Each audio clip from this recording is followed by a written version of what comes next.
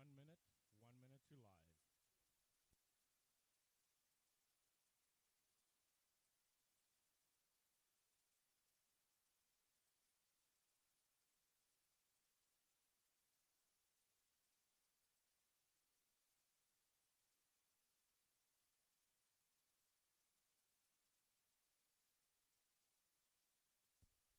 Okay, guys, we're going to start in about 30 seconds. And it'll be the open first, and then I'll count you in for your voices.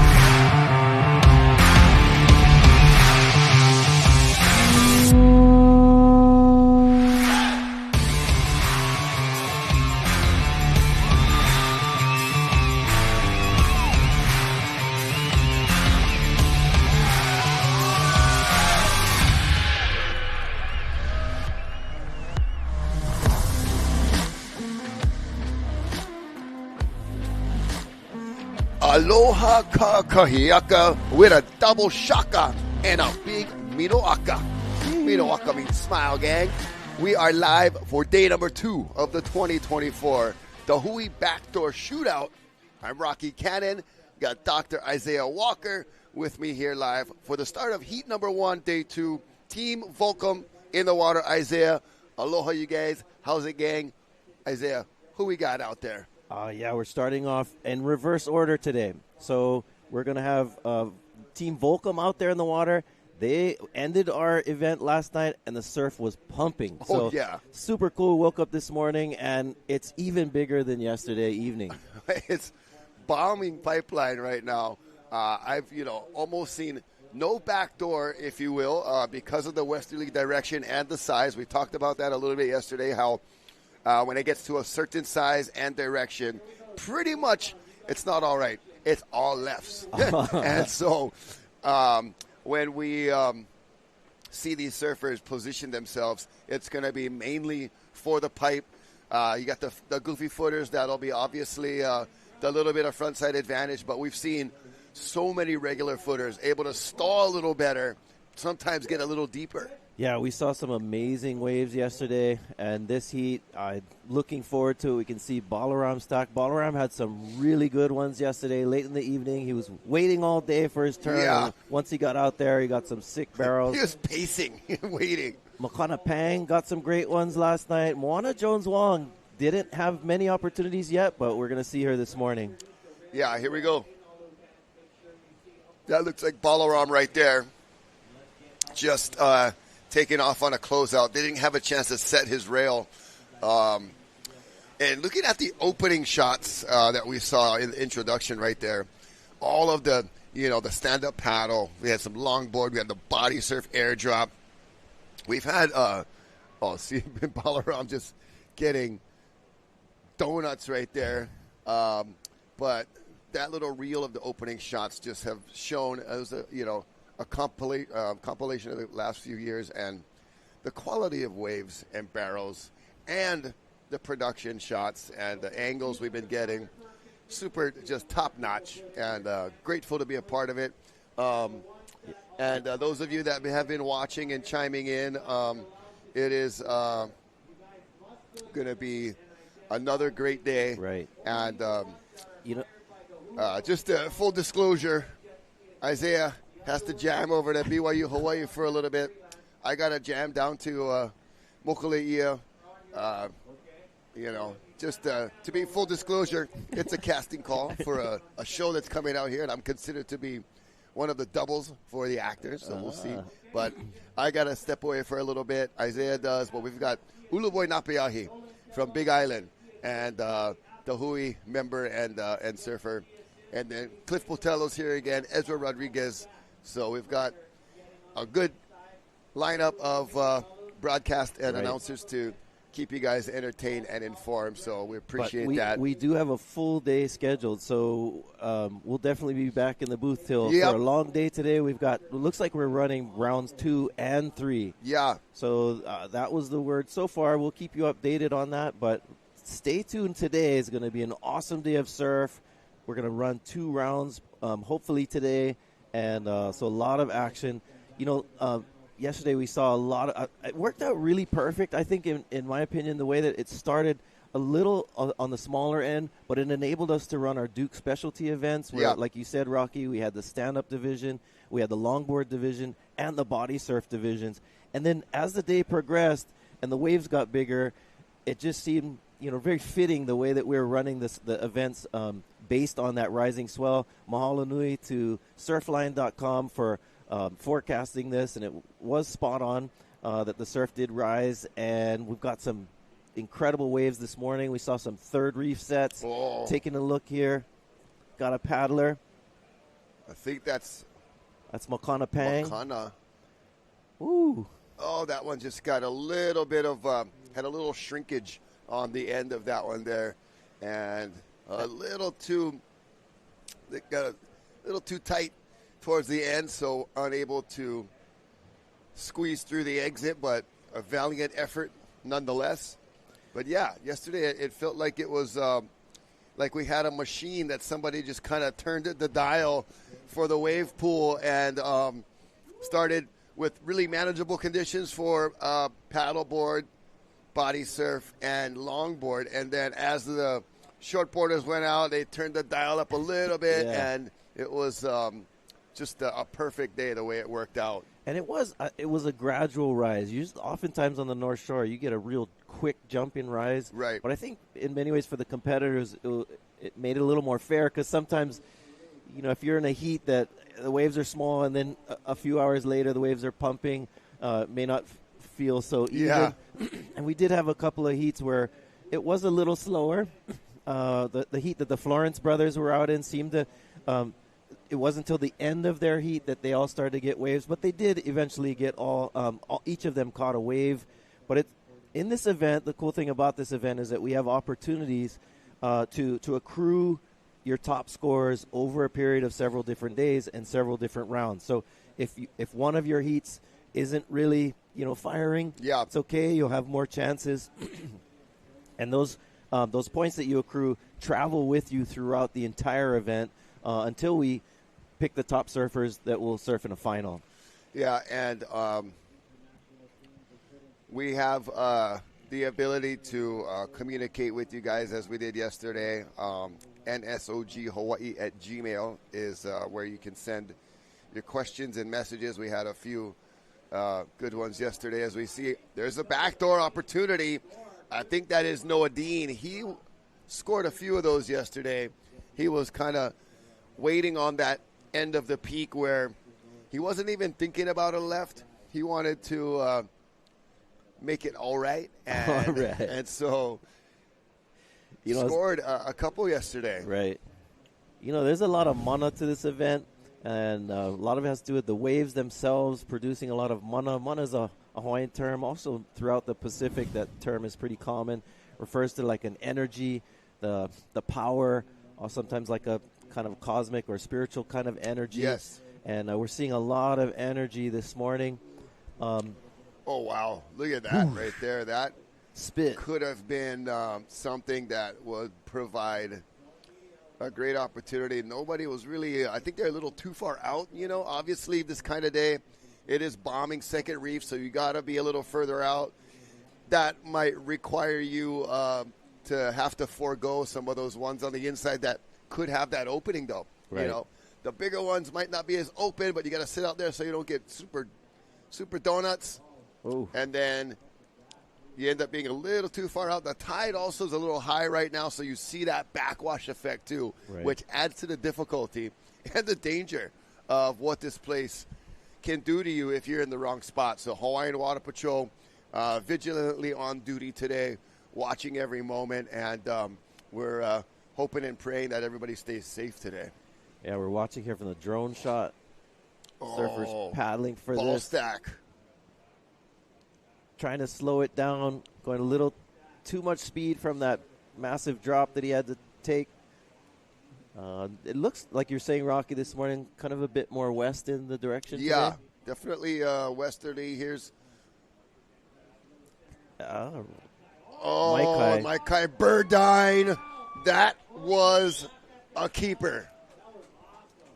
Nice job. Oh, see that backwash just unload on the inside. But Maikai Burdine, he gets one that will improve his team scoring for sure. No, that's great. Yeah, if you guys got questions, Dr. Isaiah Walker is here, history professor at BYU Hawaii, specializing in Hawaiian and Polynesian history.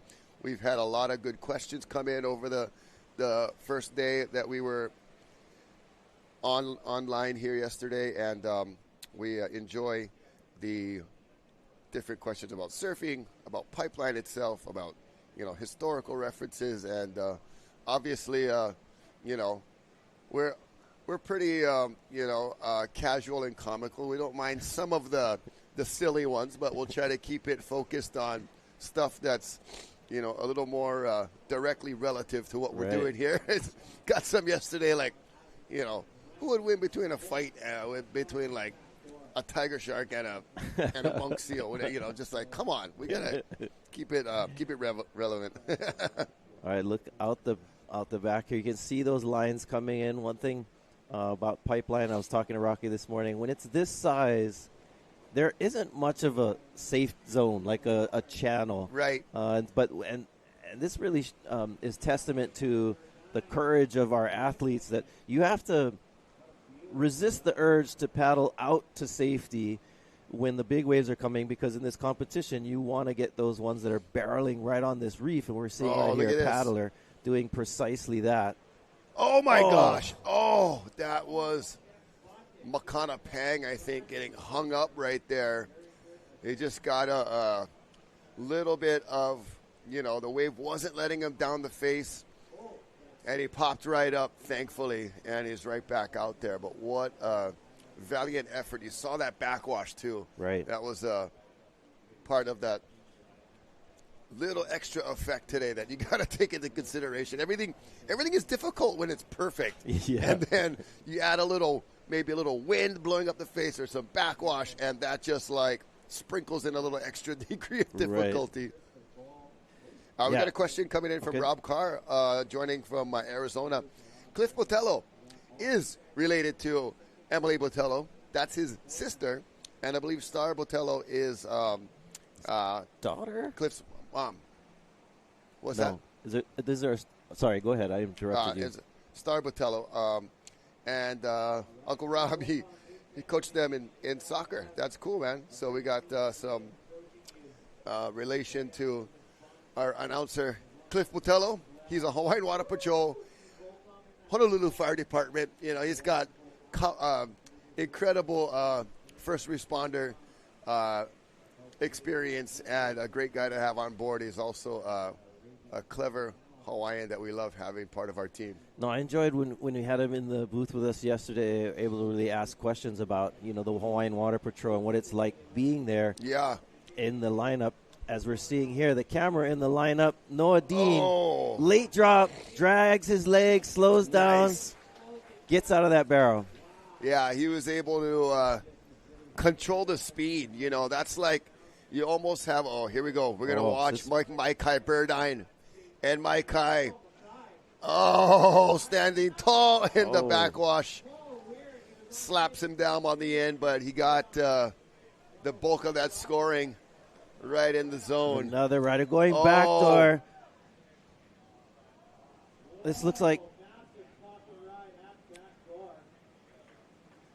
Was that maybe we have Moana? somebody surfing for Moana. Okay. We'll try to get an ID.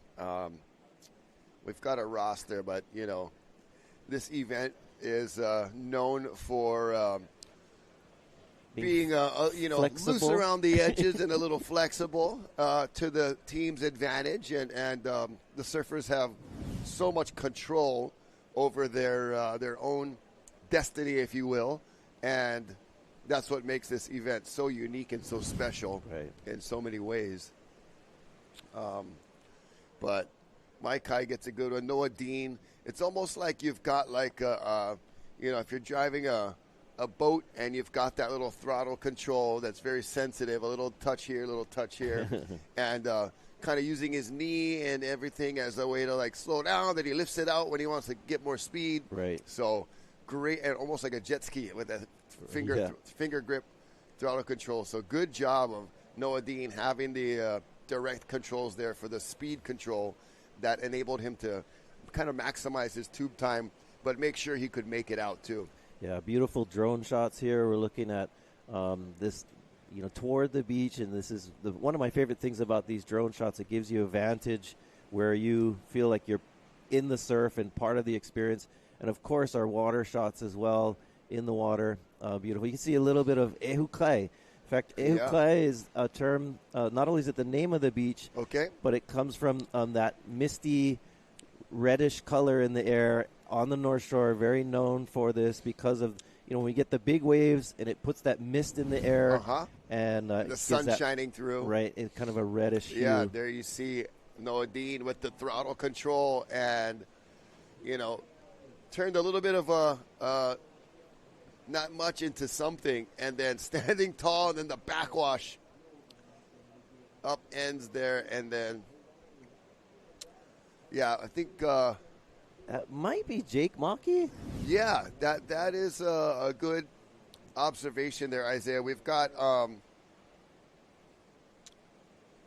Jeff Hall chiming in. How did the kahuna alert the other folks on the island that the surf was pumping? My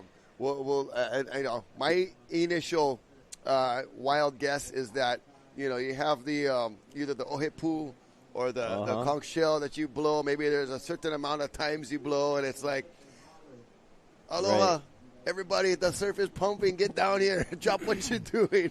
Yeah, I mean, first of all, most Hawaiians, especially in Kauakahiko and our older times, we're very in tune with the ocean and the conditions. And I mean, we see this from today. You have the Polynesian Voyaging Society and Nakalai Va'a and these groups that are really big into teaching navigation.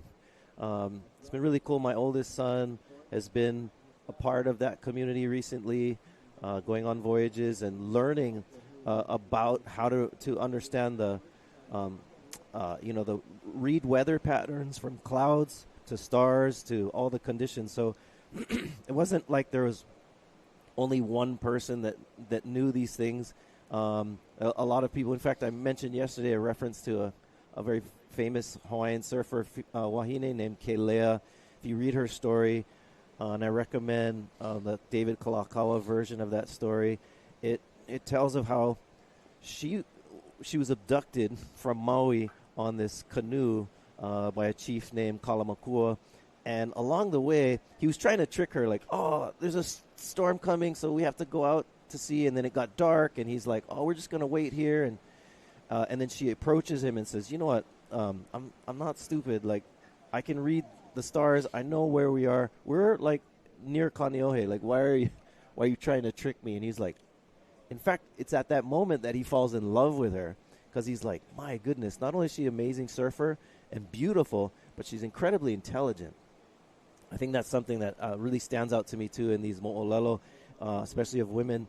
It really, highlights their agency as intelligent people and as agents in their own story.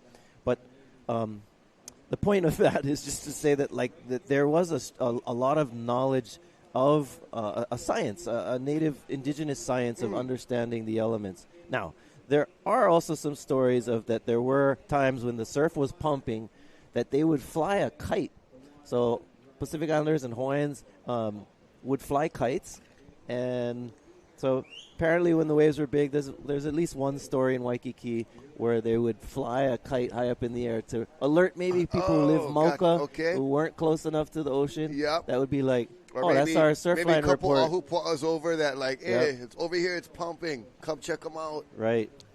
I never considered that, but it's like they had, sails. Right. So it's almost the same concept. It's like, and they had miles of rope, obviously, using the coconut husk and braiding it together. And other fibers. So, oh my gosh, look at that right there.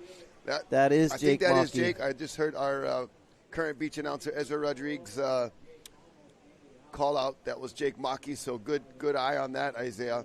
But the fact that you do have a kite that you can put out, and it's like this, almost like the bat signal. Yeah. The Hawaiian bat signal. You just shine them in the sky. It's kind of like those notifications Surfline gives you these days on the phone. That, exactly. The water angle of Jake behind the peak. Had traveling, such a good line. Climbed over that first foam ball. Yep. Then it pinched on the end. Oh, he just had a speed bump, And great effort right there as you see him get launched out the back. Sometimes you get that boost and you end up 2 feet in the air, like shot out of a cannon out the back. It is just a phenomenon of what can happen when you're going under a wave. Like, you get lucky and you get spit out through this little wormhole, and you're like, oh, I'm still alive. And then other times it's just like, you're like, oh, you hold it. And then it's like a WWF wrestler just comes and tries to grab your board away from you, and you're like, and you have no chance, and it just gets ripped out of your hands immediately. It's a crazy experience, man, to be in waves like this. And the things that can go in your favor and the things that really put you in a tough spot where you are legitimately scared for your life. Right. And it looked like Makana's filling in for Moana Jones-Wong and Jake Maki. Yep. Jake is a really cool kid. Grew up over here on the North Shore, also on the Big Island in his younger years. Had the privilege of coaching high school surfing for several years. Kamehameha Schools, I coached there for about 8 years. Shout out to the program there, and big mahalo to everyone who was part of that. Leah Arce, of course, ran that program for years. But anyway, after that, I coached Kahuku for a couple of years, and Jake was on that team. And it's funny, these kids, like, right before they hit that growth spurt. Yeah. It seems like surfers, too, and I was the same way. I was like, late bloomer. Okay. And Jake was kind of like that. He was always kind of the little guy, and then all of a sudden he's now like shot taller up to than like me. 6'2". Well, always a good kid. Red Raider for life. Nice. Real big into supporting Kahuku and the football program there, and so kind of cool to see Jake out here charging. He was here in this event last year, and also was in the Eddy, which you and I had the privilege and honor of commentating. Yeah, he had the invitation and had been putting in a lot of time out there, so he got the peer respect and recognition, and to get invited to that event, you've got to put in some quality time, be charging on the big days, on the big sets. You can't just be like out there like, oh yeah, I was out, maybe you catch a mid-sized one. To get invited to the Eddy, you got to be out there putting it on the line and really impressing mostly all of your peers, right. And the folks in the media that are like, oh, did you see Jake? You got to kind of be the talk of the session, right, to be considered for the Eddy. So good. I've seen job footage for of Jake doing that. I've seen footage of him recently going left at Waimea Bay. Yeah, and Uncle Marvin Foster pioneering that, and Mark Healy getting a few of those too. Wow. Yeah, that takes some nerves of steel for sure. Cojones, as they say. Yeah, I'm glad you brought that up, like Marvelous Marvin Foster. Like, him going left at Waimea. I remember that when I was a kid watching that, just being blown away. Of course, Brock Little back in our generation was just charging Waimea in ways that like no one had ever seen before. Yeah. So that's what's cool about surfing history, especially here in Hawaii, is you can talk about the Keleas and the surfers of ancient times, but then there's all these cool like stories of modern era that are just as relevant. And I mentioned yesterday a story of Clyde Aikau and listening to the Turtles to where he won the event, and it's just like modern day Mo'olelo. Yeah. And it's cool that we're making those stories here at the Backdoor Shootout with surfers like this charging this wave. It looks like perhaps Makana Pang. In and out. Makana Pang had some great waves yesterday. Looks like he's backing his scores up today with some other fantastic rides. Man, looking out the back, more waves in the horizon. 5 guys at Pipeline. This is a Pipeline surfer's dream. Look at this water angle. See how late that is. Jake Maki pumping, getting that extra speed. Oh, that was really well done, brah. Oh.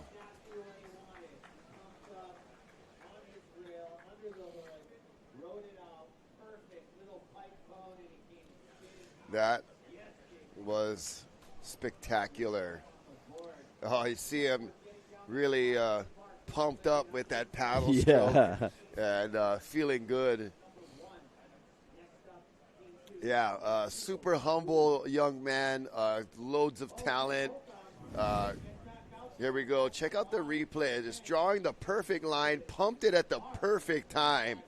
And then as the wave peels off down the line, it kind of bends a little bit to force a little higher line exit. And he just read that perfectly.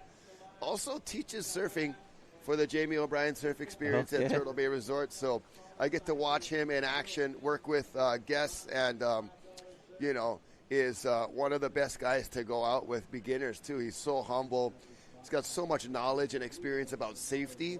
And, whenever I'm working alongside, I let our guests know, like, hey, this guy, he doesn't, I know he doesn't, like, tout to the guests like that. I'm like, you guys have no idea who you're with right now. He's incredible, and they're really appreciative of that. It's a replay of Makana Pang. Gosh, another just perfect positioning. Yeah, Makana getting some good waves. I mean, talking about safety, also saw a shot there of our Hawaiian Water Patrol, brother Nolan Keolana. I was mentioning earlier about the Polynesian Voyaging Society. He's been very active with Hokulea. Look at this, Jake deciding to go backdoor, grabs the rail. Oh, no. Hopefully I was able to get over the ledge because he might have got sucked over backwards. You see him try and jump over, and then he thought maybe he'd make it, and then his board ends up going the opposite direction toward the beach. Okay, he's back on his board. He's right in. Oh, he's standing. Let's see, there's another. See how shallow, bro? He is standing right there. Jumps off the bottom, so. And he's not on the waist beach. Deep. Yeah. And he's right in the impact zone, not close to shore at all. So we had a lot of questions about, depth, where that wave is breaking, and handles the backwash well. Didn't get super deep. Oh, live action. Looks like Noah Dean coming out of this barrel, going back for a twofer. And an aerial. Oh, wow. Noah Dean. He does do a lot of great above-the-lip surfing, does Noah Dean. No shame to go up above the lip, high in the air. Noah's got some serious aerial skills. We've got a comment coming in. Someone's at Keiki Beach Bungalows. That's our our main sponsor. And Elon has ordered Wave of Resistance for the bungalow guests. So, right on, Elon. Thank you so much for that. It looks like she's one of the has ties to the Keiki Beach Bungalows, which is our sponsor. We want to thank them so much. They're like right down the road here, and one of the most amazing experiences to be able to stay oceanfront here on the North Shore. Very cool. Yeah, have a little, hopefully have maybe a little library or bookshelf area for the guests to read.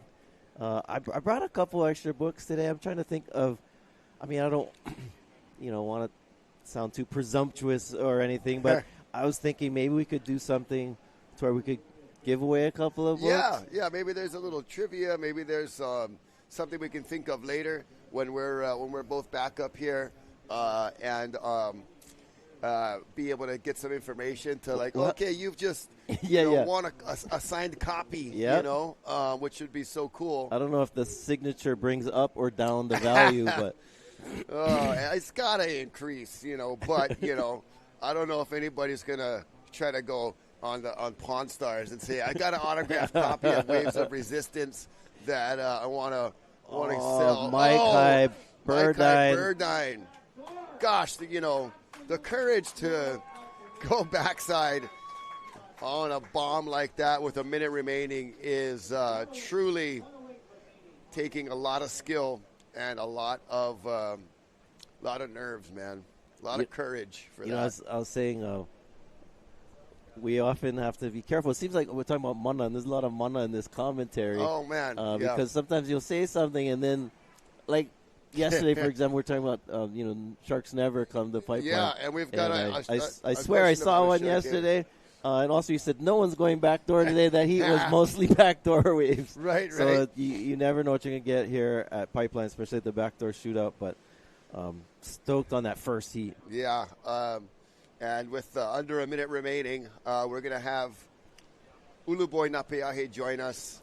We've got Ezra Rodriguez again and Cliff Botello, myself, Iraqi Cannon, and Isaiah Walker. So we've got a great lineup for you guys to take you through this day's action.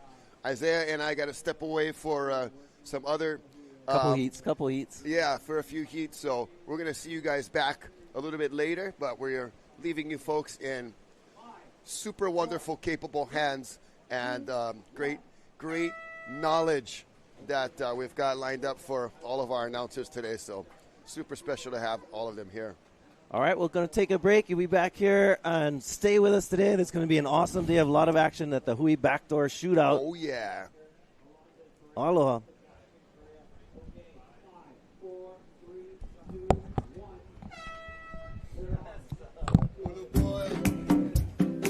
Thanks so much, bro.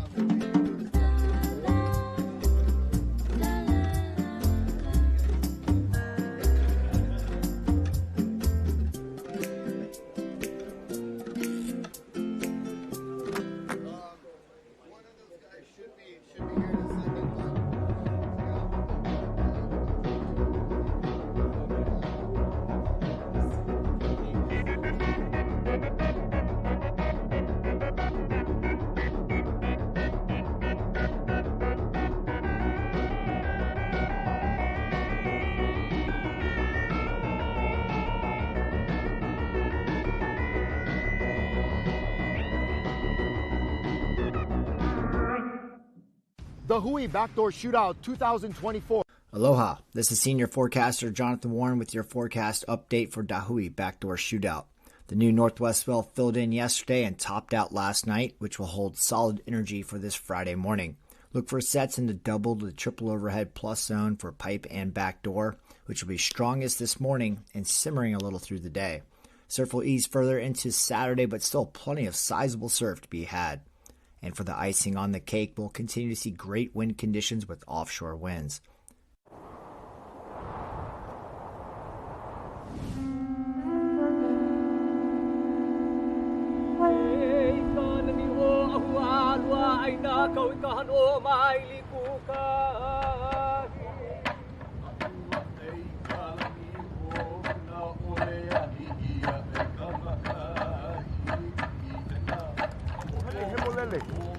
E ihu mai pu. E ia kaha. Ma ke alo. Ko o leo mahalo.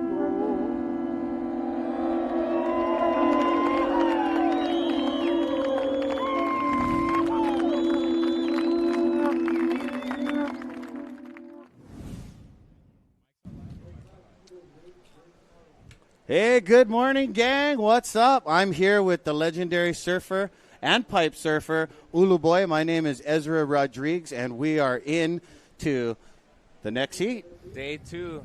Welcome, everybody, to Pipeline. And we got a lot of waves on hold for today. And I'm super excited to be here. It's an amazing show. And the Dewey Backdoor Shootout, you can't say anything less of this event. Mm-hmm.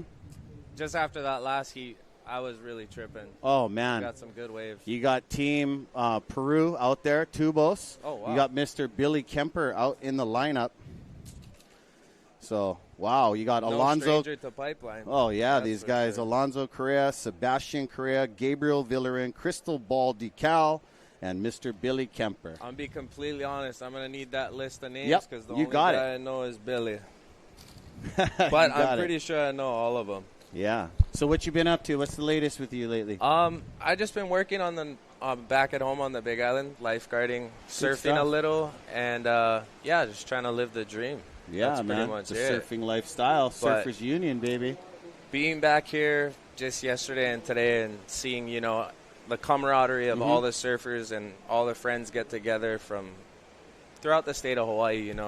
This is a very special place, and I think Pipeline definitely brings that group of humans together that really put it on the line. And Big time.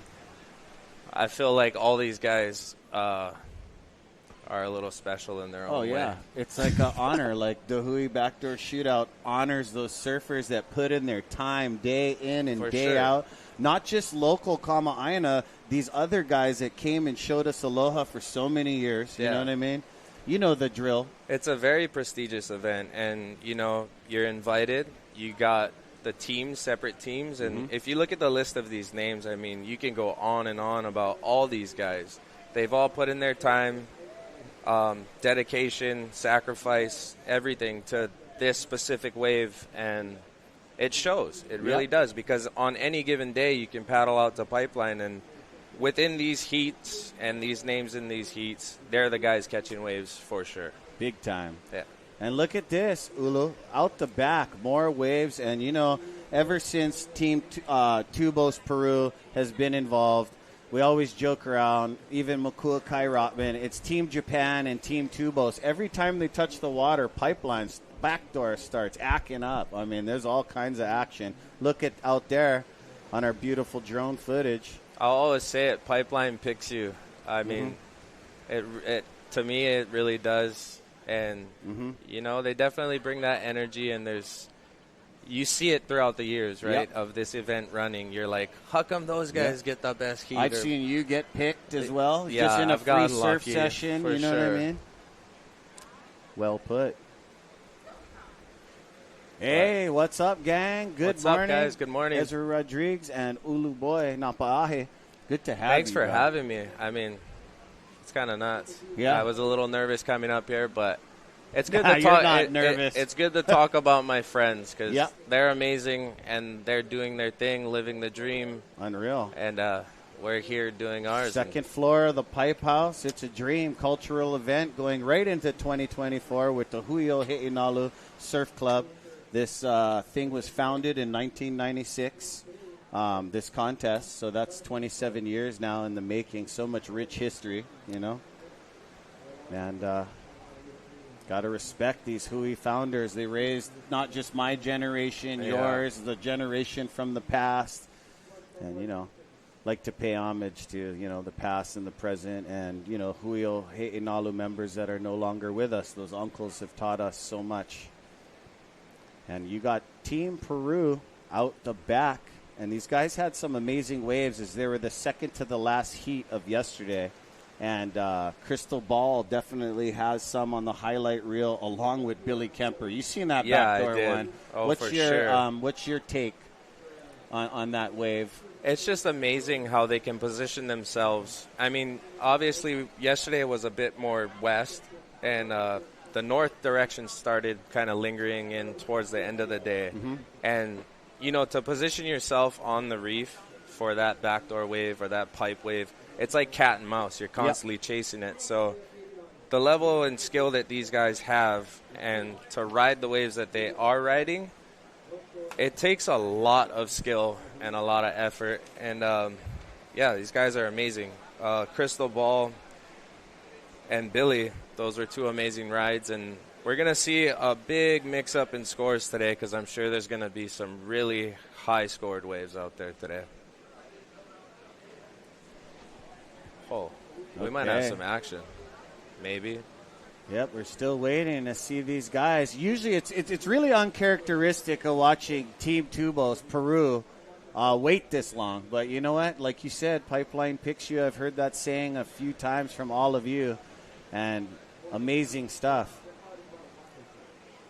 I'm excited to see what the next heat has to offer.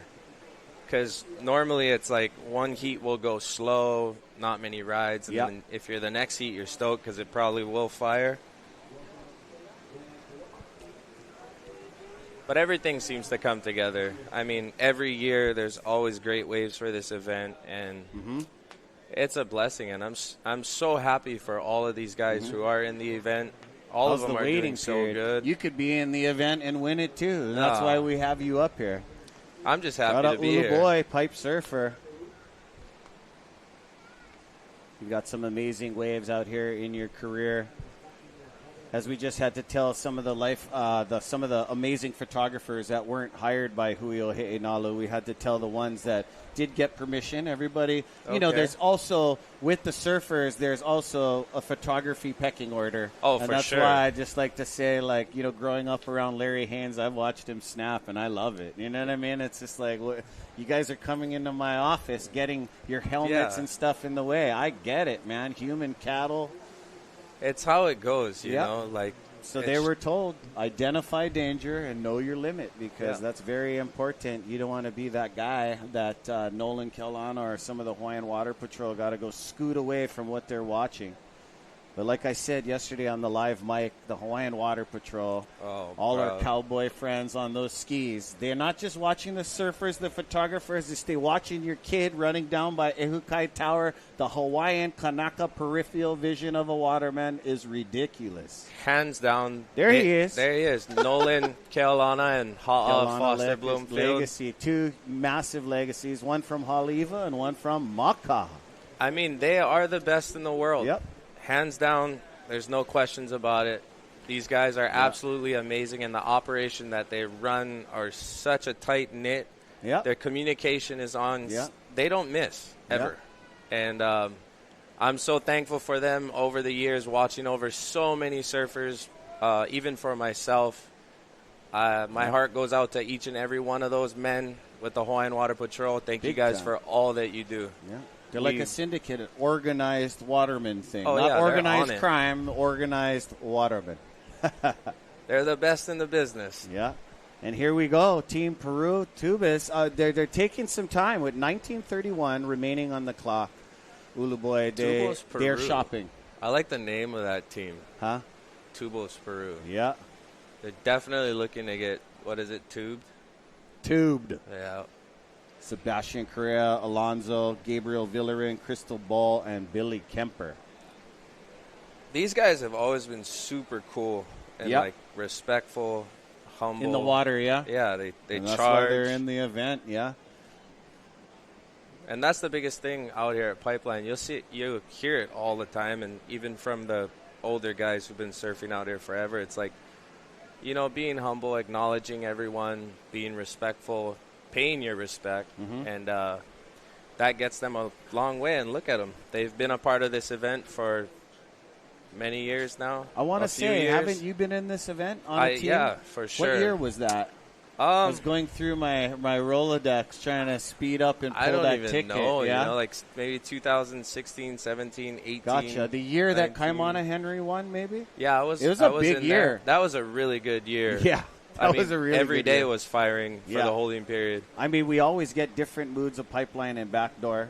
Like in 2022, it was just brackish, huge. You know, you see that footage of Eric Eppel. I mean, that was some real good cinematography. And, you know, we're here making history with the Zone Media, the guys from Ocean Paddler TV, Hawaiian Extreme Sports. They're also offering the surfers, I don't know if you heard this, Ulu, is they're offering the surfers, if they want to, they can take a GoPro out there in their mouth, and we, as broadcasters, can talk about their wave, and as they drop in, we can go live in the barrel.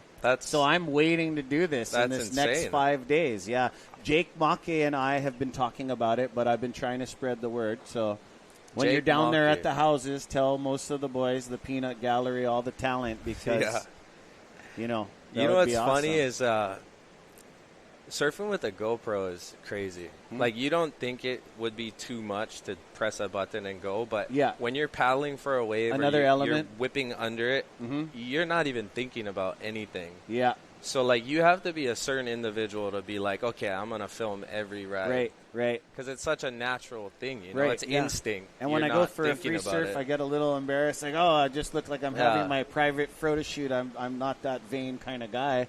I like to think surfing is just a memory after, you know what I mean, for me, in the purest form. But I know what you mean. That's So a lot of these guys would probably look at me and be like, pfft. So, but it would be super cool, and I would love to see that. But for you, as being a pipe backdoor surfer, you feel it would hinder your performance. This is all good, adequate news. Yeah, I think it's just a natural reaction, and having that little extra thing to do is so that extra thing to do. And, you know, a lot of guys that are really, really good at it, you know, lick the thing, then press the button. I would just say have the thing running the whole heat. You know what I mean? Would be the best, so there is no press and stuff. Wow, here we go. I want to say that might be Gabriel Villerin. I don't know who that was, but that was a quick up and out for him. I don't think it's going to be the best factor into the allotment. But it was a very nice ride. I mean, it was a ride. He had to do it. It's amazing that he found that wave out there. Yeah. Because there's not much of those medium-sized waves that offer that form. It's either you're going for a bomb or you're not. A tad bit, too, I seen in that ride is, as a surfer, it felt like the way he was standing, too. He never had his feet totally correct and on the wax. You know that first wave when you get? Yeah. You kind of like really tentative, really light and fluffy, toe heel edge kind of thing. So that's just getting your feet on the board and kind of, you got to get the momentum, right? That's what it's all about, especially surfing out here. Once you have that momentum, you can't stop. You have to keep pushing, chasing, doing anything you can. But the beach is filling up, Ulu. I like to focus on fun. How was that drone footage just right there? I mean, we got the beach, but the beach just changed overnight right in your backyard right here. Oh, yeah, for sure. I mean, there was a huge sandbar nook right on Gum's right, and now it's no longer there after I just seen Zone Media's drone footage. Pipeline, the beach and the wave itself and the sandbar and the way the reef is structured, it has so many faces to it. And, you know, as these swells come throughout the winter season, it's constantly changing. And I think that is what makes it so special is it's never the same. People see reels or videos of just perfect pipeline waves, but it's not every wave that's perfect. Right. Being out there, I mean, as for anyone who surfs it, especially all of these guys because they're my heroes, it takes a lot to be in the right position, to catch the right wave. It's so easy to judge from the outside, but when you're actually out there, the current, everything, the pull, you can get exhausted real easy. You make one mistake. They're the best surfers in the world. So not only are you dealing with your own positioning, but you're also dealing with everyone else and playing the craziest game of chess. But what's really cool about this event is every team is basically they're all friends. So it's not like a normal surf contest. It elevates you guys in everyone's pushing themselves to the limits. 30-minute heats, And these guys look like they see something, so I think we might have an exchange right here. As you know, it's amazing. Everybody's tuning in from around the world. And thank you, guys. What's up, UK? Ben Skinner. You guys are all tuned in up there in the UK, the United Kingdom. How you, brother? Oh, they just let a backdoor away, huh? Hopefully. They just let one slide through. This looks like a pretty interesting teepee. Yeah, there's a little berm in front of it. Look how heavy some of these things are. I'm really surprised. Oh, they are going. Here we go. Just a quick up and out. I think the tide's dropping all day, and it's kind of doubled up on each other from the existing swell and rising overnight. So what are we going to look to expect in the next 2 hours, you feel? I can't tell you, honestly. Because it is like 17 seconds. I mean, it might subside a bit maybe at 2 o'clock. But yeah, I just hope that it turns on for these guys. I want everyone to get perfect waves, you know? Yeah, so dropping down. I think this is Gabriel Villarin right here, and he doesn't like what he sees. Yeah, he's a veteran out here. He's been coming a long time. I've seen him in Free Surf Magazine, 2-page spread. He's spent some time here. He's not just a barrel chaser, but the guy shreds medium, any kind of waves too, you know what I mean? So what the surfing lifestyle is about, but this is the mecca of where you want to test your skills, and if you like to be a barrel hunter like you guys are, this is where you got to test your skills, the proving grounds. And Volcom had a great first heat. So this is the second heat of the day, guys. Thanks for joining us. 11:38 left on the clock. My name is Ezra Rodriguez, and I'm with Uluboy Napa'ahi. Awesome stuff, brother. Good to be in the booth with you today. Yeah, it's a pleasure, man. In memory of Duke Kahanamoku, because we all take a piece of him every day. Oh, yeah, for sure. One of my things is, there's so much things going on in the world. One of the things that this awesome Hawaiian did is move around obstructures and negativity and things in his way and just move and flow around it like water and just keep it in his heart. I mean, I don't know how some Kane can do that, keep all that history, what he went through in his heart, and he's an amazing pillar of our community, not just surf community, just everything he stands for. He embodied everything that Hawaii is, everything that an ocean man stands for, everything that a Hawaiian truly stands for, in my opinion. Soft-hearted, kind. After everything he's been through, he gave nothing but aloha. Yep. Shared the gift of surfing, swimming to the world. Never craved the limelight. It's hard to even say how amazing. You can't put words to how amazing. You can just sit and be touched and think about him in a moment of silence, Just to be in a presence that great. The Olympic medals or something, but really that's nothing to what this man really is. And here we got just a piece of metal. There he is. Uncle Makua Kai Rockman. You guys thought he was done. This guy ain't even done. I've been talking to him earlier this morning. He's so pumped. Bro. Yeah, he got some good rest last night. He got some great waves. He had a double pumper, made some yardage in his heat, and they're doing North Shore Surf Shop. They're coming up next. Yeah. He did that one, and then he had that gnarly pipe wave right into gum. So he's on his way. Makua Kai is always here to play. He kind of tripped me out yesterday. Last year. There was some injuries, some carnage. Yeah. And we're up on the third deck of the Eddie Aikau Big Wave Invitational, and this guy comes light walking out. And with his injury, his, I want to say, torn knee. Guy surfed Waimea that day. That is some stuff, bro. There's one thing that I know about Makua Kai Rothman is he's super tough, man. And he's a kind-hearted man who just loves to charge, and he gives his life for this sport of surfing as he has given. But here we got a surfer up and riding. Here we go. Sebastian Correa, I believe. Unreal. Totally upping the pace from his last wave. Yep. Oh, and then maybe shouldn't have dropped down into that belly. I would have just kicked out because now we got to work here. Jake Maki got caught in there earlier. I was on the live mic. I don't know what you guys were seeing up here, but he had some work to do, and he was standing on hard rock.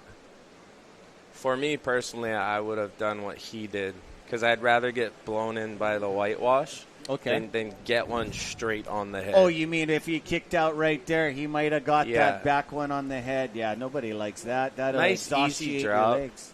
I mean, beautiful slow-mo. He got splattered all over. Here he goes. That feeling of getting spit out of a barrel, That hasn't happened for me in a long time, but that's the best feeling. It has like this suction that pulls you in, and it kind of like stings your back and your face a little when it releases. And it's a very beautiful thing. Here we go. Looks like they're really favoring over onto the back door. This could be a degree of swell direction. Just a little bit more north swell in it, I believe. Yeah, and, Go Nuts Hawaii, mahalo to you. Go Nuts Hawaii and Keiki Beach Bungalows. Good morning, Elon and crew. How you guys doing? Look at these guys. Yeah, here we go. Another frothing team. Legend Chandler, yeah. Kalal Grace, Ayala Stewart. Big time. That's the North Shore Surf Shop. These guys, it's like one final. Mackay McNamara and Makua. But you guys do understand, watching at home, this is unlike most individual-focused surfing contests. The Hui Backdoor Shootout follows a team format. The surfers are divided into 8 teams consisting of Kane and Wahine. My hat's off to you, Carissa Moore and Moana Wong, always joining us. Thank you. Typically representing different surf brands and communities, this format fosters a sense of camaraderie, teamwork, but also, like me and you were discussing, as athletes, it elevates in this team format. You're not just surfing against your teammates. You're comfortable around them, and you're surfing against all 8 teams. You just get more out of the athlete. Mackay McNamara walking down to the sands. His dad owns North Shore Surf Shop along with Luis. How's it, guys? Yeah. We got 6:15 to go in this heat. Wow, it went by pretty quick. This is the slowest in the history for me, knowing Tubos. I mean, I can already feel Billy Kemper just, the guy is intense. He wants action. He's hungry, and he's hungry. amazing. He trains really hard. His dedication to the sport, to his family, to his work and everything that he does. After a slow heat, you train that hard, family man, and you come in without getting barreled. That's the reality of it. It is the reality. You're working with Mother Nature, Exactly, and when you're a champion like that, you just got to suck it up, man. And I think he does a good job on controlling what he can as far as his physical health. And exactly, he's been through some stuff. His ability to compete in small waves, big waves. He's one of the best big wave surfers in the world. He is. And if the ocean doesn't provide, it is what it is. You got it. Yeah. Here we go. They're getting a certain angle, and you guys, all day, we're fueled by Monster Energy drinks. Mahalo to Keala, Iwohi, and Loa Chandler. Mahalo, you guys. Go Nuts Hawaii, Keiki Bungalows, Athletic Brewing Company, Odom Hawaii, Aaron Kim and the gang. Mahalo, Waiakea Water, Haliva Juice, Two Thumbs Tattoos, and Aloha Salads. Look at that paddle out. Wow, what? They mistimed it, Ulu? It's just turbulent. Oh, someone got a broken leash, I reckon. Let's see what happens here. Thank you guys all for tuning in. We got an action-packed day as we're only on Heat 2 of the day. 30-minute heats, 4:30 left to go. How's that? You get beat up before you even get to the point where you need to catch a wave. I know. And, at an event at this caliber, Julio, Nalu, all the spectators and stuff, when you get exhausted right in there. I mean, of course, you got Hawaiian Water Patrol, but you reach so deep and keep pushing. You got to know when to say when. I mean, that's the thing about the ocean, and I don't think a lot of people realize there's no referee out there. Yeah. Nobody's saying like, hey, time out, I'm done catching cracks. Exactly. You're like, no. You got to do what you got to do. Us and our surf pride could get you in trouble sometimes, I think it's just the adrenaline. Like the rush. Adrenaline, too. Just keep it coming. I was just canoe surfing at Mel's Waterman Championship, and in my second heat, I had the cramps underneath the chest plate.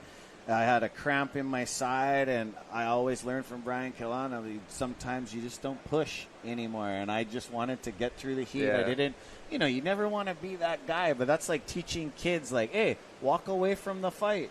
For sure. And it's hard to do. Walk away from pure pressure. I didn't want to. I got through, thankfully, but I can't imagine being, you got to know. Pipeline is a different animal. Backdoor. I don't think any of these guys are. I don't think any of these guys are willing to walk away without giving everything they got. It's a gladiator's pit. Yeah. It's the proving grounds. Pipeline is pipeline, and Yeah. there's no faking pipeline. No fake. You cannot be faked, even just around here on the shores. Yeah. Man, I really feel for these guys. I want everyone to get good waves. I know. 241, we could see something. They did have a awesome show stunner at the second to the last heat of the day. Oh, yeah. The waves started to really jack up, started to look really clean, beautiful, turquoise blues. And here we go, another beautiful drone footage.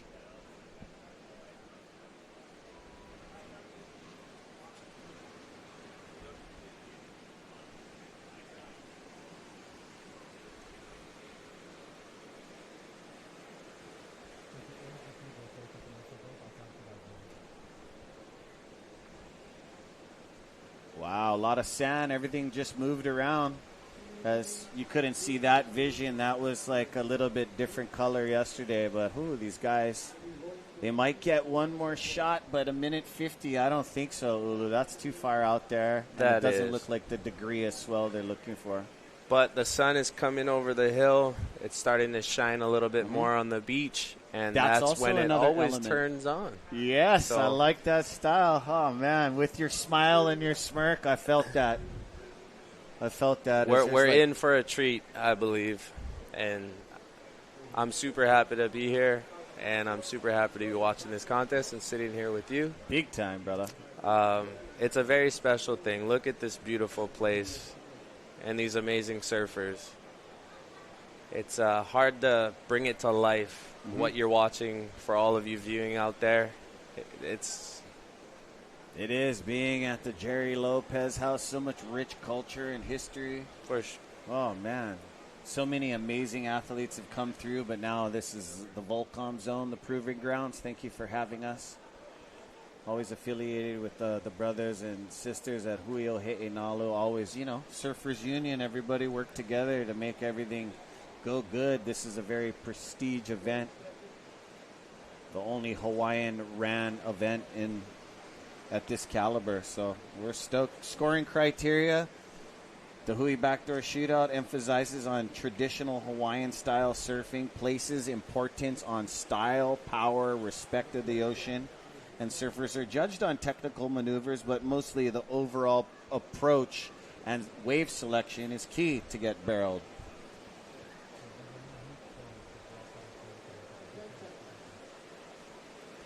And yeah, man. Like you said, I feel bad for Peru Tubos, but they got so much more heats to surf. And hey, that's the end of the heat. This is Ezra Rodriguez and Uluboy. Go grab a snack and come back and join us because we got another amazing team for you. It's the North Shore Surf Shop. Aloha, gang. Aloha, you guys. Your mics are clear. Mics are clear.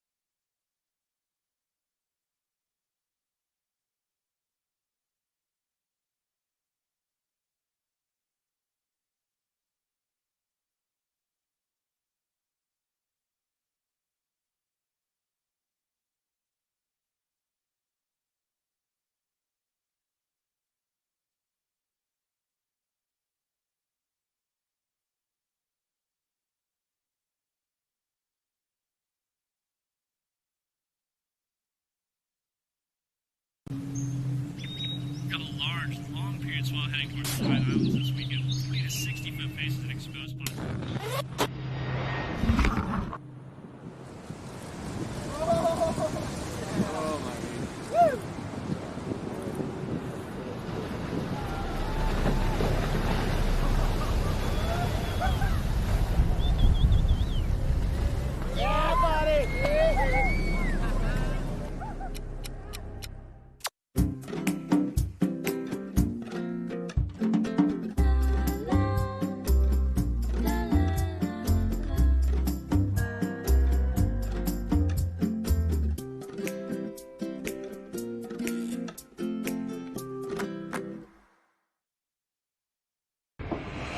Allow us to help you grow your brand and expand your business by reaching Hawaii's giant outdoor sports and ocean enthusiast demographic. Zone Media Advertising specializes in television commercial production and campaigns, social media content production and distribution, drone and video production, cutting-edge live productions, and more. With over 25 years leading Hawaii's action sports market, give us a call to find out how we can help you grow your business.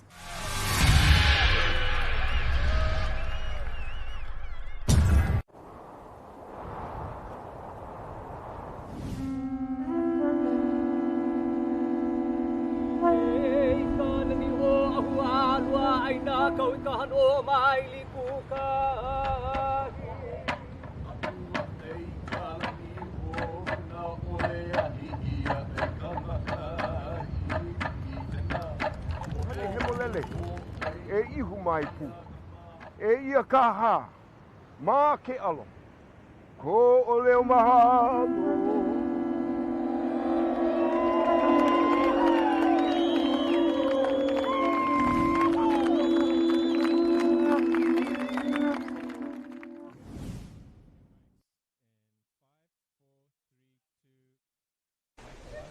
What's up, everybody? Welcome back to the Dahui Backdoor Shootout 2024. We're along our way, and while we were on break, I believe we had a few looks at some amazing rides. Oh, here we are. Vibration. Yeah, look at this drone footage. Zone Media, one of the first guys to do drone footage for professional surfing. So super Corduroy psyched. lines right there. Oh, that's what man. you dream Good of. morning. Good Mahalo, morning. Tim. Hey, nice Oahu shirt. Golf. Yeah, they hey. took us from nice shirt. zero Where to you came hero. from? All right. Always looking sharp in the OGA.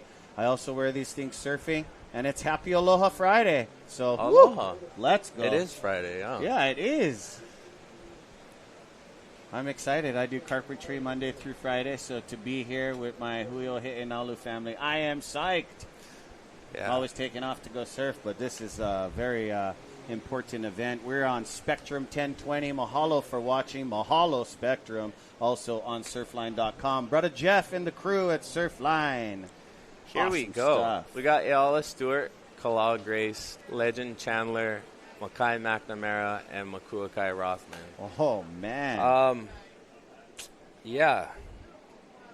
Stacked. Do we need to speak for these guys, or they Where kind we of just like sit back and watch? But hey, I think they're pretty like legit. you guys have this, their pipe and backdoor has these long lulls. I reckon these guys are locking right into the apex stuff that's going to go right through. It's about time pipeline and backdoor swing through. And I we'll know see. that Legend Chandler rode a wave while we were on break, and I just got the end of it. But Here we go. Yeah, Asking here we you go. shall receive. Legend Chandler. I believe he's the youngest one out there right now. Mm-hmm. He's just got the smoothest style. These boys, Legend and Mononalu, Mm-hmm. they're from the island of Kauai. Yep. Their mom, Auntie Koro, she's a very beautiful soul, and as well as Moku. Awesome, Ohana. They just have that style and grace in the ocean, and that deep understanding of being one with the ocean. Super proud of Legend and Mononalu for who they are becoming as matured surfers at such a young age. Yeah. They grew up idolizing guys like Andy Irons, Bruce Irons. Oh, you can see it in their surfing. And you definitely see it in their surfing. You know what's interesting is Mananalu for the Duke Kahanamoku specialty event absolutely went out there, made it into the finals on his first heat, and I believe he might have won the event. So we'll see during award ceremony time. But Mananalu Chandler, beautiful backdoor, beautiful pipe waves. He was out there this morning. Yeah. Driving Uncle Eddie nuts. He's a little small to be out there. Dude, he got gassed on 3 waves. He still paddled out. And then with 2 minutes to go, he just paddled over to – he broke his board and came in. The kid is radical. And they're comfortable with it. Yeah. And that's the best thing about it. You give them a door, they'll surf the thing, you know? It's so good to get to know those 2 boys. Because Yeah. I grew up on a brand I'm not going to mention, Whit Coral, and we got to go all over the place, and she's an amazing surfer. So is Dad, and they're raising them right here. This is their second backyard. like you, Big Island boy, throw it Yeah. up to the Big Island. And you spent many times in part of the Huio He'enalu family since day one. And then we Makua's got pumped. You see him out there? He's talking to his team. But remember, guys, this is team format, but they're also surfing individually, you know? So as friends, you know what I mean? There's always that competitive element too. Every surfer has different relationships. You can also be like unstoppable, but then you go surf against this one friend and you get under your skin and can surf again. we're all friends at the end of the day, Mm-hmm. but I think when it comes to surfing, especially pipeline, everybody wants to get the Oh, wave. yeah. It was hard And, to get the guys out of the water this morning. Yeah, and all of these guys are out there super friendly, cheering each other on. It's pretty much the best vibes that you could ever have while surfing an event. Mm-hmm.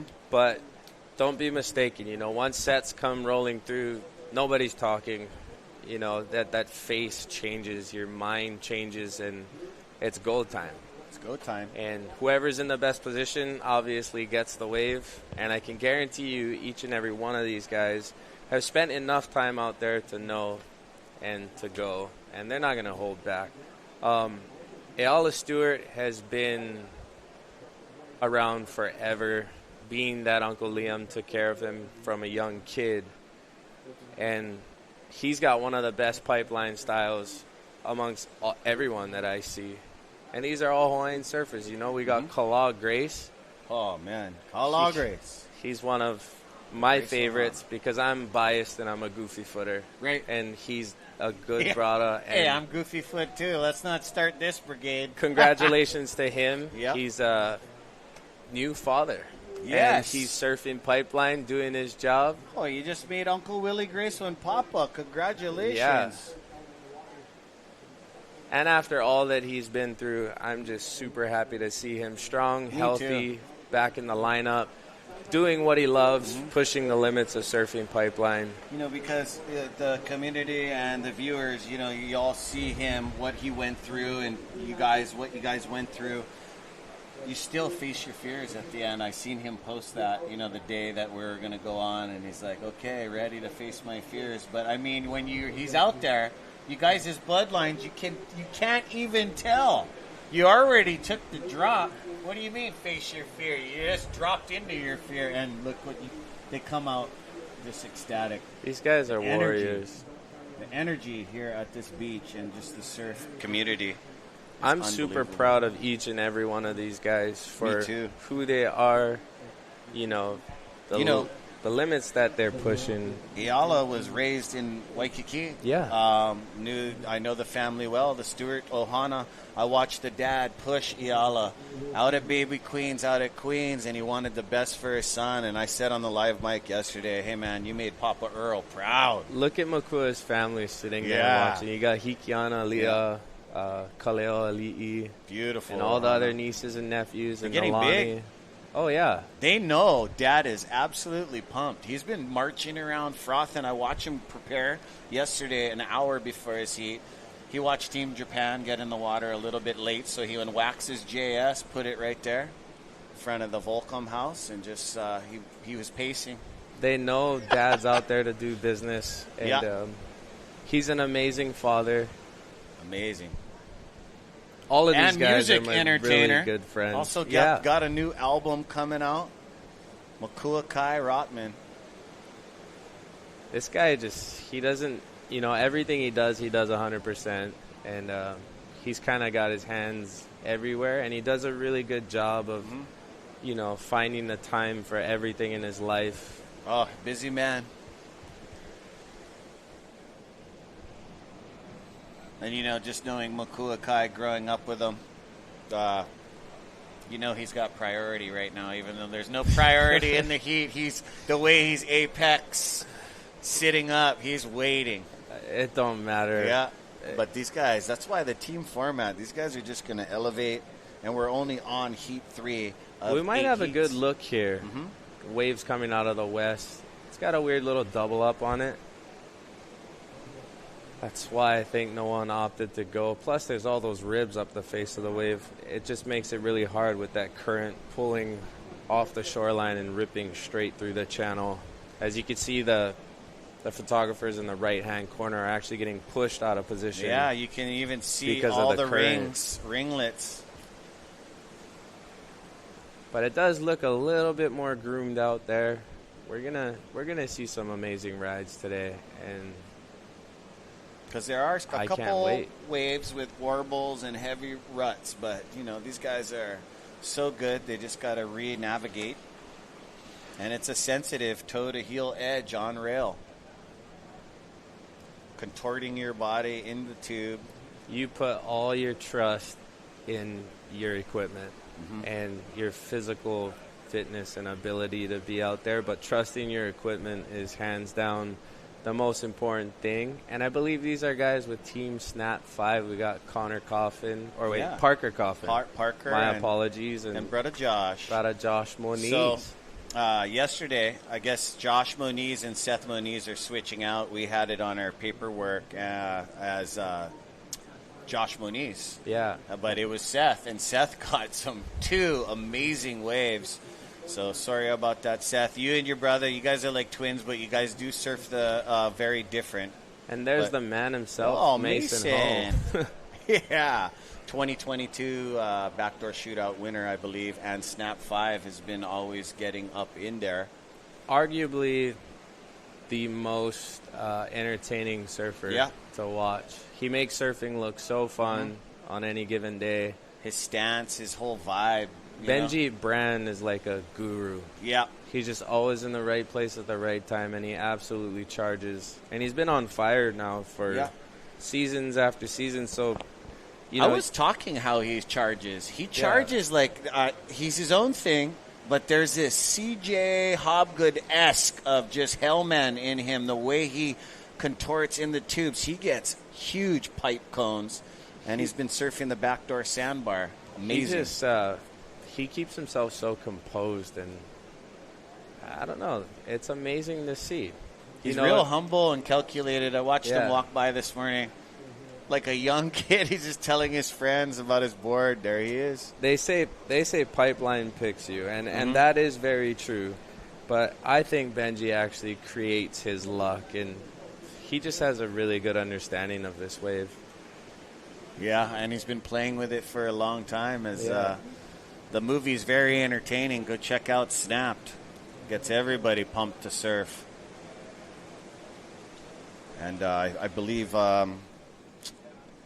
yesterday they had Clay Marzal in there. He didn't, so this format, all these guys, in this format, they get to surf a few times. So if they had a slow heat, they get to make up for it, even though they just want to go for the gusto in every heat. But what a great design. Yesterday was 35 minutes. They got 30-minute heats today. And we just watched the conditions. Those guys are pulling it apart behind us over here at the scaffold.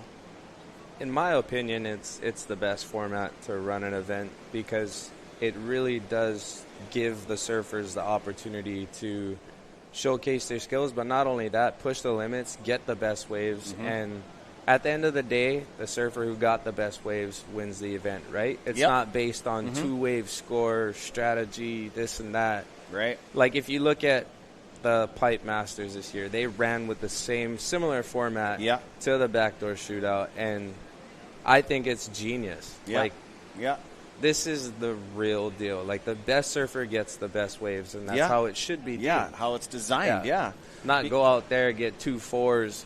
One guy gets a 7, but a really nice regular wave. contest you can get, and I'm not, everybody's there competing, but then you get sometimes you don't get the best athlete or, even the athlete of the day the way it's designed, and here we go. Hopefully we're looking at something that'll hit the reef perfectly. The mix between the north and the west right now has kind of got it long and drawn out, meaning a lot of these waves can either run, and it doesn't help because there's a lot of sand on the inside. But these guys are so good. I hope they find a corner. This is a beautiful shot. It looks a bit big the way this swell is coming in. It doesn't seem like they're going to get potentials unless there's an A-frame teepee that forms. But I wanted to also make a mention. What I'm noticing watching here is the element of it being big and picking up. I know how hero this heat is. They're not really taking as much as they did yesterday. So there's an element there. It's big, it's large. They know exactly what they're looking for. Yeah. So they're going to wait.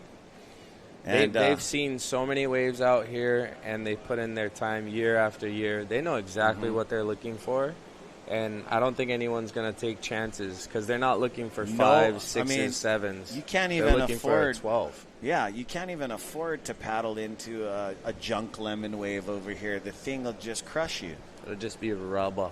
Oh, rubber duck. You could be a rubber duck floating over here on the sand. All that foam. Don't want to be that guy.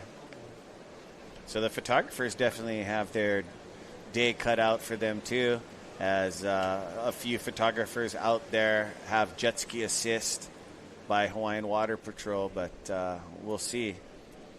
You can always tell it's Krista Funk out there because she puts her ponytail over her helmet like a like a mohawk. Helmet. Okay, yeah. That's what she does.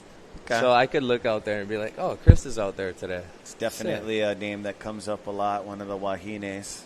Photographers putting in her time out here. Really proud of her because she's dedicated everything to her photography. And, you know, as a friend, she would talk about it all the time, how she had doubts, like, how am I going to make this work or what am I going to do? And she just stuck to her passion and her love of photography and being in the water. And we could see, I think that's Ipple. Yeah, you got amazing cinematography. You got Mike Ito putting in a lot of time with John Hook. They were one of the 5 photographers that were swam out to the Eddie Aikau. That's the other guy out there, John Hook. Yeah, John Hook, yeah. Good stuff. These guys got good energy. They got a gnarly lineup for the camera guys, Dude, too. That's So there's like, you know what I mean?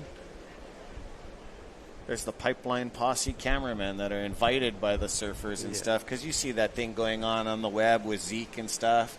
Yeah. Butchering clips and all that stuff. But at the end of the day, as a surfer and a father, I just say I'm happy with the memory. That's the real way. I wet my gills. I connected with the Kai. I did my surfing genealogy. And I'm going to go home to my family. Glowing, mind you. Glowing. We're all surfers. You know, all our Wahines know. I mean, I don't know if you get Wahine, but they know when you get a few waves and you come home and you rinse it off. Everyone's happy at the end of the day. I mean, there's no bad time in the ocean as long as you get in and you get home safely. And you know, as broken whitewater, see all these whitewater clouds creates these salt ions, and it flies all around. As you can see, all that Ehukai mist, it goes up into grumpy, like evil Karen's noses, and it makes them super happy to start running and down the bike path with a different kind of energy. I'm no doctor, but it's like a natural saline treatment. It is. It is. Well, it could be negative saline. There could be too much saline when you get flogged out there. But I know what you mean. You get hit pretty hard out here at Pipeline. That's you guys always hear me say this, but you know, you could totally get flogged and donuts and then be injured. Too injured to go to work, but enough you could go surfing again. That's how awesome surfing is. Now, babe, I can't make it to work today. My ankle's sore, but I'm going to catch one session down the road. Just make my ankle more sore. Yeah. And shoot. These guys are sitting. Another heat where we're getting stuck in a little lull. They paddled over some, but like you said, they're specialists. They're looking for this certain... Makua's way out there. He's going to drift into the Wakita Bowl, the Randall Paulson Bowl. The days of brings me back when I talk about that. Guys, yeah, Pipeline Posse days. Braden Diaz, if you're watching, what's up? Kauai in the house. Man, you'll never forget those amazing days. Wolfpack, Pipeline Posse, it's all sons of the Huio He'enalu. Yeah. What a wild bunch everybody was. We were just crazy times. We all got kids. We all grown up. Oh, here we go. We got a look. Makai McNamara taking off. Beautiful form. Beautiful hand drag. Hasn't used the knee. Dad whistling. Backside down carve. For me, it's really hard to talk about how perfect that was and what a great job he did navigating that wave, because it's Makai McNamara. Yeah. he does that on a daily basis any day at Pipe. Yeah. Like, you could see the boil. He's taking off 15 feet behind the boil, got in early, grabbing his rail, picked Kid's the intense. perfect line. Perfect line. And, you know, it takes a lot for a surfer out there to do that, but he does it with such ease. Yeah. Like, that was Makai's always on really good waves. And that showcased a lot of maturity and experience. That was at a Pipeline. mature ridden wave. Yeah. And, you know, if you guys don't know and you guys are new to the surf industry or the surfing lifestyle, his dad, Liam McNamara, when me and Ulu were just babies. I probably wasn't even a thought. Oh, yeah, you to weren't be born honest. yet. Yeah, I'm 46. You're way younger than me. So he was helmet down, the Gath helmet, and he was pulling into... He was one of the most intense guys out at Pipeline, the McNamara legacy. And what's up, Landon? I'm sure you're watching your brother. Brother Another Lando. amazing surfer and music entertainer. Talking about music entertainer, Mr. Makua Kai Rothman. Amazing. Yeah. Making Jack music. of all trades, making music, running for council, doing great things for his community. Not just that, always got all of our backs. Checking on the east, west, Raising south kids. side. Yeah, raising kids. They're like they're right below us, just frothing at Dad getting away. Dad is shopping with He's a 620. soccer dad. 620. Oh, you know those soccer dads. I'm not a soccer dad yet. I got 3 girls, but it must be so hard kicking and screaming to leave the beach when it's epic. But I watch plenty families do that, and I like to pat them on the back like, hey, that's awesome. Yeah. Keep them busy. Keep them going. But hard for leave the beach. Yeah. You know what I'm saying? Even your own kids. But, Dad, I don't want to leave the beach. Yeah, but you want to play soccer, right? Baseball, what? Let's go. Nah, but not today. But no, you committed. Let's go. Kind of support them in any which way they want to go, you know? Yep. I don't have kids yet, but I see a lot of my friends who do, and You got whatever nephews they and whatever nieces they on the want to wide. do, Yep. that's what we're gonna do, and we're gonna put 100% into it. It's awesome. And I could speak for all of these guys in the water. All they ever knew was probably surfing, running away any chance they got to go surfing. Yeah. I know. Hey, but the game, you know, if they got wahines and kids, Yeah. there's a structure you There's gotta a kind of structure. follow. But when the wahine knows, they get their best man walking through that door after he's been barreled at Pipeline. I mean, you know what I mean? Do you want to deal with the other guy? No. Ole no. Hey, gang, Sinaloa Chips, man, one of our sponsors, locally made tortilla chips, 4 surfboard shapes. You know the board, they have a few different ones. They got a shortboard, a gun, and a boogie board. But Sinaloa is a family-owned business, originally founded in Hanapepe, Kauai, 1992. So Sinaloa, since I've been doing the Backdoor Shootout and affiliated with this amazing event, I've been loving the brand Sinaloa tortilla chips, sacred corn with Asian flavors. Just give it a try. I tell everybody. And hey, and drink this stuff. Makani and the Waikea Water Team, Mahalo, Monster Energy, keeping us fueled, never flying away from battle with brittle wings, but always ready to smash like a monster. And we're here at the infamous Pipeline and Backdoor. So exciting day. If brother. I was to drink a Monster right now, to be honest, How you would cut into somebody's seat. I don't think I could sit here. I'd be like, well, we can stand running up, but along you know, this when they beach or put us on something. camera, we just got to sit back down. do a couple jumping jacks. Kala is scratching his head out there. He's like, "Where's my 10-footer?" No, I know, right? This guy is definitely scoring 12s. This guy knows how to pull into the depths of Pipeline Beach. I paddled out yesterday evening just for a couple waves, and I ran into him on the beach, and I was like, "Yeah, go get him, bro. You'll get a couple." And he's like, "I just want one easy," or like I mentioned to him or something like that. I was like, "Yeah, go get like an easy one," and he's like, "No way, I want a nuts one." I was like, "Bruh, I kind of want to ease my way into things." He's like, "Nope, I want to go out there and get the nutsest one right off the bat." Which is a good strategy. It is. Yeah. It is, but you shop too long, and we'll see. I know Kala Gray says he's not going to grovel. You know what I mean? Yeah. And one guy that was like that, always around, he could compete on any size waves, but when he was here at Pipeline was a guy like Bruce Irons. Where you at, Bruce? The guy doesn't want to catch no junk waves. You can sit out here on a free surf session for 4 hours, 5 hours if you wanted to not catch a wave. Yeah. I mean, I've done it. No, but in a regular contest format, yeah, some of these athletes, they're not going to go inside and grovel into one just to make the heat. And that's honorable. Yeah, it is honorable. It is honorable because at the end of the day, you're a surfer. You know what I mean? We're honoring the true form of pipeline surfing. We're not. These guys are. Yeah. And I got a lot of respect for each and every one of these surfers. Yeah, this team right here is around your age, and you guys all grew up together, huh? Me and Kala, Makai, and Ayala definitely spent a lot of time. Legend is the younger one, and Makua was always the big brother to all of us. I don't know that information, but I want to say got to be about 15, 16. Yeah, okay. And so his performances are radical. So then Legend's probably like 16 or 17. He's giant. Maybe on the cusp of. I don't even want to say he's 18. Maybe he is, or he could be older. I don't know, but they surf like they've. He looks like a junior, and just years. On his first wave of this heat, you can just tell how smooth and powerful he is. It's crazy because like these waves look they don't look that big on the TV screen, and you like turn around and you look at that thing and you're like, right off the balcony. No, it's giant out there. That wave breaking is no joke. 17 seconds, 10 to 12 feet, no joke. Hawaiian Extreme Sports, Ocean Paddler TV, Zone Media, all in one. These guys are here with us, bringing the live action. And wow, way outside, as you can see from the drone, mean.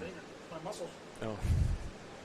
There is some fourth reef sets coming outside of Rocky Point or way out there.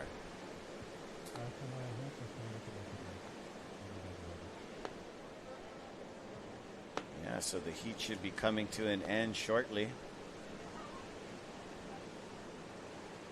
Not much action out there, but 21 seconds remaining. We got a long day ahead of us. Oh, yeah. Yala Stewart, Kala Grace, Legend Chandler, Makai McNamara, and Makua Kai Rothman. All Hamas. All Hamas. But in 3 seconds it ends, but McNamara got the best out of that heat. So he is now on a scorecard with that wave. And these guys are going to surf again. So thank you guys for joining us. We're going to move on into the next heat. So make sure you guys come right back. Commercial breaks are about 2 minutes. So Ulu, good to have you in the booth with us, brother. And here we go on the replay. Makai McNamara, just like you said, unreal. So, hey, you guys will be right back. Ezra Rodriguez and Ulu Boy. We'll talk to you guys soon. Aloha. Aloha.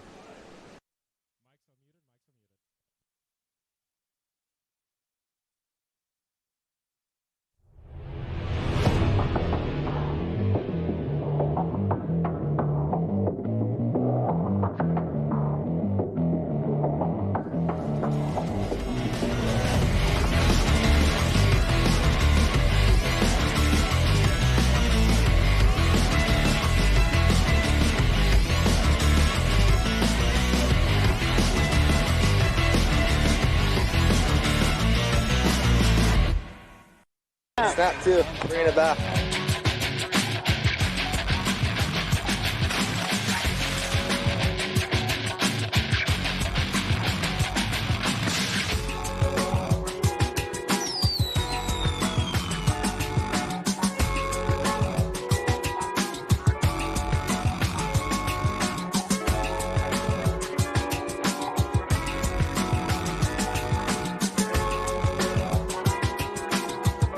The Hui Backdoor Shootout 2024 is presented by Go Nuts Hawaii and Keiki Beach Bungalows.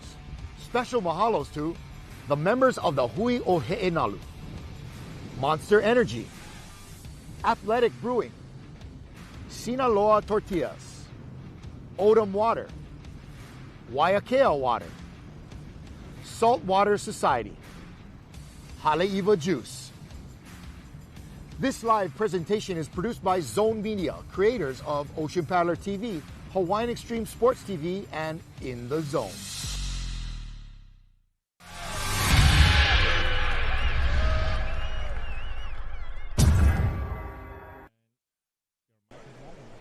What's up, everybody? Welcome back to the beautiful pipeline on the north shore of Oahu.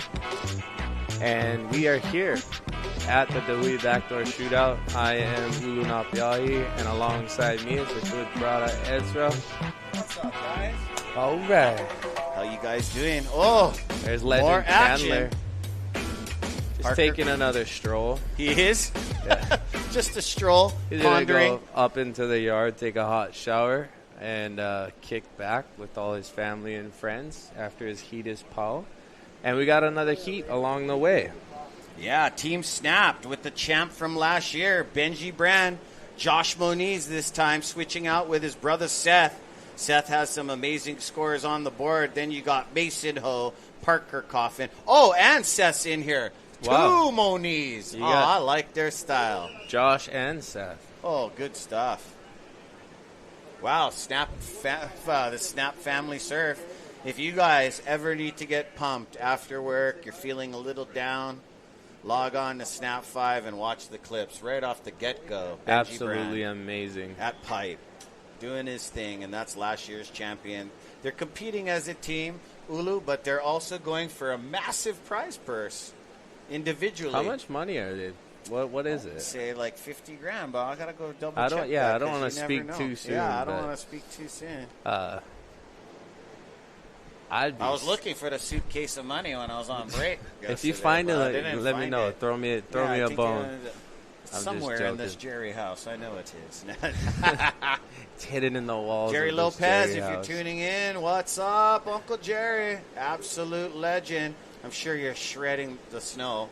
This guy's absolutely amazing. Mr. Pipeline. I mean, I watched his documentary, and I mean, Jerry Lopez is so his style and his grace. Jerry-esque. It's kind of why I wanted to surf Pipeline. Oh, here we go. We got Josh I love that Moniz from you. looking at this backdoor wave. Yeah, His Josh. positioning was perfect on that wave. Mhm. These guys are so good at They finding that inside double up rights. Mm-hmm. Really good at surfing the pipe wave if it is offered. But, you know, Josh and Seth are, to me anyway, are the kind of surfers that can take any conditions and produce something out of it. They can take nothing and make something. I got to watch But- these little boys. They had big heads, small little bodies. They were like miniature, and they were doing little wiggles at baby queens, and now look at them. They're men doing massive carves, surfing waves all around the world. And they're also aerialists. Very, very, I pride them here in Hawaii as some of our amazing aerialists and acrobatics. Just a quick pocket ride for brother Josh. They surf similar, but they have differences. They both square up with the lip a little different, but they both have that Moniz-esque in them, too. Oh, yeah. Very powerful like Dad. Some of my favorite surfers. Yep, when big we time. when we were kids growing up surfing in the amateur events, or at least for me, I'd be like, "Oh my God, it's Josh and Seth." Micah You know, Moniz, what's Micah. up, brother? Isaiah, brother Micah. I love those two goofy footers. Talking about goofy footers, they're on the other side of the tracks from these other two, the younger brothers. It's always a family affair. What a great one. And then there's Kilia Moniz. Oh, yeah. The queen. Two-time longboard world champ. Yep. Gave her a shout-out yesterday and just said, good for you. I got a lot of Good respect for for her you, girl. and doing that. Yep. She's very Big time. empowering and she inspiring. gave me the chicken skin when she Yeah. said, hey, it's not real anymore. You can't recreate. But I us." think we're going to head down to Makua on the beach for an interview. Oh, nice. Perfect. Yeah, Makua. Back down to the beach there. Hello, everybody. I'm here with my dad, Makua Rock. I love this. And Dad, how was it out there? I mean, it's such a beautiful day. There's super good waves, but in our heat, there wasn't very many waves to catch. I think maybe 2 waves were ridden, and Makai got probably the best wave of the heat, and it wasn't really that good for shootout standards. And it's just kind of the luck of the draw here. Sometimes you get one, you don't, but just like soccer, Just because the first half isn't good doesn't mean you can't win the game in the second half, right? Yes. Well, thank you very much, baby. I love you, and thank you guys all for tuning in. Apologies for not being able to perform out there right now, but like I said, it's only halftime. It's only the second round. We got a few more rounds to go, and I guarantee you we put on a show after that. Love you guys. Aloha. Well, thank you, Dad.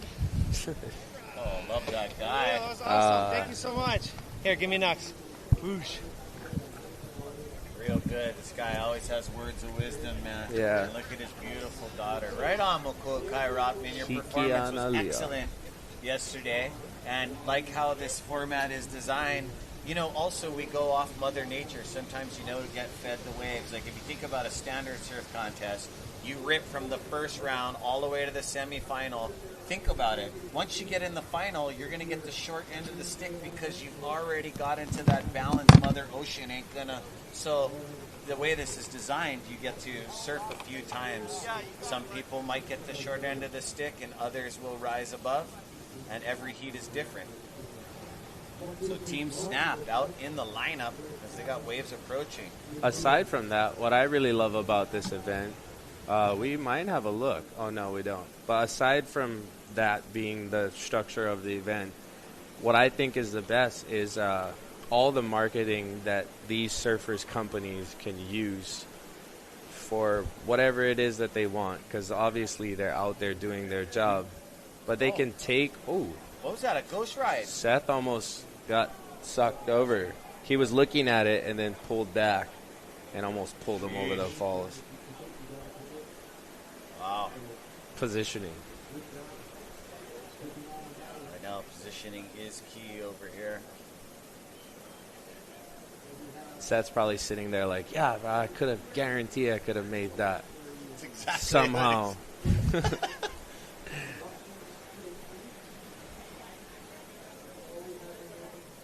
Oh, man.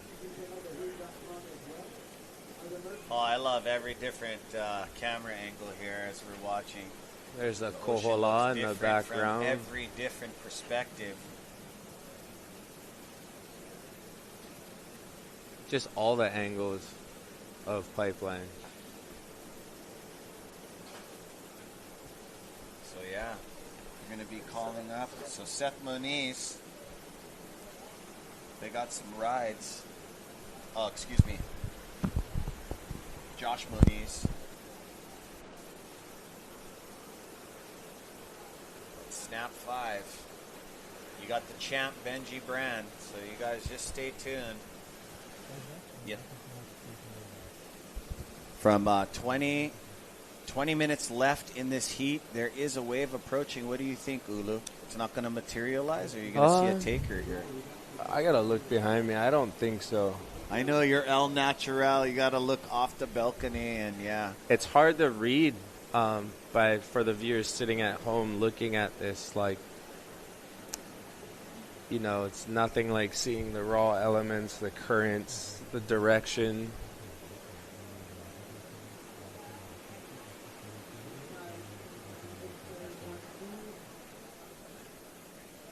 Yeah, so we're going to get some live GoPro footage from the surfer's perspective off Nolan Keaulana's jet ski under the watchful eye of Uncle Terry Ahui from the Hawaiian Water Patrol. Look at that view. That's the controlled chaos. And what we're letting you guys know right now is some surfers are going to take the GoPro and pull into some barrels. So when me and Ulu are talking about the situation and they're pulling in, we can go into the barrel with them first time in history. We'll have a virtual reality. Yep, virtual reality. It's like how Nate Florence, he's coming up in later heats, how he took us around the world with his GoPro. Oh, yeah. Amazing. I mean, I would never paddle out to some of those spots this animal went out to, but thank you for getting me barreled with you, brother. The technology nowadays is amazing. Can be a negative thing or a real positive thing like this. It's amazing what the Hawaiian Water Patrol can do with these jet skis. That is one of the beasts, the Keaulana legacy. Very talented, brother. That guy jumped off his rig to save Kala Grace. and he had to make a split decision. These guys innovate and create and just try to make water safety, water rescue just boom, they're right on you, taking care of you. I've watched this guy save a few lives, and him and his brother Brandon, Keone, they don't give up. All these guys. And, you know, one of my favorites, and he put on an outstanding show yesterday, is Pomai Ho'opili. They're very they're very giving humans, you know. They're very selfless. They're always thinking about everyone else, and throughout the day in the event of surfing, they're constantly operating at a high level of stress, thinking worst case scenario, always being on top of it. Yeah. And that's a hard thing to do for 8 hours a day. These guys are, Here we go. Brother Josh looking at another backdoor double up on the inside. Around. He's pumping down the line on the impossible, but you never know. Here we go. Is that Mason? That's his dig. Mason. Are we going to see a switch? Oh, that was a beautiful butt drag just for what he was given. Yeah. That's how he rode it. He definitely took advantage of the time that he had in the barrel by stalling that extra to where he almost was riding up high in the barrel. And normally, you know, your tails give out, but you could tell that he's on a longer board. I believe he's probably on like a 6'9", 6'10", There's maybe. There's other surfers that need to do this, but I just can't tell them, like, hey, man, I'm a fan of yours. You look way better on a bigger board. Learn to ride some foam. Big butt drag, got him up the face, but that helped him exit. You see all these, like, the Mason Ho elements. There's all these little details. Oh, he's got some. He's very, very skilled surfer. How's brother Josh doing?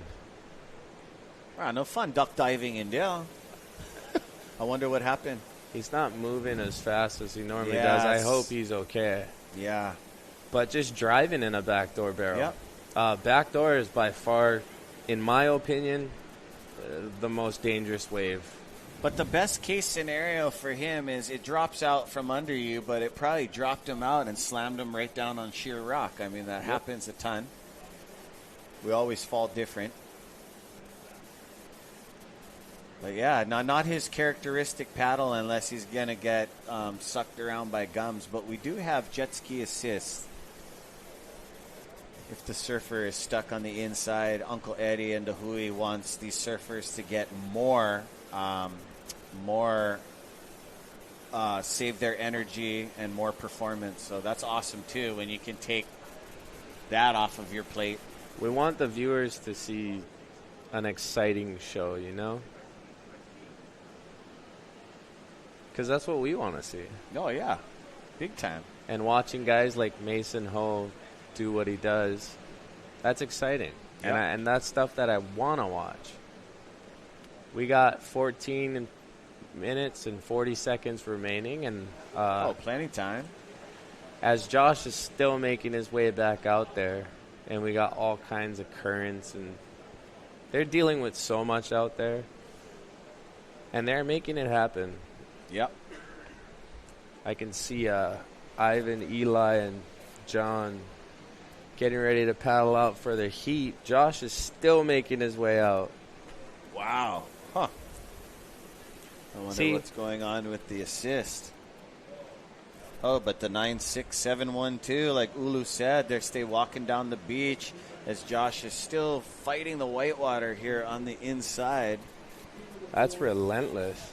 He probably got dragged about 150 yards from where he started. And then that whitewater that didn't look like much pulled him back 10 yards. Yeah.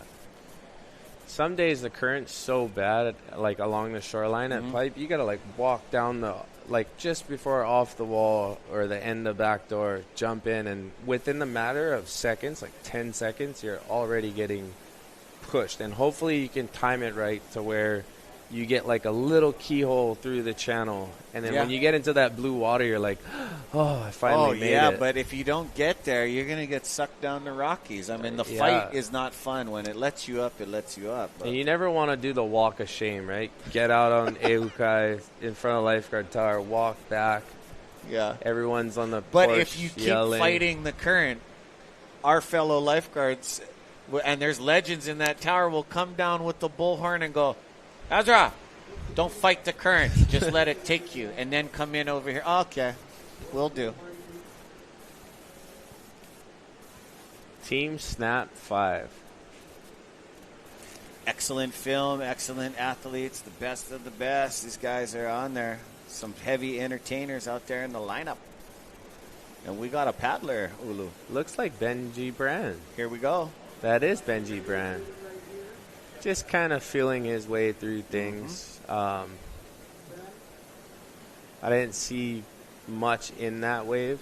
I think he was probably just wanting to ride something, you know, get the ball they've been rolling. Sitting a long time, 12-17. Also had a little bit of reverb up the face of it, too. He wasn't going to get much out of it. Look at these guys. Ivan had an excellent performance last year. You were here, yeah. He was getting very close to taking the lead with his goofy foot surfing.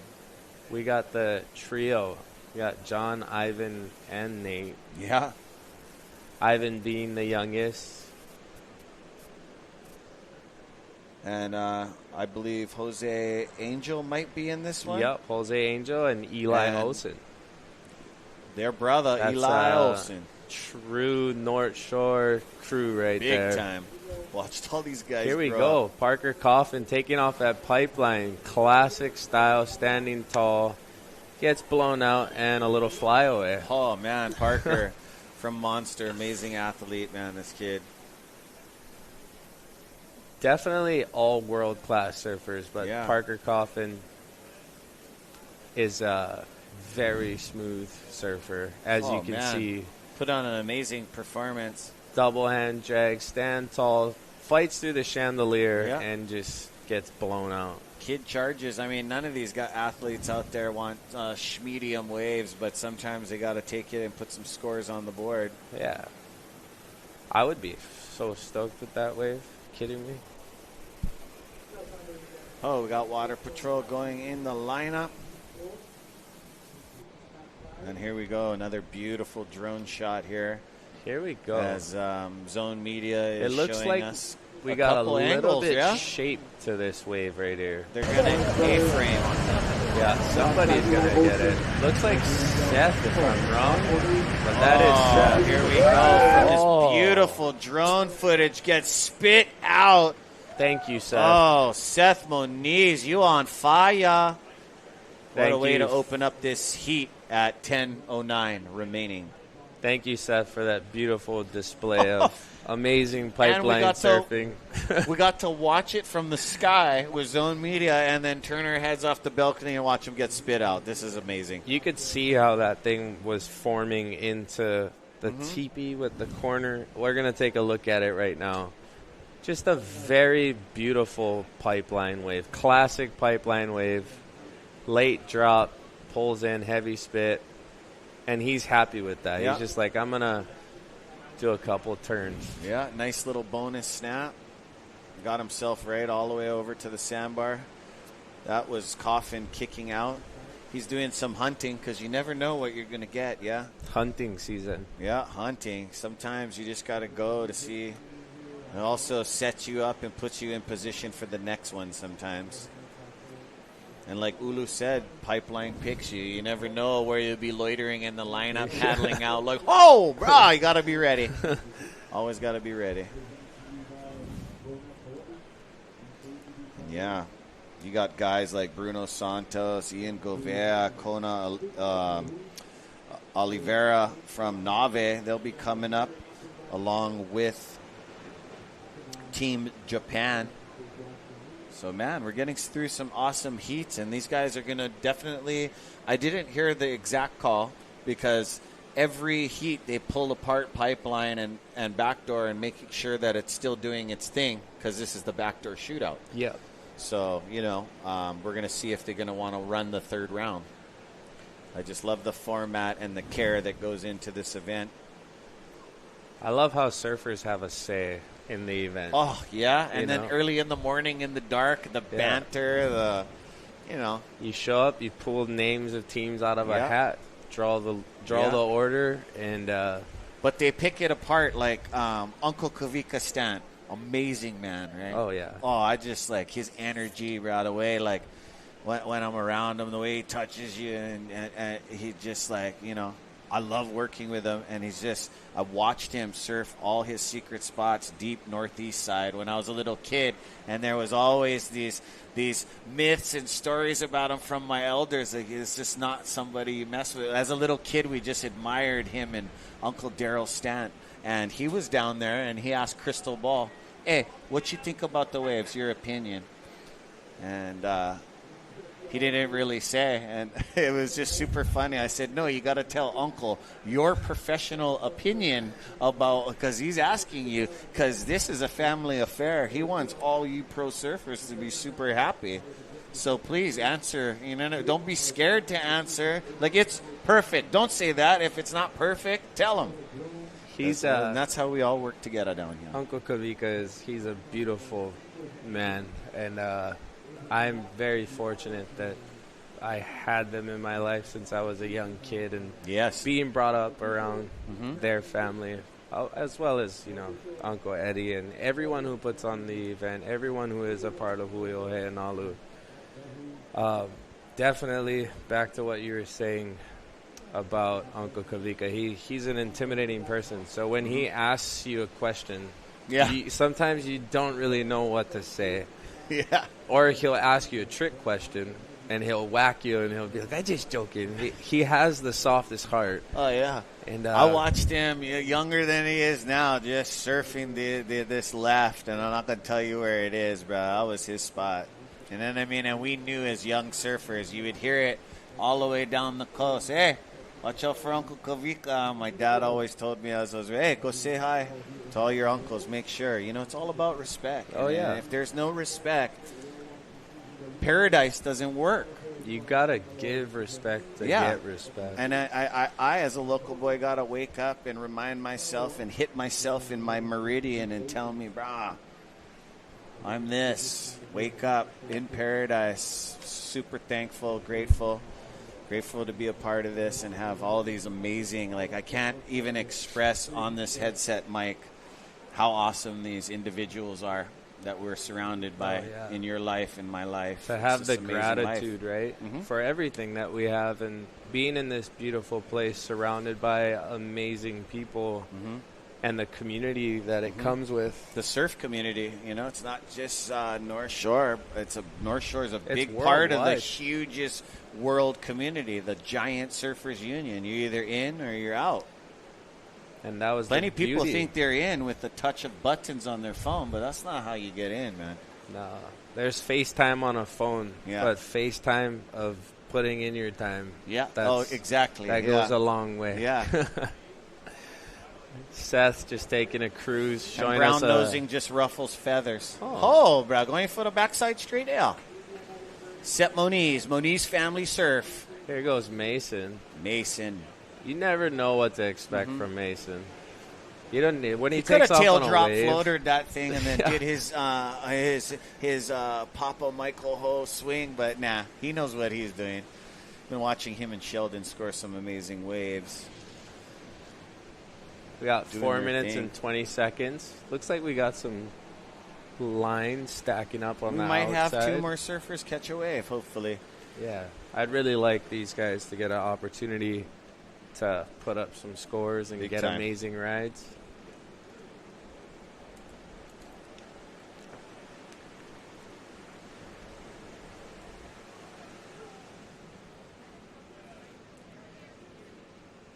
Oh, that's Mason's got to be on like a 7-2. Just guessing by the way he's paddling.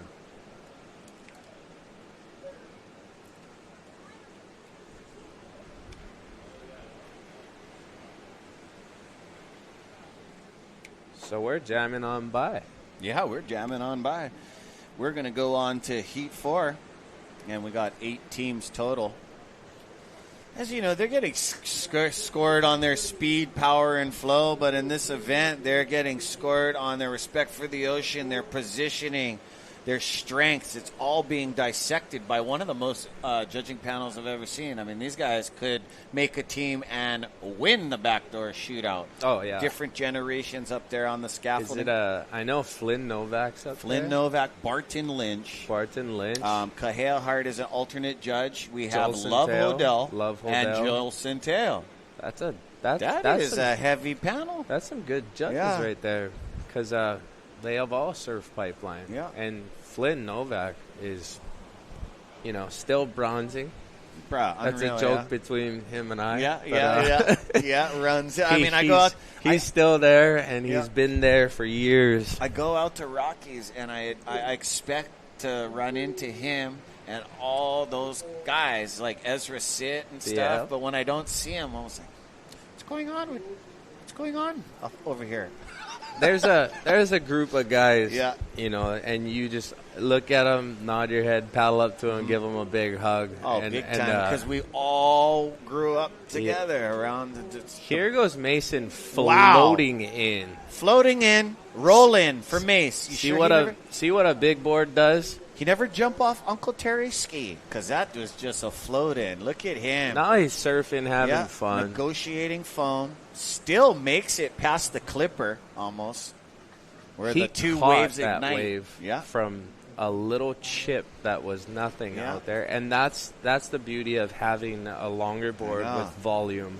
Everybody's You can lucky get it that early. thing didn't come over him and just give him a square pipe cone. Look at him go. Everyone sees he even did pipeline a backside snap. barreling, nuts, drops, take off, but Mason will just take off and do a couple S Look carves. at him flying over that foam as well, too. I mean, that's not easy when that turbulence is going through your fins. He's going to take one on the head. Ooh, his board got this beautiful Mayhem board. Handle. Yeah, last year Uncle Michael Ho was in a heat. Pumping through backdoor. That was radical, man. Two-Pop Shakur, absolute legend. I hope I age like that because he's amazing. Guy does it all. Guy won, talking about Duke Kahanamoku, he won the Legends division at the Duke Kahanamoku Ocean Festival. That's beautiful. Yep. He borrowed my longboard. He went out with his killer team. It was one of our sponsors, Waya, KL Water. He borrowed my Tolhurst surfboard, and he just rips on the thing. The guy's got that. That's why I call him Two-Pop Secure, man. He's unreal. Legacy. You know who also, talking about Duke Kahanamoku in the specialty event, Derek Ho, Legacy, his son, McCall Ho, made it into the longboard finals yesterday and did a hell of a good job. My heart goes out to that family. Uncle Derek was a very special person in all of our lives, as well as Pipeline. But we're going to hit a short break, and we'll be back with more action from the Dahui Backdoor Shootout. Yeah, thank you, Ulu, for being here with us. Mahalo, gang. See you soon. Aloha.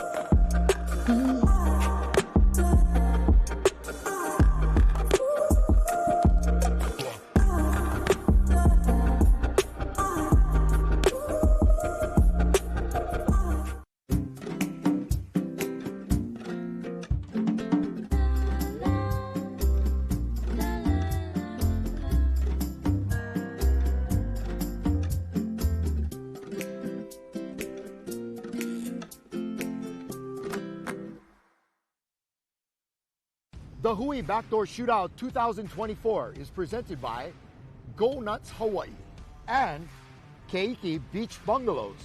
Special mahalos to the members of the Hui o He'enalu, Monster Energy, Athletic Brewing, Sinaloa Tortillas, Odom Water, Waiakea Water, Saltwater Society, Haleiwa Juice. This live presentation is produced by Zone Media, creators of Ocean Paddler TV, Hawaiian Extreme Sports TV, and In the Zone.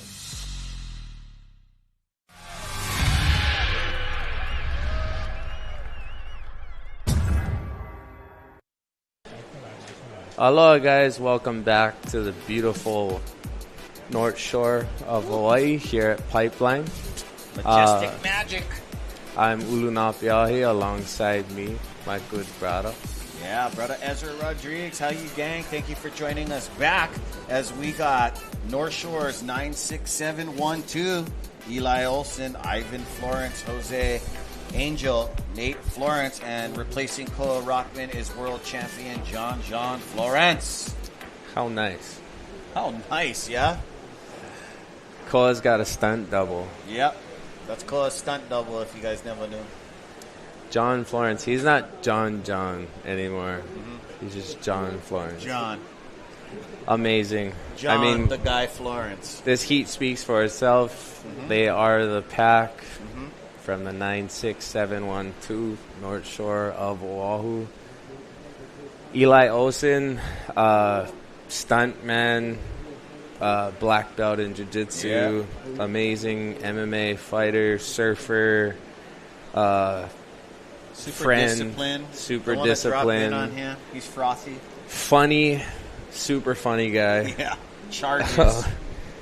Ivan Florence is Mr. Cool. Oh, yeah. How's those handlebars? Kinda... He's one of my favorites. It's goofy. I love the way he surfs all kinds of waves, but he surfs pipeline. Amazing. And backdoor. Ivan's been getting a little nuts, though, with the competitive surfing. I heard in the other contests, him and his brothers had a thing for the Pipe Masters. Okay. And he put his head down and he's like, you guys better watch out for me. Oh, man, he's coming. Ivan's turning a page with that beard he's got. I mean, I've been watching him turn on over the years. I mean, he's always talented, but, like, he's getting really noticed now. Like, he's a definite threat. But that's funny when you come out of the gate and just tell your brothers to get out of your way. That's classic. Then we got John Florence, world champion, one of my favorite surfers, probably the best surfers, if not the best surfer in the entire world. I agree. You can't say more about the guy. Yeah. But he's doing some really cool stuff aside from surfing. Yeah. Running his company, traveling the world in the way that he wants to. Seeing him designing some killer shoes that are just look like next level kind of stuff. And they're all so close, so they're supporting each other through what they got going on, and they got a good team. And I'm sure Koa's on the beach. Yeah. Watching his friends surf. Yeah, because, there's also in that North Shore Surf Shop boys, that's like part of their pack too, you know what I mean? So they had to split the talent up, and that's what you have. They should be calling Team Nave pretty soon. We got Bruno Santos, the Gouveia Legacy, the Oliverias, Silveria, and Johan Peter. They'll be coming up next. These are 30-minute heats. This is the second surf for 96712. Yesterday, they got pretty good waves, but I think John got the best out of the team exchange. There's like about 3 minutes left. Ulu, and he got that, like how you were talking about Makai's. I would compare it to Makai's. That traditional drop in, butt slide, shove the knee, adjust, and then just come spitting out, just perfection. I thought that was really well written. The judges definitely have their work cut out too, because all of these guys pull in so good with all kinds of technical style, contorting their body, doing what they feel comfortable with, but then they also have to judge upon the context, and the shape of the wave is important. You know what I mean? So that's going to make a huge difference in the scoring potential of having a champion this year. Every wave is different. Every wave hits the reef differently, and what stands out, obviously, is the height, your positioning, how critical the drop is, how deep you get. But speaking of that, we're going to go get real deep with the Moniz brothers down on the beach for this interview. Oh, good stuff. Hello, everybody. I'm Nalia Rothman, and today I'm here with the Moniz brothers. The best. How was it out there? Hi, yeah, the waves are fun out there. It's definitely tricky today. Little victory out sea, big north swell, so it's definitely hard, but we managed to get a couple waves. Yeah, it was fun. We got to just surf with our friends. Josh It's was a the best contest ever, right? Yeah. What else? Well, thank you. Thank you. Thanks for interviewing us. Thank you. What else? You got anything else for us? Good job. I love that girl. Yeah, who's that host down there? Good job, you guys. Nalia. You good job. You good job, honey. The Rothman legacy. If you come to the North Shore and you never heard about Rothman's, then shoot, man. She's so kolohe and cute, Yes. and like she knows she can get away with it. I watched her at some Menehune contest. Yeah, Dad brought her. She's kind of like the dad in a way. Really talented at everything she does. See, I even get to hype up my friends' kids. No, I know. That's on this awesome. thing. Is she into music as well? I'm sure she's going to get into I'm it. sure she picks up the instruments and just starts going with Dad. She has to. That's what she's surrounded by. So yeah, she's raised definitely well, because I've always liked Makua's posts of him, telling you about your kapuna, going visit his grandma, bring her roses, and just, telling the public, come on, guys. Mad respect for that, Ohana, as these guys have been pushed out by the current you were talking about earlier, and now they're making their way back in as they were too far out. 96712, Ellie Olsen, Ivan Florence, John Florence, Jose Angel, and Nate Florence, Surfer of the Year, Surfer Paul. Stoked. We also had Hilton Elves on the beach. Did you get to see him? Are you familiar? I'm not. He painted a pipeline wave, and this is his artwork right here on the T-shirts.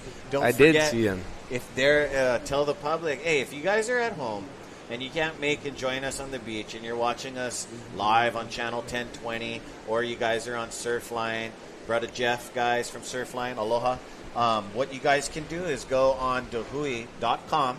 And we have all the merch over there, okay? We also have T-shirt sales down the beach. They're $25, $5 posters. You guys are going to want to get this iconic event.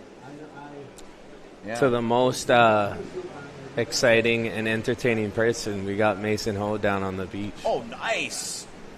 Hello, I'm Nalia Rothman, and I'm here with Mason Ho.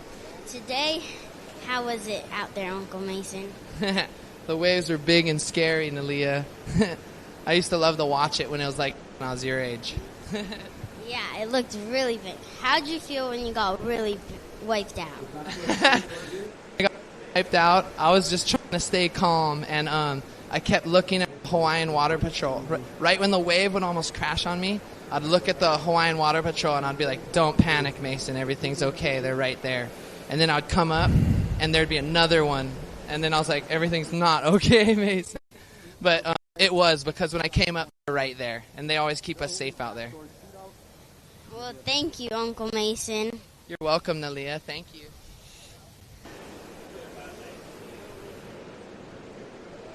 We got to somehow get Mason up here because he's so good. Yeah, and he's at a past entertaining. champion. Yeah, he is.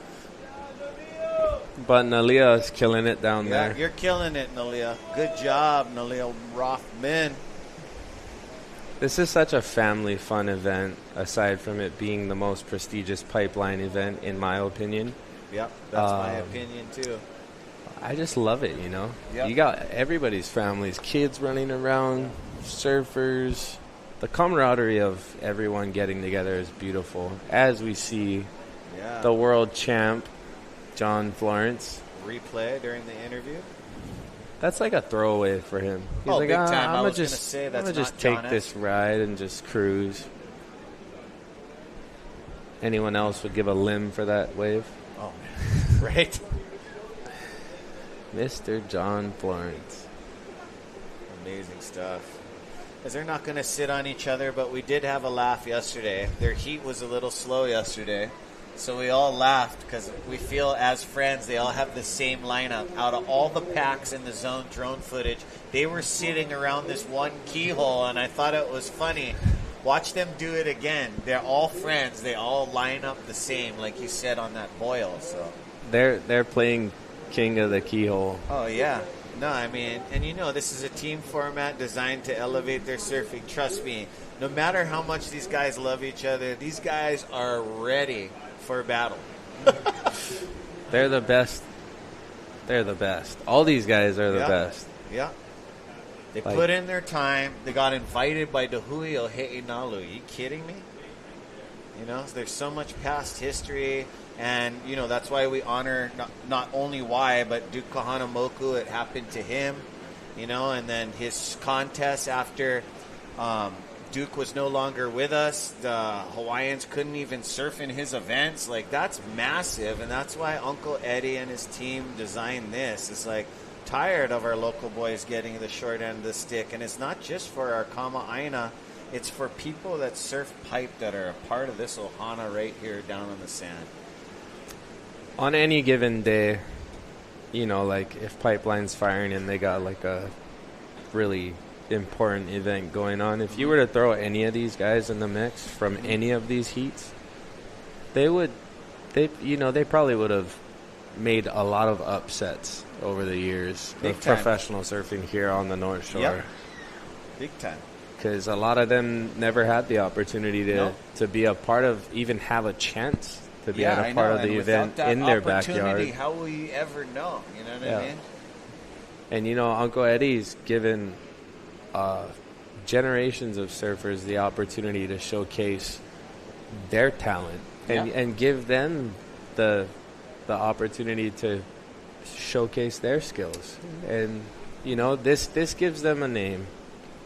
And all these guys have been in that position, and that's the beauty of this event.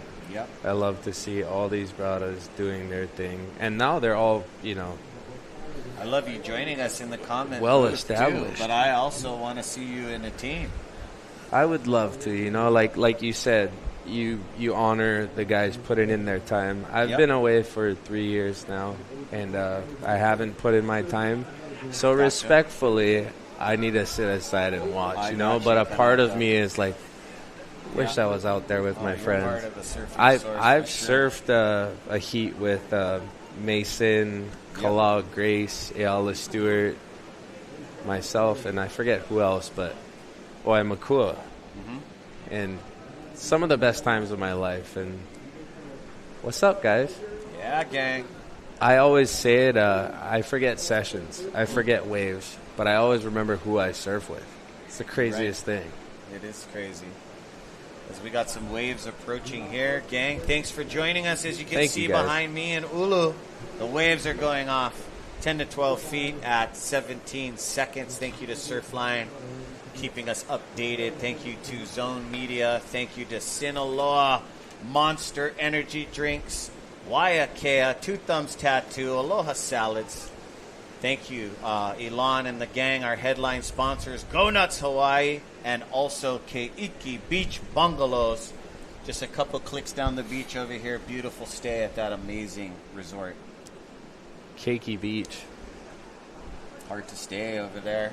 It's so beautiful that the place is absolutely booked. So if you guys, Kama'aina and visitors, you guys are watching, and you guys are planning to come to the 7 Mile Miracle, that is an amazing place to stay, Keiki Beach Bungalows. And that was not too bad wave. Not going to win the backdoor shootout, but that's how good everybody is. I think where he was at the TP, like where it was hitting the reef, he was directly in the middle of it. And it's the backdoor shootout because you can either backdoor Pipeline or you can backdoor the backdoor. Well said. But it's always good to position yourself deeper in order to get that good line to drive through the barrel.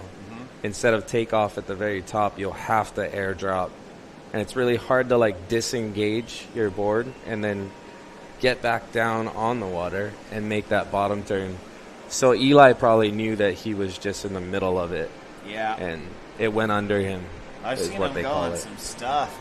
Don't! But he goes. Yeah. Oh, shout out to the Coast Guard. What's up, gang? We also had a Wahine in the body surfing final yesterday. She was water rescue Coast Guard. Delori. So shout out to you. Thank you for body surfing with the men. Tom Sales was out there doing his thing. You know, one of the purest forms of catching a wave is with your body. You know what I mean? Whether you wear surf trunks, it's just you, your fins, or your Speedo. You know what I mean? And you are also familiar with Alaya. You Alaya a lot too. Yeah, that's another pure form of wave sliding. I think growing up in Hawaii, you just kind of ride whatever there is. Yep. Whatever you can get your hands on. And I'm your sure Big Island roots from where you come from down there. I've visited Pohiki a few times, Kaikakalama and all of them. I love that whole vibe down there. I'm not going to talk about the waves I love, but there is some amazing culture, surf culture down there. It's different. The energy. It's neat, the energy. Of It's that very island. raw and rural. Yeah. And, Lava rock. I've been to spots that are no longer there, but I can honestly tell you what an amazing place it is. But, some of the best I still waves have I've to go ever up there to surfed. see. Yeah, I know. I know. I watched you as a little kid. I actually visited the Pohiki area, and I was watching you surf trees. And I watched you totally get barreled, and you were little, man. Yeah, there was. And I was like, oh, who's that? And then I started seeing you come over here, and I started seeing you put in your time with all your friends. I remember when I first showed up here, and I was like, whoa, look at all this sand. Yeah. Like, that's crazy. And then you watch the wave break, and you're like, if I catch that wave, I'm actually going to go to sand. I'm not going to go to a cliff or rocks. Oh, yeah, that's right. That Big Island vibe. And then, it's up to you if you want to wear a leash. Yeah. But, I watched you put in your time, and you are a household name over here, even though you said you've been taking, 3 years, We all do our things. I stopped surfing this place a long time ago. I just like to have fun. I can't sit in that long pecking order. But I just love it. I know about it. I love waves and discussing surfing. Just being here. Like to have fun, yeah. Being here and seeing all my friends and being with you guys and putting in the time. This is like family for me, like big time. And I don't care if I go out there and surf. I'm happy that these guys are doing their thing and killing it. I just like to see my friends. And we discuss and exuberate what's going into this and you amazing cheer event. everyone on and just be happy for these guys who are out here risking their lives. They put their lives on the line every day, and this is only the first half. This is North Shore Boy, the 96712. This is their second surf, and this is a very dangerous team. And Koa Rothman, if you're watching, what's up, brother? I know you're just living and cruising and just take care of that injury, but we definitely miss you. That's one of the guys that come to mind all the time. I'm super thankful that he's doing okay after the injury that he took. Talked to him yesterday, and I think he's making the right decision to kind of just step back, allow himself to heal. Because, brain injuries are one of those things, like you get a concussion and you don't properly heal it. You get a concussion again, and that's where it causes more damage to your brain. And it's a very serious thing. That's why a lot of these surfers wear helmets nowadays. And I think safety is a big thing about it. Yeah. To check on himself. But how does Makua get injured and Dad lets him go surf the Eddie? I always trip out on that. But yeah, Koa, Godspeed on healing up super fast. We miss you over here, brother. It's funny because Uncle Eddie used to make them wear helmets when they were kids. Yeah. They're trying to be as cool as they possibly could. I remember that. Well, for Koa, and he would never wear them. But I think he's considering it McCullough because of the never level that wanted he's to as taking kids. it. Yeah. But we grew up around Jamie O'Brien on the same surf brand, and I watched Dad put McCullough in a helmet on certain occasions. Yeah.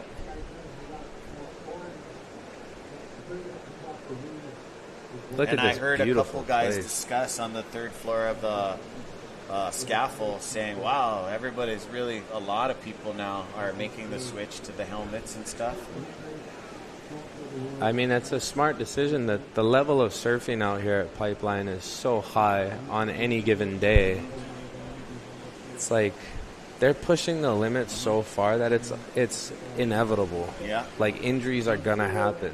Yeah. They're pushing the sport. They're pushing the level at Pipeline, and this isn't like your everyday walk in a park, you go surfing, have fun kind of wave. It's not. You literally put everything you got on the line, and it's amazing to see these guys do what they do year after year. Mm-hmm. This is their backyard. They feel super comfortable, and I'm at awe of their surfing and their ability and everything that they're doing in the water as well as outside of the water. Yep. In the kai, on the land. These guys are gentlemen. They're making a move action or something, yeah. I just got to look behind me. And, talking about those helmets with you, Ulu, and stuff, it is funny how every surfer prepares. Some of us go, should I wear a leash? Should I not wear a leash? And then you got that helmet thing. Should I wear a helmet? Should I not wear a helmet? And then it comes down to what board are you going to ride? There's so much things in surfing that we can joke and laugh about because we do become a chore inside the mind sometimes. Oh, sure.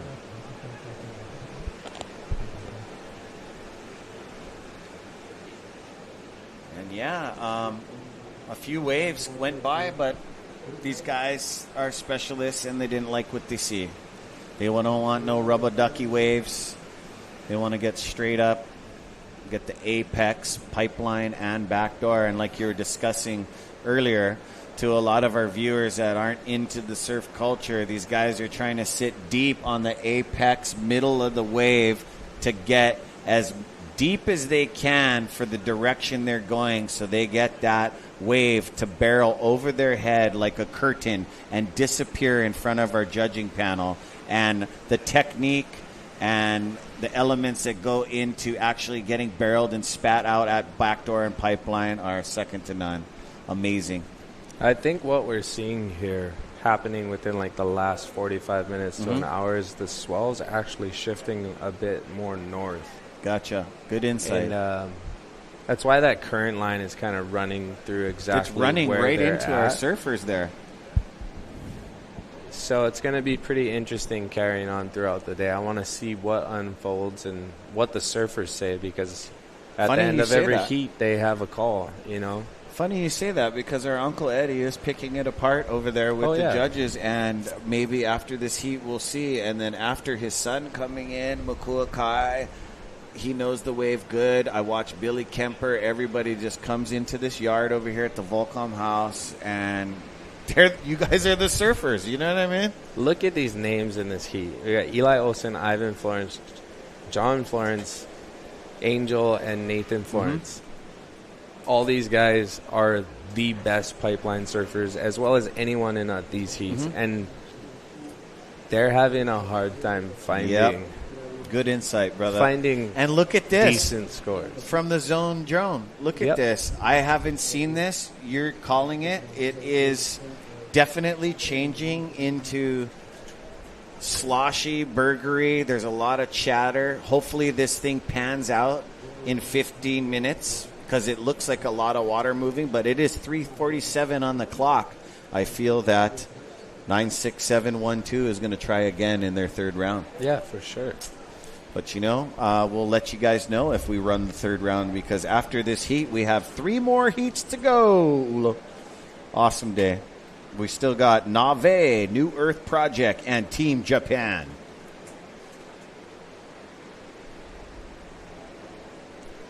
We got some action ahead of us. These guys just dealing with this current.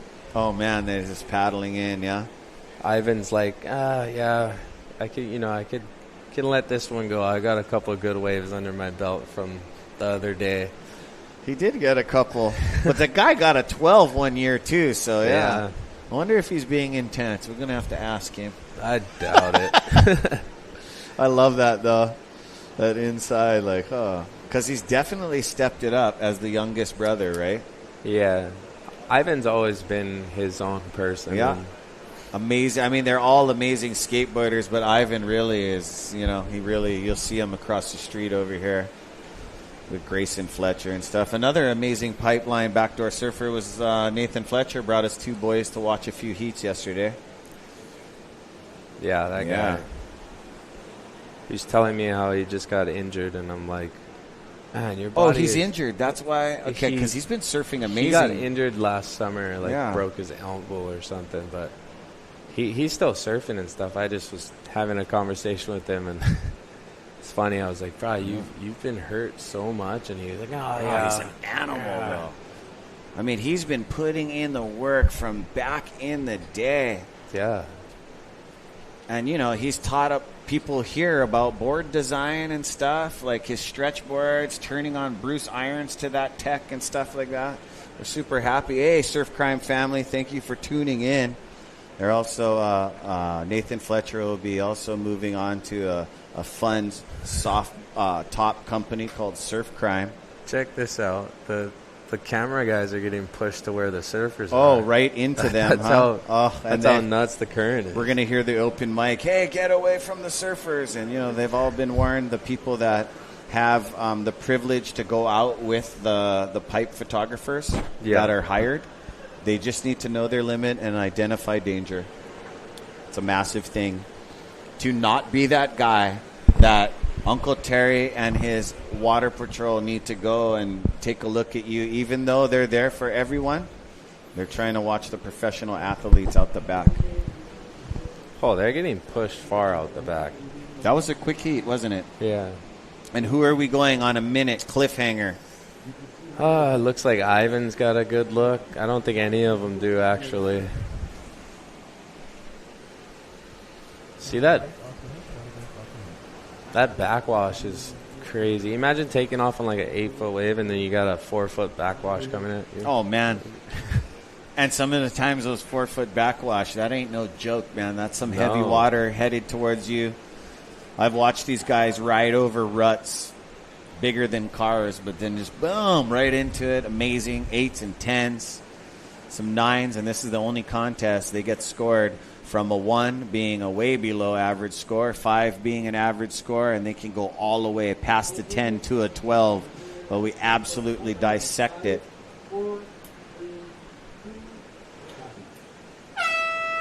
All right, gang. So that ends this 96712 at Eli, Ivan, John, Jose, and Nate, and we'll be right back with Team Nave. This is Ezra Rodriguez and Uluboy signing out. Aloha.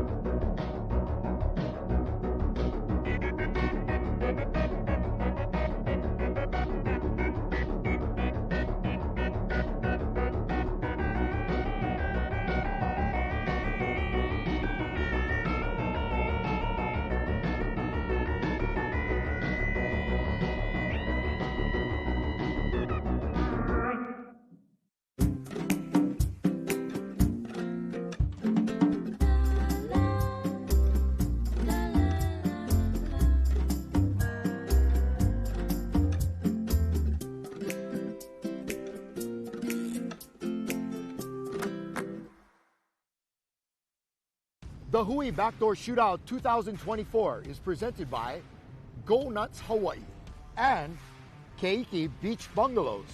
Special mahalos to the members of the Hui o He'enalu, Monster Energy, Athletic Brewing, Sinaloa Tortillas, Odom Water, Waiakea Water, Saltwater Society, Haleiwa Juice, This live presentation is produced by Zone Media, creators of Ocean Paddler TV, Hawaiian Extreme Sports TV, and In the Zone.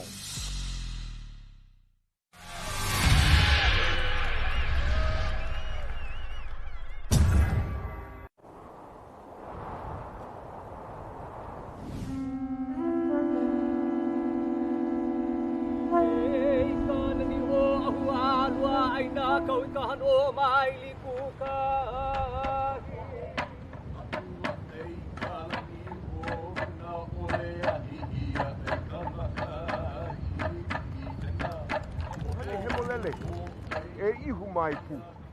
E ia kaha. Ma ke alo. Ko o leo mahalo.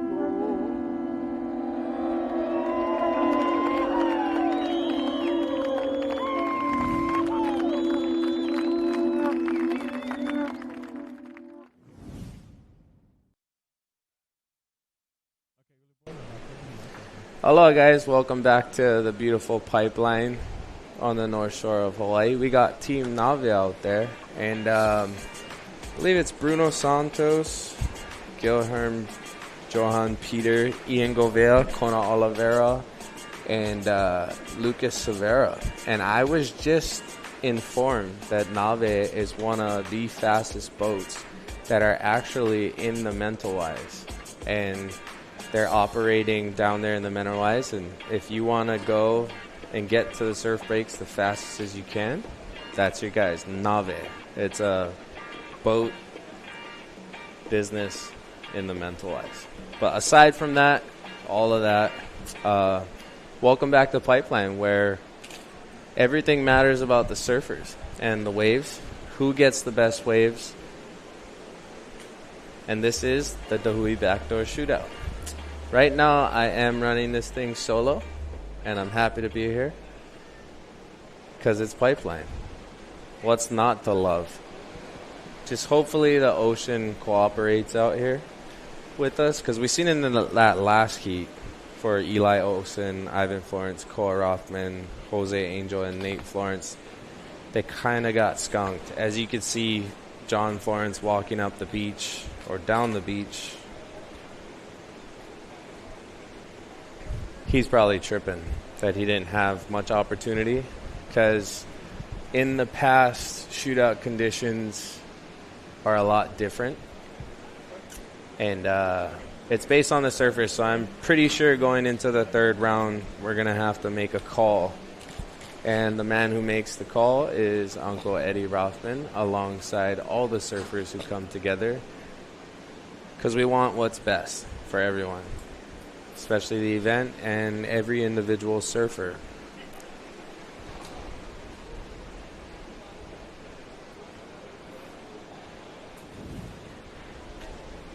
A little replay. Is that? I believe that's Ian Gouveia. And he's no stranger to barrels at Pipeline. That was just a nice little casual ride while we were on our break. And joining me here is the man himself, Rocky Cannon. Yeah. Good boy. What's up, my man? Nice to see you, brother. It's so good to see you. It's been a while since I sat next to you. Yeah, it's really a nice pleasure to have you join us, bro.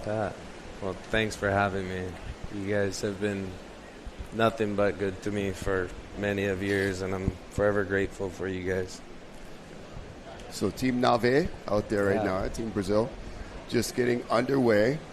This is Bruno Santos, Guilherme, Johan Peter, Ian Gouveia, Kona Oliveira, Lucas Silveira. And, they got a couple of nice rides yesterday. Ian Gouveia put down a couple nice pipe waves, had a nice backdoor attempt yesterday. So looking forward to see these guys get more opportunities.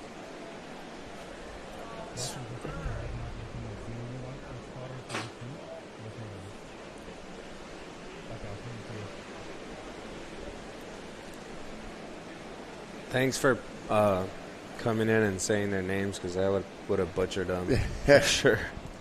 All respect to those guys. Kona Oliveira, good friend. Yeah. New father. Grew up on the North Shore.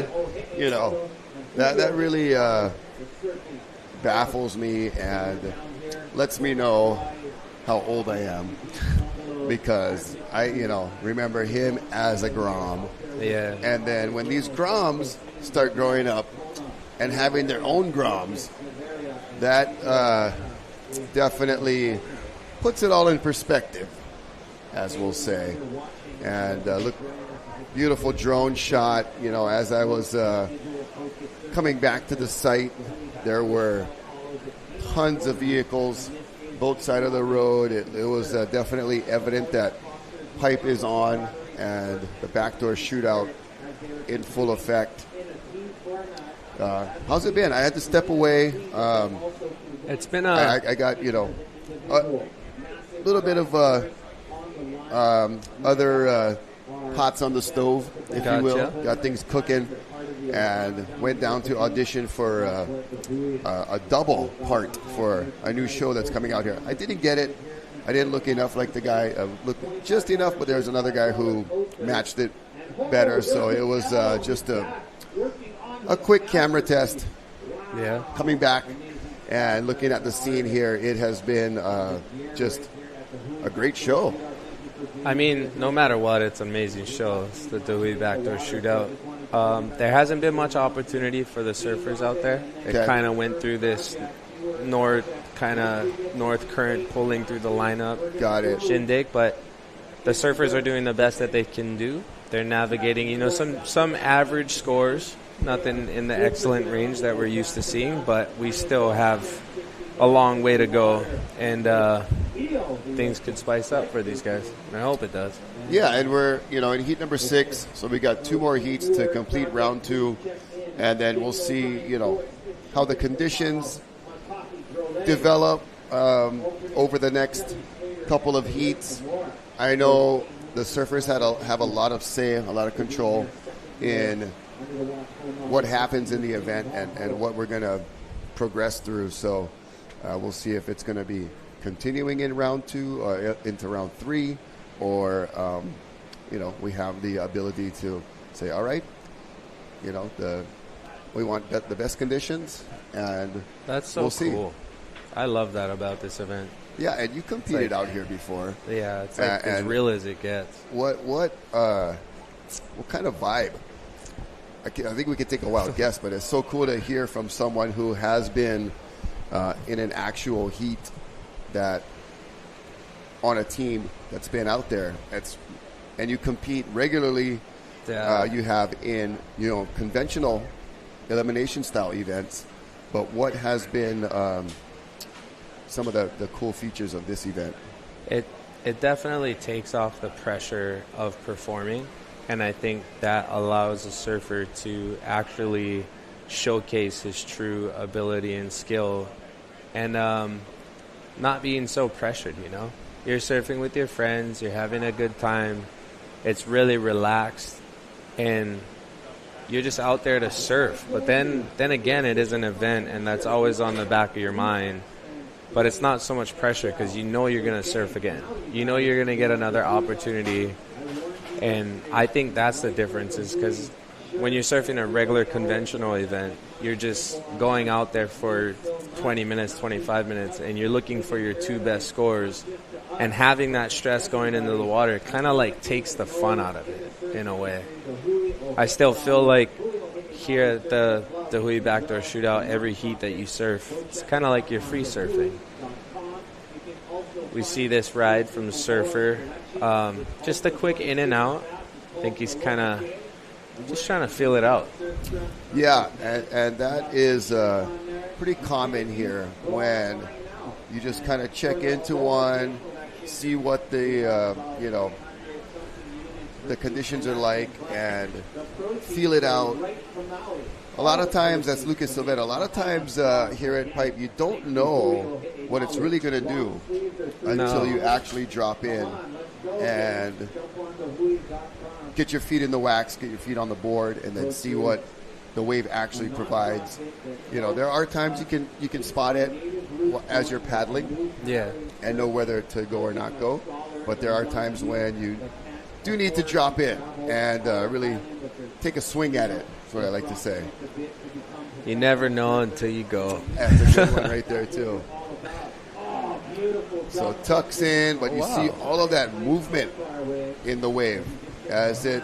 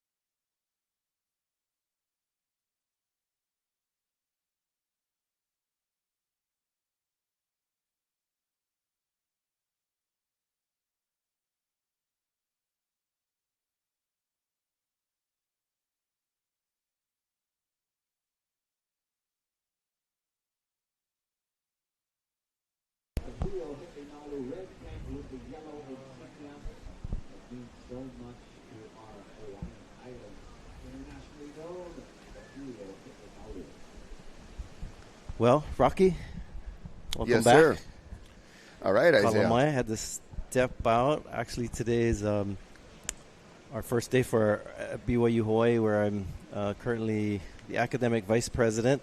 We welcome our new students, and we had over 250 for this semester.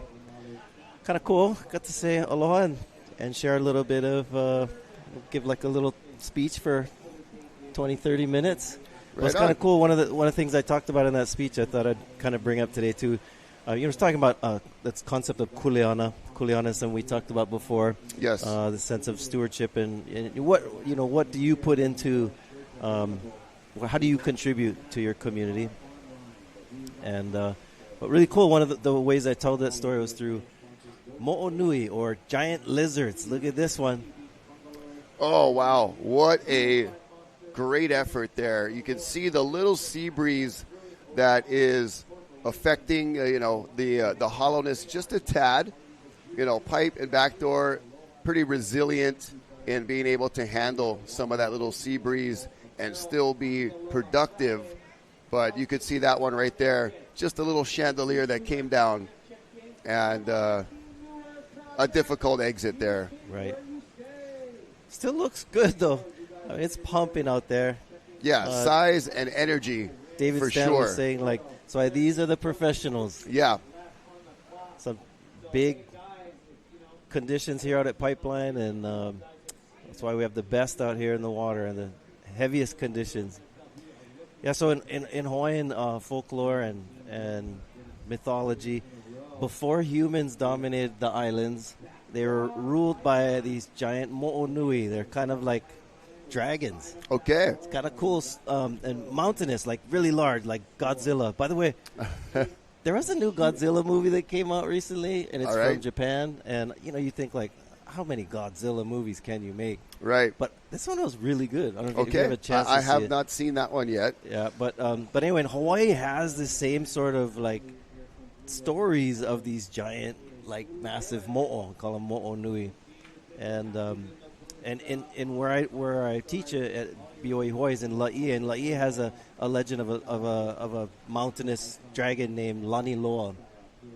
And Laniloa was initially was a good, it's one of the street names dragon. over there too, it right? It is too, yep.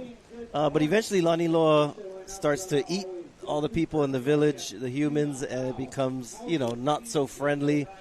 And then there's this giant titan, another massive creature from the Big Island named Kana.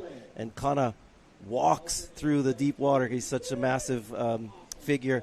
Walks to Laie and ends up having this epic battle. Oh, wow. With Laniloa, between Kana and Laniloa. That's Hollywood movie material right It there, is. bro. I'm telling you, our Hawaiian stories are like ripe for like movie productions. But and after this battle, Kana ends up defeating Laniloa, chopping the mo'o into 5 different pieces, and throws the body parts into the ocean. And so, if you go to Laie, it's kind of unique actually. There's 5 little islands out in the bay, and each of those islands signifies a different body part of the giant lizard Laniloa. Wow.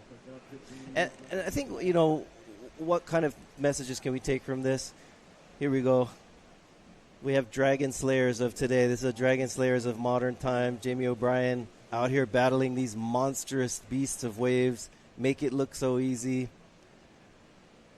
He's got his primary board and backup board. Carissa Moore right there getting set to join the New Earth Project. And there's the lineup for that team. Koa Smith, Shayna Picaro, Matahi Jole rounding out our next heat there. And checking in with Uncle Manny DeSoto, our beach marshal down on the sand. Props to Carissa. There are not any other wahine or women who've surfed today.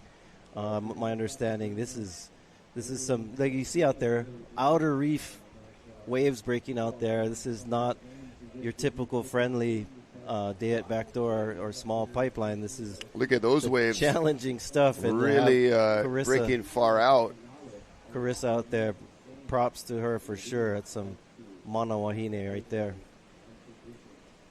So we do have a few cool questions coming in at NSOG Hawaii at Gmail, as Lucas Silvera really sticking to that backdoor section, being regular foot, almost able to thread through that one. Super late drop. Good job of just getting in there, but quite turbulent once he was inside and unable to find the exit. We'll see how he does on the paddle back out. Always really dicey on that section there. On the replay, takes off late. He actually traveled through. That's something cool about these bright colored helmets. You can see through the, through the barrel of the wave. Their distance traveling through the barrel. So you can see way out there these waves coming in from way out on the outer reef. Now making their way to our competitors. We'll see if any of these have the right direction so it doesn't just shut down and close out. Woo! Now, most surfers, this is like your nightmare, right? You paddle over one wave, you look out the back, and it's already breaking. Yeah, your heart starts racing, the butterflies start fluttering in your stomach, and you know that imminent destruction is on the way. And our photographers trying to get that in the barrel shot, sit in a very precarious place where the waves detonate, and so when these big ones come in, boy, they often have to take the brunt of that wave right on the head. Hopefully they're all doing okay. But we have, of course, the Hawaiian Water Patrol always here with us at the Backdoor Shootout, making sure our competitors and our photographers are safe. I know we did have some questions coming in about the opening ceremony. We did see quite a few clips of how that was conducted here on the beach, and maybe tell us a little bit of the reasoning for that, and the content of what's involved there. So yeah, it's very customary to open a significant event with some sort of ceremony, and that's, of course, pretty universal. We see that in a lot of different cultures worldwide. You have some sort of protocol to opening an event of significance. And so at the Backdoor Shootout, they've do an excellent job of utilizing Hawaiian protocols. In Hawaiian, there's a word called pule. Pule is kind of a prayer, and you also have oli or chants, and a combination of all these. And then hula is usually mixed in with it as well. So hula is of course a dance, but it's also a way of celebrating story. So most hula are accompanied by an oli or mele that tells a story, and the hula dancers express that story through their gestures and so forth. So protocol to opening usually is a combination of those things: oli, pule, and hula. And so we have seen, the Backdoor Shootout opening ceremonies evolve a bit over the years, and I think a lot of it has to do with just within the Hawaiian community. We have seen, the proliferation of more protocols being done, and a lot of that I think we can attribute to the Mauna Kea movement. So a few years back, there were some protests to protect Mauna Kea, which is the world's tallest mountain. If you account the fact that the mountain starts at the sea floor, yes, it's the tallest mountain in the world. From sea level, it's a little under 14,000 feet. But recently there were some proposals to develop a very large structure on the Mauna, and the Hawaiian community, many of them in the Hawaiian community, were not too happy about it, and so they for months there was thousands of people that gathered at Mauna Kea at the access road to voice their kapu aloha. Kapu aloha is a term that means it's kind of, I think, could be compared to satyagraha, which was Mohandas Gandhi's strategy for, it's called nonviolent resistance, right? So this taking a stand, but in a way that's pono. So kapu aloha is to stand for something, but with aloha. And with that, those months that there was all that activity of the Hawaiian community kind of galvanizing, there was a lot of protocol that would take place on the Mauna. And because there were so many thousands of people going there, that it really, I think, upped the standard for Hawaiian protocol, and also as an educational tool where a lot more people were able to learn some of these protocols. So Antipua case and others that were part of the Mauna Kea protocols have come to the Backdoor Shootout in several of the recent years to also perpetuate that component of Hawaiian culture. So yeah, at the Backdoor Shootout, you'll see a combination of these types of ceremony that involve, again, pule, which is prayer, hula, and also oli, or chants. What really cool is that surfing is so integral to Hawaiian society currently, but also, of course, in ancient times, Kawaka Hiko. So it's really cool that that we do have specific protocols in our Hawaiian history and culture dedicated to surfing. For example, there's one oli that involves a pohuehue vine, which is one of the vines that grows along the shorelines in Hawaii and on the North Shore. And there's a whole story of how you take the pohuehue, whip the water, and chant this kumai oli. Kumai. Kumai kanalu nui mai kahiki mai kumai alopoi pu. It's basically calling the waves to rise. And we're seeing these waves rising right now. Trying to summon. You're summoning the surge. The ocean, the mana, the waves to please come. And I don't know if my little oli there caused this surge. Oh, man. Everybody is getting destroyed right now. You see all surfers bailing off their boards with 4 minutes remaining and just kind of getting a little bit caught inside. That's what happens when you have these long lulls and big spaces of time between the sets coming in. Start to lose your place in the lineup a little bit, or try to move in and see if there's something you can snag on the inside. Woo. But then next thing you know, the big ones come, and you are far too inside to even have a chance of paddling through, and it is what we call the leash test. Well, e kalamaia'u to our competitors. If that Oli did summon that wave to break on their heads, my We're bad. only trying to help, you know. Yeah. Their positioning is up to them, but we definitely want the waves to continue to move in towards shore, and that one was a beast. Yeah, so there's a story of this chant that I just shared with you in Pele's sister Hiaka. So Pele is the goddess of fire, is the volcano, and there's all these epic stories of her and her sisters, and so she sends one of her sisters Hiaka to go and find this attractive Hawaiian man that Pele had interest in named Lohiao. Anyway, so as Hiaka is going searching for this gentleman, she's coming through the island chain, and she comes onto Oahu and around the east side, the northeast side where I live at Kahana Bay. And when she enters Kahana, Hiaka gives a oli kahea, which is basically a permission to, when you come into somebody's space, you ask permission and just be polite. Yep. So she says this oli kahea to the chief of Kahana at that time, Palani, and his wife Ievale.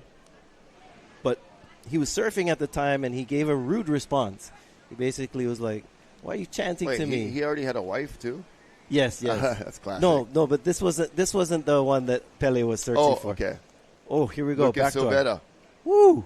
Clean. Nice attempt there. It is going to stretch out down the line, not give him a chance to come out, but quite the valiant effort. And another one that just not able to find that exit point. It is a lot of entries, but the key to the big scores is being able to make it out the other side. I believe the swell is slowly tapering down today, so maybe that's the forecast. Is to mellow out a little bit. We'll see what the wind does. We see a slight onshore sea breeze just starting to feather ever so slightly on the tops of the waves, but like we said, Pipe and Backdoor pretty resilient as being able to still provide barrels even with a slightly unfavorable wind. But Water Patrol going to check on this surfer there that was at Pipeline for Team Brazil, Team Nave.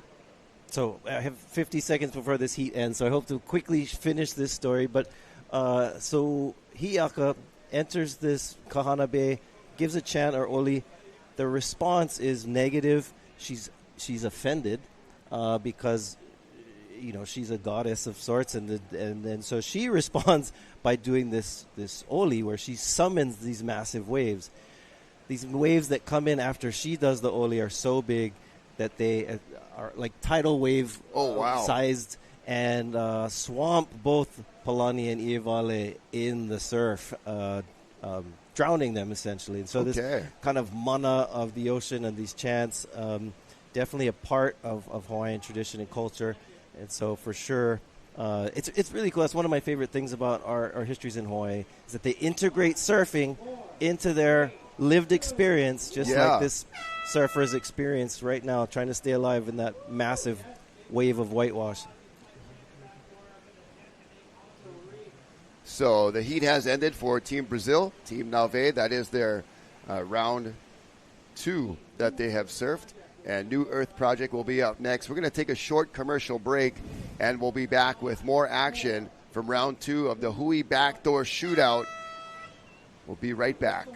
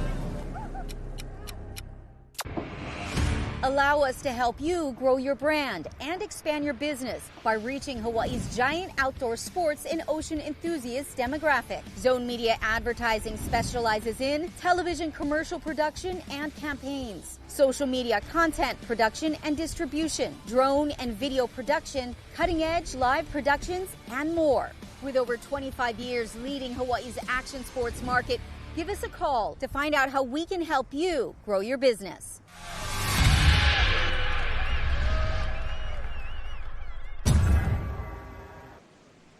Aloha and welcome back. It's day number 2, 2024, the Hui Backdoor Shootout. Rocky Cannon with Isaiah Walker on the call for this New Earth project. Heat number 7 of the morning here, and all teams will be surfing their round 2. Also got Uluboy Napeahi, Cliff Botello, and Ezra Rodriguez on the broadcast team. And there you see the lineup. Carissa Moore, Jamie O'Brien, Cole Smith, Shada Picaro, and Matahi Jole. A good mix there of, Jamie O'Brien being the ultimate pipe specialist, Carissa, our Wahine, being 5-time world champ, and then local boy Shada Picaro, Tahitian Matahi Jole, and Koa Smith from Kauai, who's always a huge force at Backdoor and Pipeline, and a great talent. So this New Earth Project team had a couple of nice rides yesterday. Yep. They were getting everybody in the mix. I think Carissa was the only one that was kind of navigating the lineup, trying to find something to work with. We'll see how she does today. But Jamie had a couple nice ones. Koa Smith, Shaden and Matahi, kind of similar styles. There was a couple times yesterday. Was that Shaden? Was that Matahi? And looking comfortable at pipe. Yeah, and their heat yesterday was, when it was still like building, and I think their heat kind of started, the swells started to pick up a little bit more, and so it was a little slower, but yeah, they all, like Jamie got some great waves. There was one that he did the no grab barrel ride. Interesting. I saw on his Instagram, he was talking about how he was like, Kelly Slater had, I don't know if you remember last year, Kelly had a similar no grab in the Backdoor Shootout, and since JOB replaced Kelly in this event, he was like, that was my homage to you, thanks for the spot. But yeah, so Jamie had some good ones, and I am excited to see Matahi and out here because Matahi spends most of his time, and we got a lot of amazing clips of him in Tahiti at Chopo, where he's from, and that's a heavy wave also, and so big pipeline. He should feel pretty comfortable, and it'll be exciting to watch when these mountainous waves come our way. Hopefully they get some sick barrels in and outs. We'll be on the edge of our seats hoping for it. Yeah, and you can reach out to us at nsoghawaii@gmail. And speaking of, pipeline and Chopo, different places that offer these really incredible barrels, the Mexican pipeline over in Puerto Escondido. We've got Luis chiming in, and just curious if there are any direct historical Mexico and Hawaii ties. I'm not totally sure about that, historically speaking, but I know we've had so many surfers and water safety personnel come over to Hawaii, over to the North Shore from that particular area too, Puerto Escondido. It's nicknamed the Mexican Pipeline. Right. Albeit it's a sand bottom, but still a heavy wave, and has produced so many amazing clips, photos, and great moments over the years. Yeah, Puerto is a heavy wave, and there are some historic connections. Most of the connections that I've studied are older. Okay. But I have a good friend that I went to graduate school with at UC Santa Barbara. His name is Rudy Guevara. His dad is from Mexico, and his mom is Filipino. So he talks about what it means to be Mexipino, but he also talks about the history of Mexicans in Hawaii. And one of the most prominent stories is, back in the 1800s when Kamehameha receives a gift in the early 1800s from George Vancouver, and that gift is cattle or cows. And they needed some help learning how to manage these cows, and so they brought these vaqueros from Mexico to come and to be some of the first to train Hawaiians how to be cowboys, and that's where we get paniolo. In fact, the word paniolo is a Hawaiianized version of the word Espanol, which is referring to the Mexicans who spoke Spanish. I think we have some interview down on the beach. Is that what I'm being told? Yeah, we've got some live action on the beach, and we'll hear from one of our surfers from the previous heat. Take it away.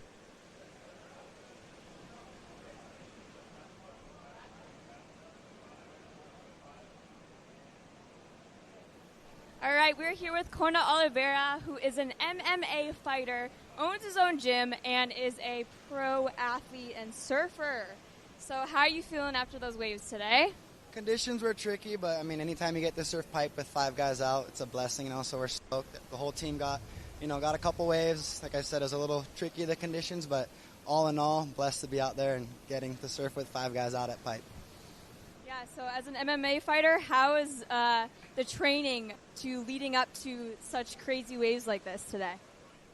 I think the training definitely helps, but I mean, here you're dealing with Mother Nature, and I like to tell everyone that, like, oh yeah, when you're fighting, it's there's a ref in the cage, so someone there to stop it. When you're getting pounded at pipe and backdoor, ain't no one there to stop it, you know. So you kind of gotta hold your breath and pray for the best, and I think that's the biggest difference. They're both gnarly sports, but I definitely think surfing, big waves, the unpredictable conditions and everything make it a little bit gnarlier.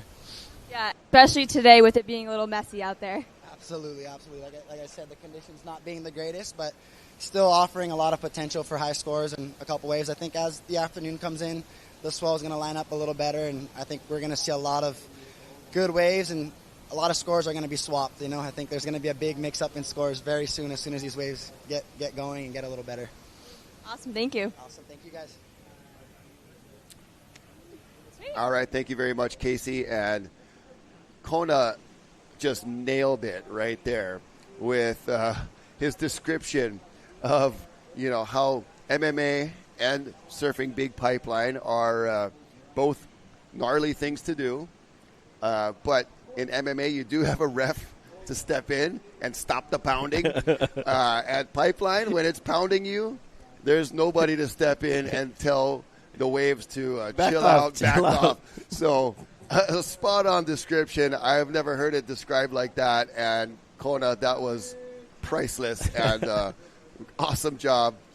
And I think, also he's right about, the conditions as it tapers off a little bit could line up a little better. We'll just kind of have to wait and see. But right now we're seeing just monster lines of waves kind of stretching out all the way across, not offering those nice angles for the proper barrels. But it's interesting, as I was talking earlier about how when watching this event, when the waves are big like this at Pipeline, there's not a lot of safe zones. And right. Carissa, during that interview, if you saw, she paddled way out over to what you would think would be the shoulder, while her competitors were staying in the spot to catch the waves.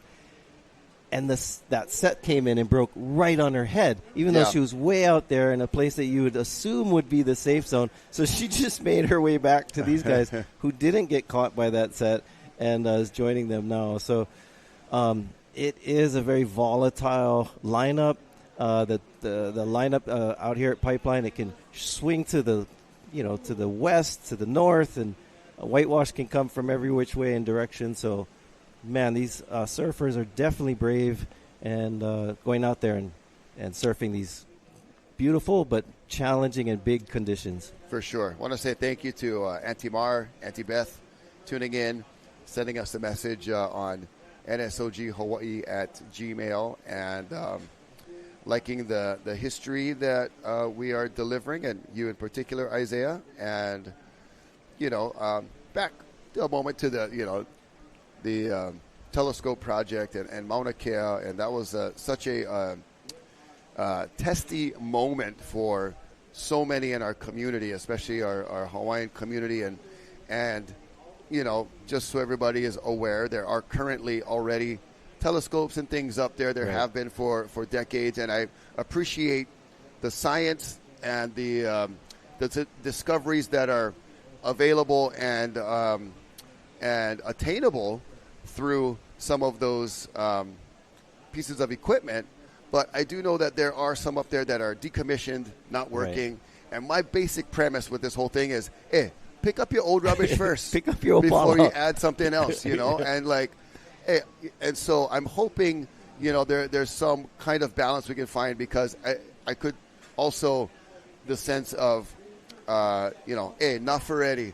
You're not going to do this. Here we go. Koa Smith, nice bottom turn, and then the wave really folds over together in that last section. He kind of did the best he could, checking in, checking out, seeing what it was going to provide. A lot of skill there, but the wave just a little bit uncooperative on that end section.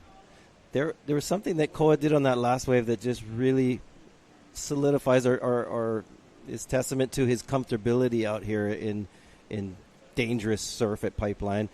He had the wherewithal to take the GoPro out of his mouth and hold it and then jump off to make sure that he didn't lose his camera. Bottom turns, pulls up under the barrel. You can see him switch the hand, go, and save the camera. Out, Very multitasking ability by Koa Smith in a situation that requires split-second decisions. Right.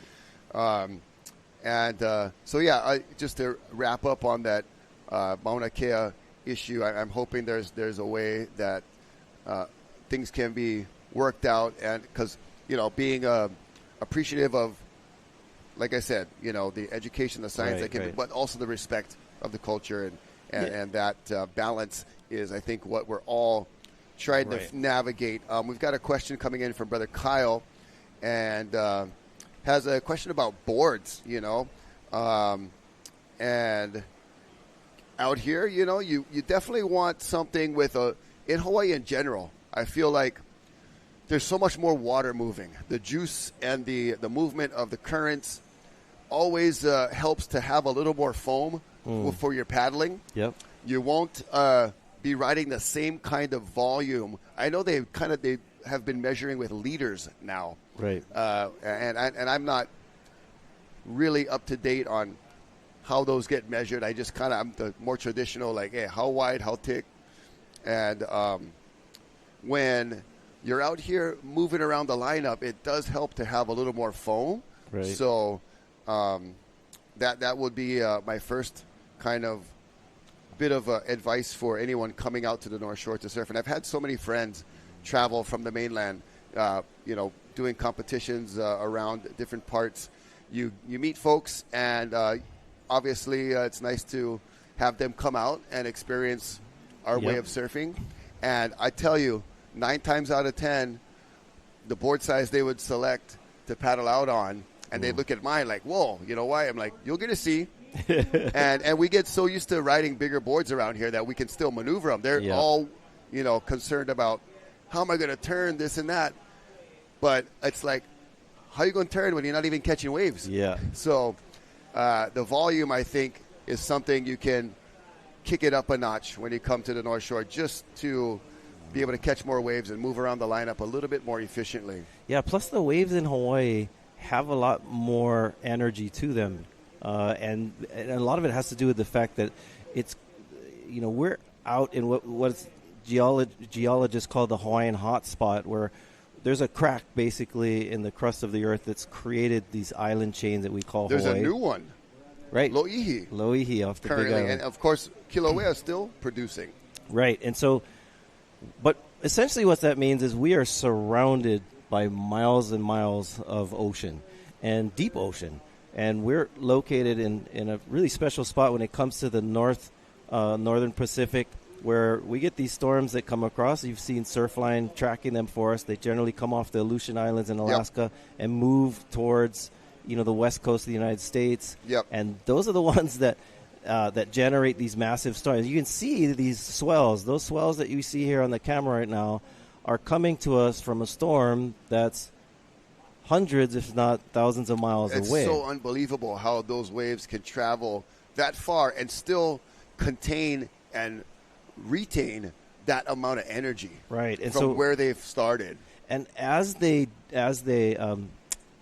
traverse the vast Moana Nui, or the ocean as it's coming to us, it organizes. These swells organize. They start to have space between them. Right. So that's how we know the size of the waves is how many seconds are measured between each of these swells that are coming in.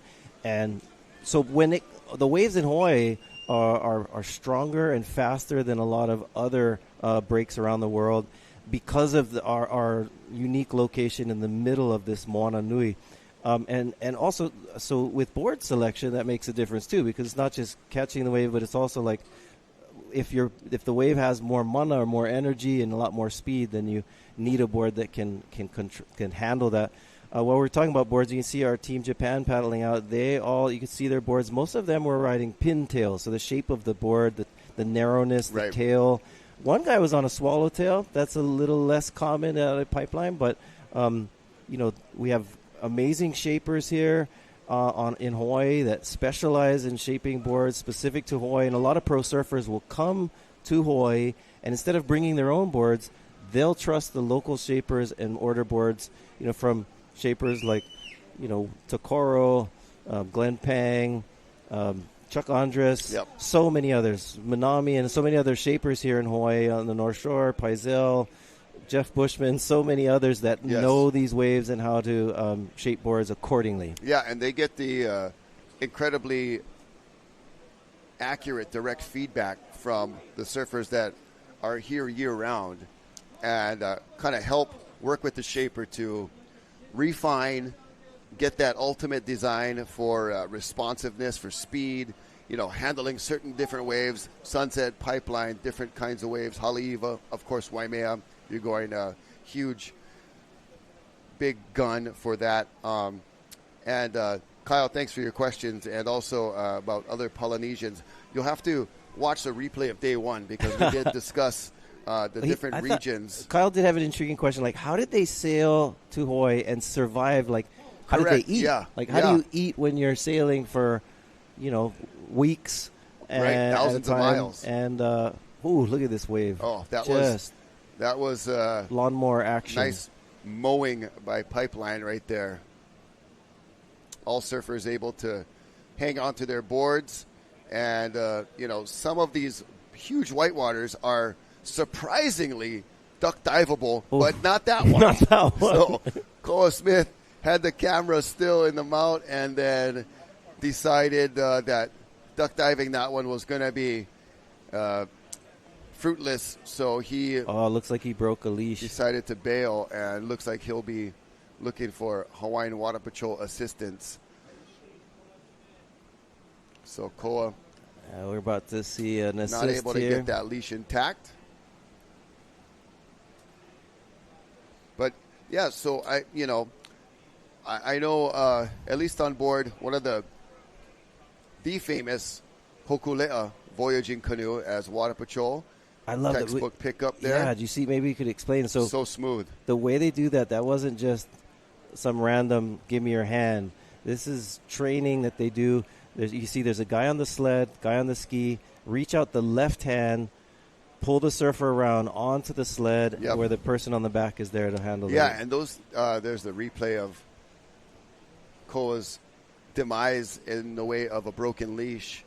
And thankfully he himself is okay, just the leash that was damaged, and he'll get a new leash possibly on that same board, but I believe that was Abe Lerner and Ha'aheo Foster Bloomfield, the team there. And the smooth transition, operating between the waves in the rough waters. Obviously the whitewash and the bubbles also affect the throttle ability of how much thrust you can get.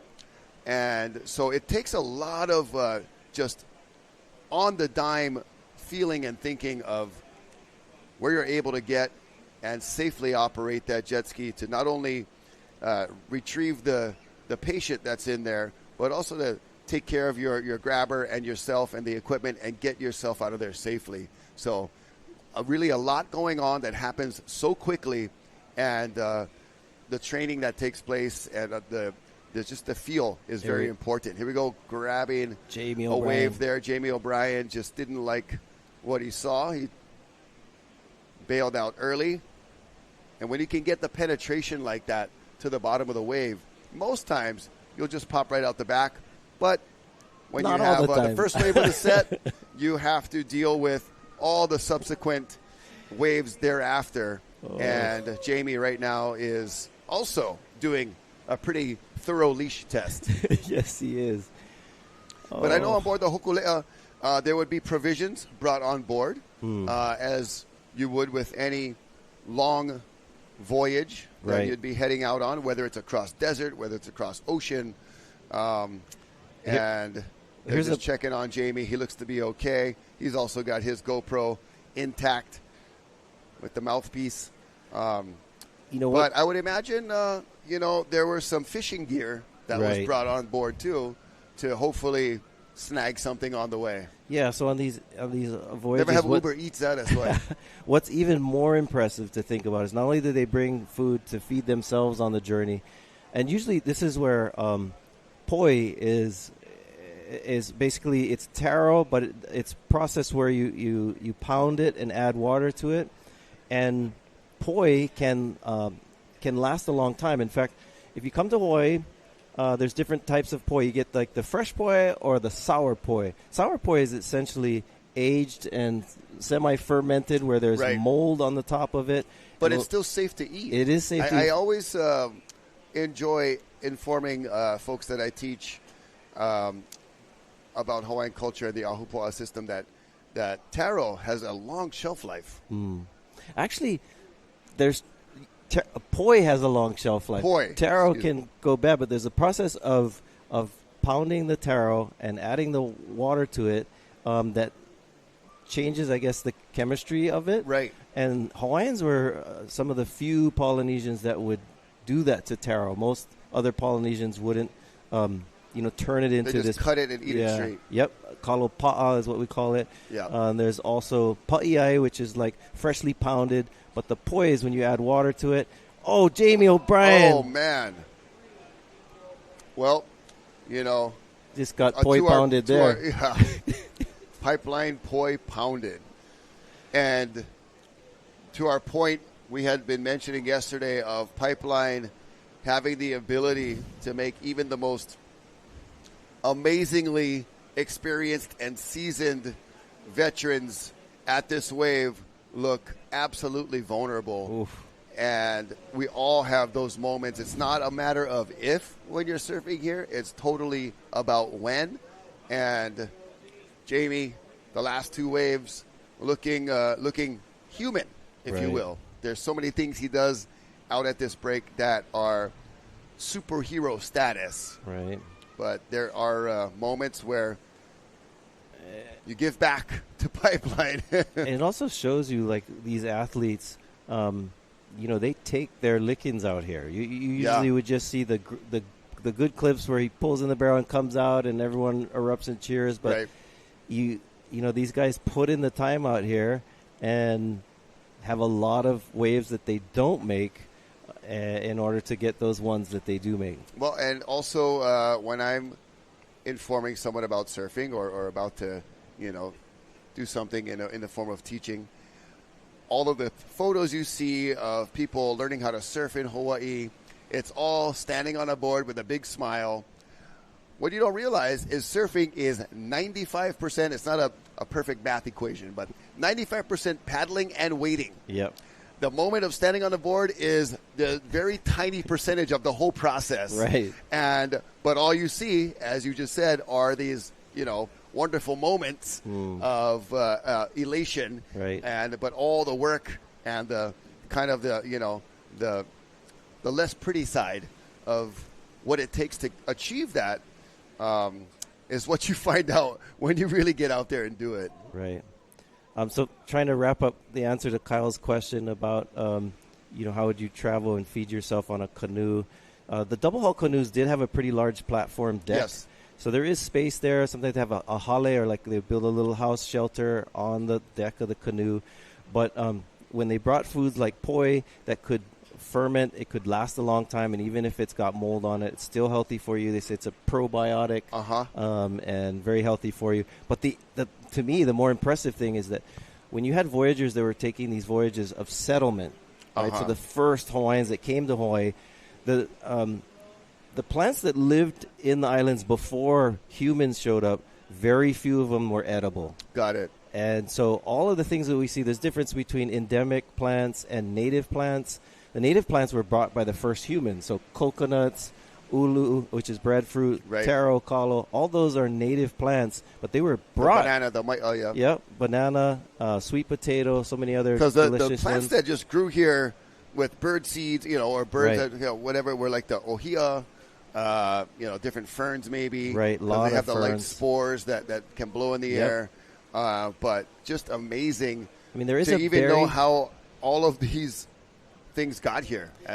There is a ohelo berry that grows on the lava fields. It's kind of cool. I was this Thanksgiving went to back home to Moko Keawe, or a big island, and took my family walk through Halimaumau crater and the Iki crater, the smaller one. Yep. And they had these berries, and they're edible. Okay. I ate some of them. They're not bad.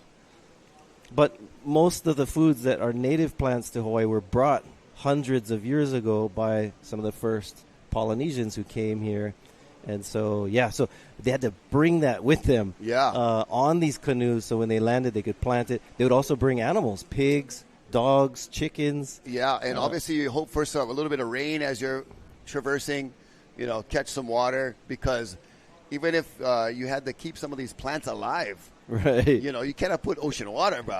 You're going to mock it right there, going to die. So it was an amazing thing to process. Yeah, the early Pacific Island voyagers were the astronauts of the ancient world. That is no one came close. I mean, we're talking about we celebrate Christopher Columbus, who went the wrong way around the world to get to India, and even though he thought he was in India, never actually, of course, wasn't in India. But that was in 1492. These Polynesians were sailing a much vaster ocean. The Pacific is much larger than the Atlantic, and much earlier. And thousands of years earlier. So just amazing. We've got just less than 20 seconds remaining here for New Earth Project. This is heat number 7, and we're going to get into the final heat of this second round, and then we're going to reshuffle the order of the heats, and it'll be Team Japan getting us started. We're just going to cycle right back through the order as Jamie O'Brien at Backdoor as the heat ended. Just a quick ride on the right-hander. And we're going to take a short commercial break, and we'll be back with the final heat of round 2 here at the 2024 Dahui Backdoor Shootout. We thank you for joining us. Stay tuned, because we'll be right back. Aloha.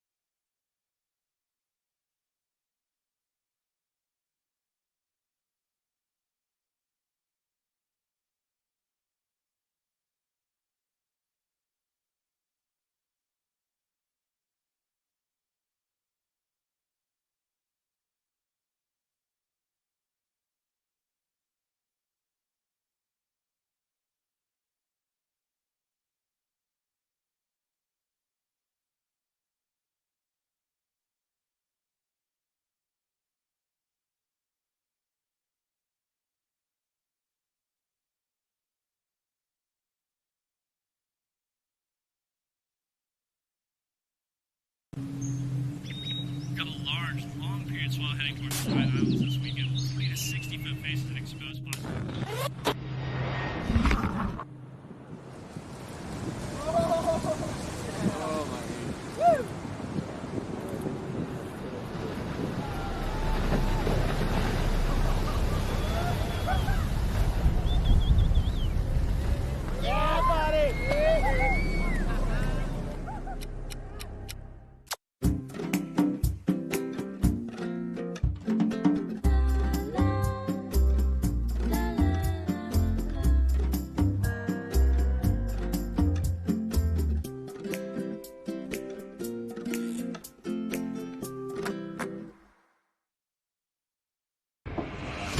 Allow us to help you grow your brand and expand your business by reaching Hawaii's giant outdoor sports and ocean enthusiast demographic. Zone Media Advertising specializes in television commercial production and campaigns, social media content production and distribution, drone and video production, cutting-edge live productions, and more. With over 25 years leading Hawaii's action sports market, give us a call to find out how we can help you grow your business.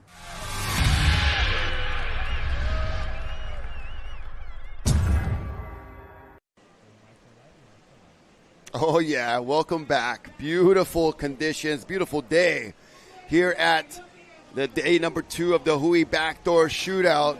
And a nice pipeline positioning ride there for Team Japan. We've got Gai Sato, Jin Suzuki, Kenshin Matsunaga, Ryaru Ito, Sasuke Kawatani, all in this heat right here for Team Japan. And I'm Rocky Cannon along with Isaiah Walker. We are bringing you the live action. Thank you to Zone Media and Ocean Paddler TV, all the team that is putting together just a stellar broadcast. We had an epic day one yesterday, continuing with the flow, getting a lot of great feedback and comments from viewers from around the world. I want to say how's it to Monica in Chile, all the way down there in South America, and appreciating the mana'o, the mo'olelo, the stories, the ike, the knowledge that we're just conversing about, because at the Backdoor Shootout, these surfers aren't going for elimination or advancement into the next round. They're not scrambling to get a 2.5 before the horn blows to advance and stay alive in the contest. They know they have at least 4 or 5 rounds to get their best waves, the best format I believe that we could work with. But that means our surfers are going to be quite patient, and there'll be times where there might not be a wave ridden for a few minutes. So it is a perfect pontification time for us to get the 2 local brothers on the microphone. Yeah, and we're so blessed to have Isaiah with all of his knowledge to share. Which I did get a message. I'll show it to you. And this guy was wanting to get his certificate. Because you mentioned last year, hey, if you're sitting through this and you're taking notes, you might be able to get some kind of ending completion. Yeah. So the Backdoor Shootout degree. Yeah, the Backdoor Shootout degree. Oh my gosh, use that one at your next job interview. They'll be like, oh, wow, what? In my role at the university right now, I do confer diplomas on students, so that is my job and authority there. But Shinpei, on this last one, trying to slow down on that inside, looks back to the barrel. Unfortunately, couldn't slow down enough. I think on the paddle back out there, he got exploded on the sandbar. I think he was just happy to make it to the end of that wave. There was my first event announcing, professionally way back when in 2009. Shinpei got a double barrel at sunset. Oh, wow. And my comment was, holy Shinpei, Horiguchi. And Bertie Baker said he almost flew out of his chair because he thought I was going to say what follows holy. And that was a great break-in. We've got an interview down on the beach. Carissa Moore is standing by. So let's hear from the 5-time world champ down there. All right, everybody knows Carissa Moore. She is an Olympian. She's a 5-time world champ. And she is the only female surfer that was out there that heat. How are you feeling after charging those really scary waves? I don't know if I was charging today, but I was surviving. My goal was just to make it out. And so I paddled out and, it's pretty scary. I'm not going to lie. But just to be out there with all the guys and feel the energy and stuff, I think it's good for me to kind of push myself outside my comfort zone. And the women these days out here, especially with Moana, who's also surfing the event, is really pushing the limits of what's possible. And so I'm really inspired and want to keep trying. Yeah. And how do you kind of hype yourself up out there when your body's saying, no, I don't want to go out there? How do you push through that? I think just making realistic goals and expectations for myself. I knew I maybe wasn't going to get like the biggest wave out there, but I was like, okay, if I can like find a little way to feel successful out there, then I'll take it. And also just having a good team that is really supportive. And I think someone just got a sick one. They didn't make it out, but it was an insane drop and pull in. But yeah, no, having a really great team with a New Earth project. They're all really supportive, and Jamie was trying to give me some pointers out there and just trying to say, hey, calm down, breathe, you're good. Awesome. And the best feeling is after, right? You get to go and relax now and kind of reward yourself after doing that.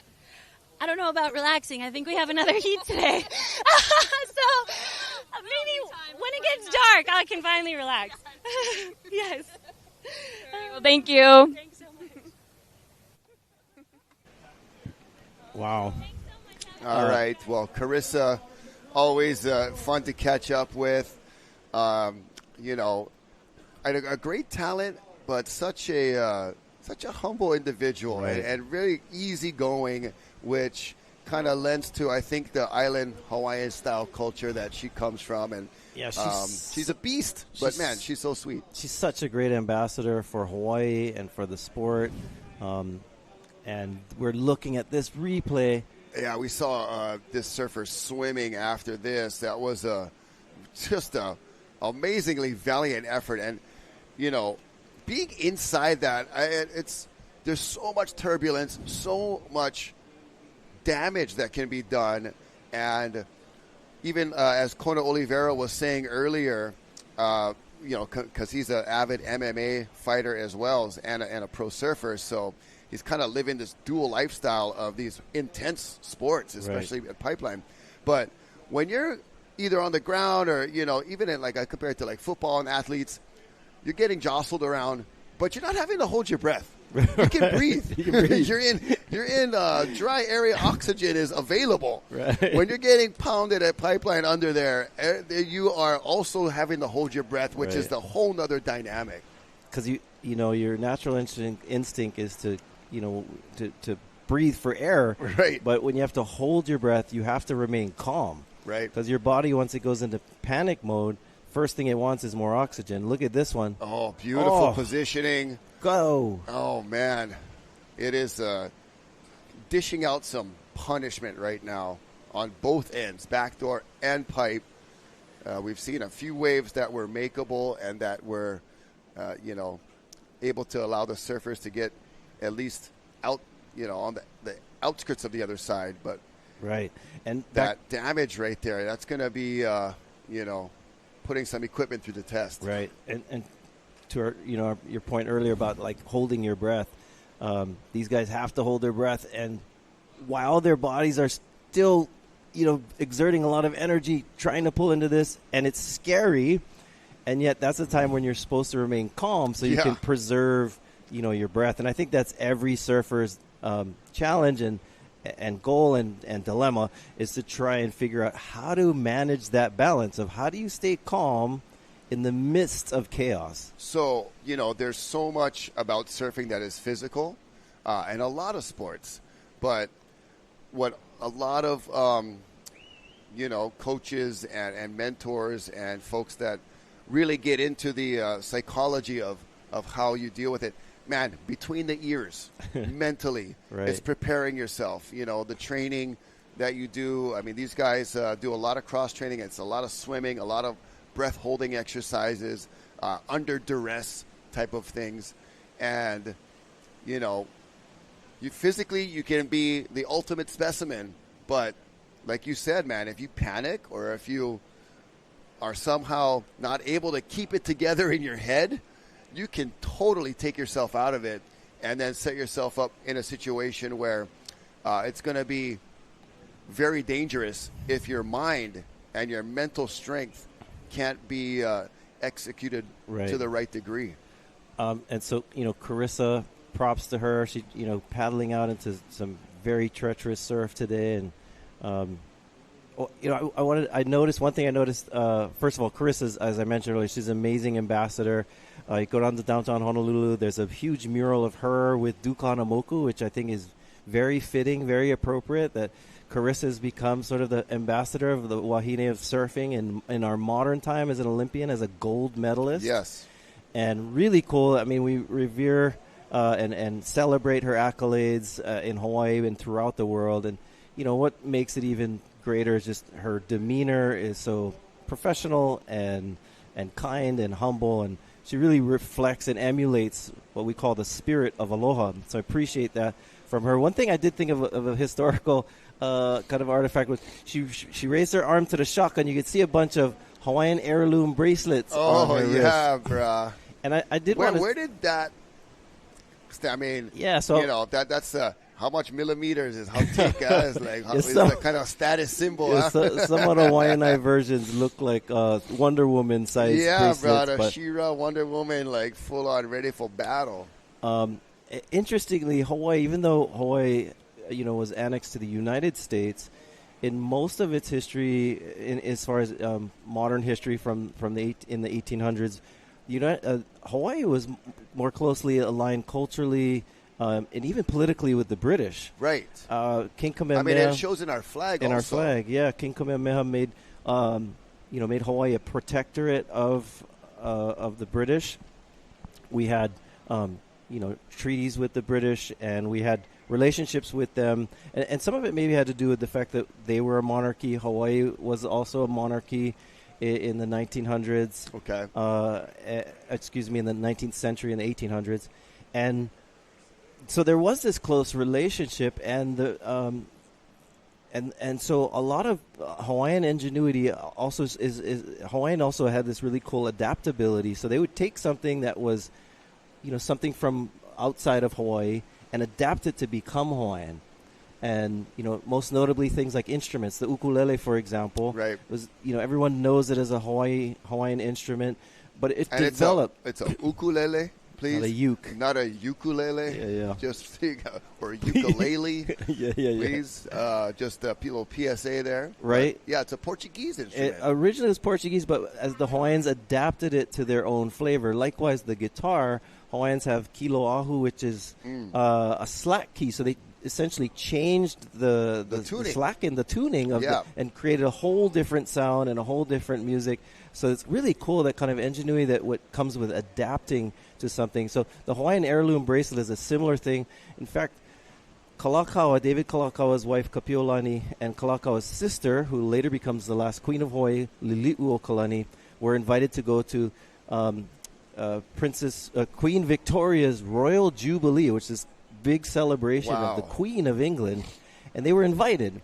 And they show up, and if you go to the Iolani Palace, I highly recommend taking a tour of Iolani Palace. When you go downstairs in the basement, they have all this displays of the jewelry that the Hawaiians created and made that had a lot of influence from the British. And when they went and traveled around the world and went to places like Buckingham Palace as invited guests, as recognized as royals in Buckingham Palace, they brought with them a Hawaiian version of things that were seen as Western. And so jewelry, also the Hawaiian coat of arms.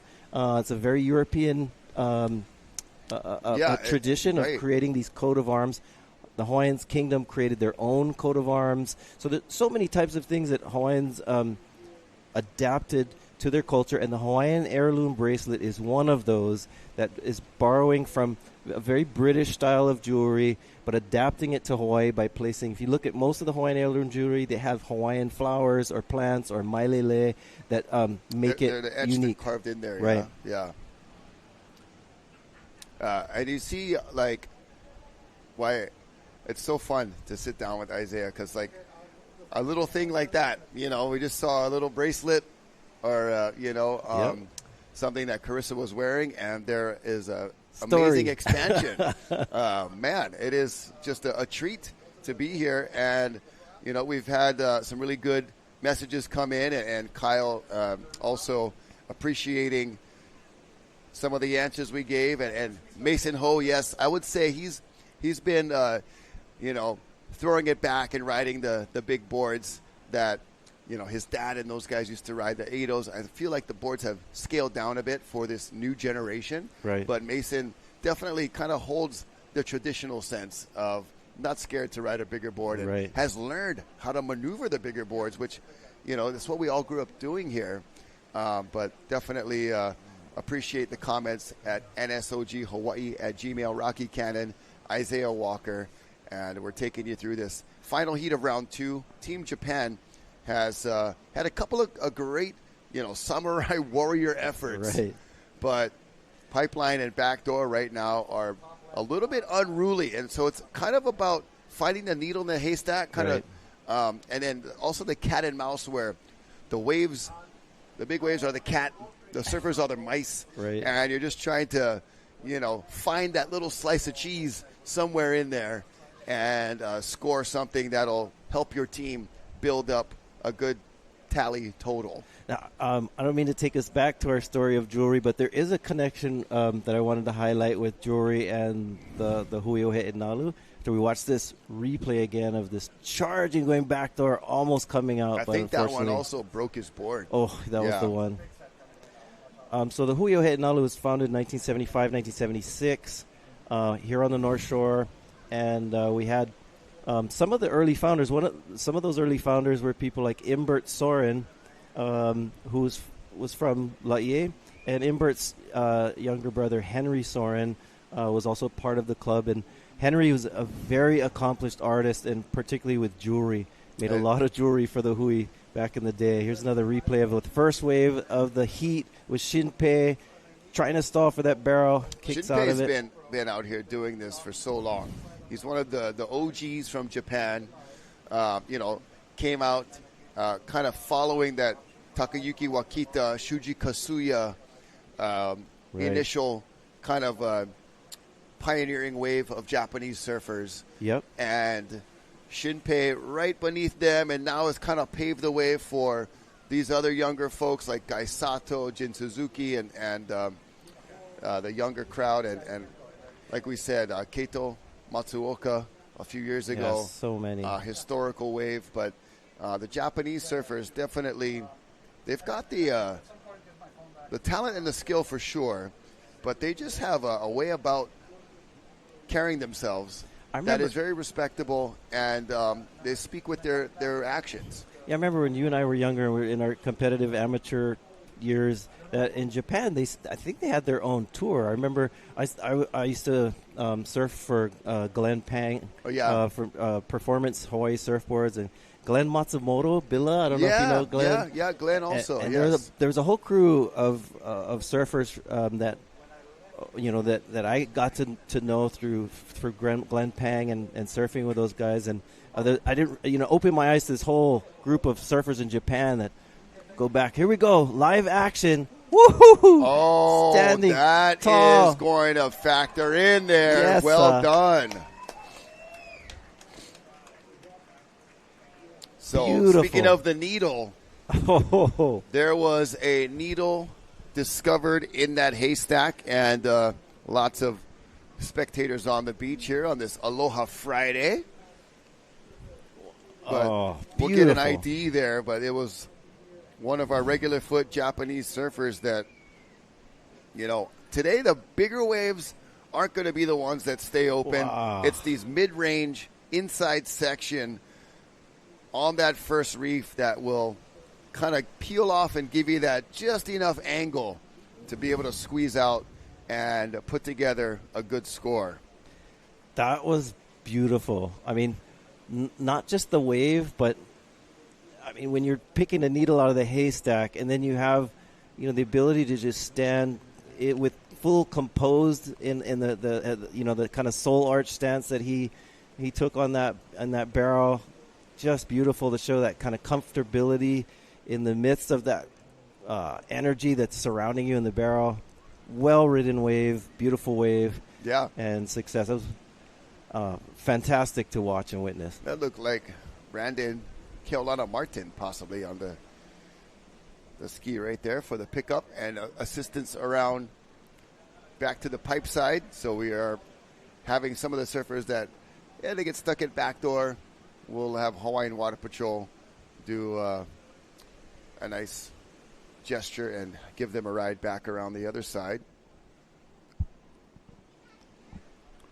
And so round 3, we're going to start with Japan, and we're going to just kind of go right in reverse of kind of the first order of yesterday's round 1. Okay. So that's how we're cycling through these rounds. So by day's end, we'll have 3 rounds completed and possibly, hopefully, have some updates on where the standings are, because these scores have been, a little few and far between for this round 2. But yesterday, man, there were some moments where there were flurries of great scores, and I'm sure that all the teams are monitoring those very closely, knowing, as we get to kind of the mid portion. So, we've done as many as 6 rounds in the past. Yep. And it all is really conditions pending, whether we can get through 3 rounds, 4 rounds, 5 rounds, 6 rounds, and typically,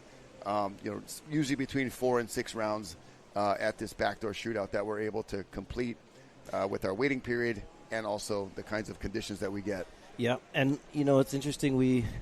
Yesterday we saw the swell slowly rising throughout the day, and I think hopefully we're going to see the swell slowly decreasing, in the sense that if the ocean does calm down a little bit more, we'll get a lot more rideable waves like we're watching right now. A split peak, our 2 Japanese surfers going left and one going right. This looks like Shinpei on the right, backdoor, pumping. Let's see if he come out. Oh, it just got a little pinchy on the end right there. So he had the right line. He had the speed. He's a pretty solid guy, too.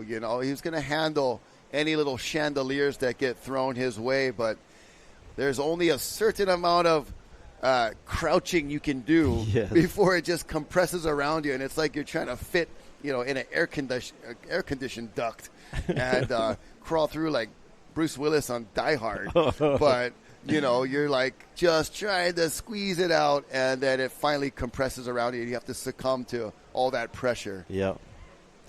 Now, Love, you were talking earlier about the kind of history of Japanese surfers. Here we go. This was the left backdoor we watched. This was a pipeline. Is he going to come out? That was so close. Oh, my gosh.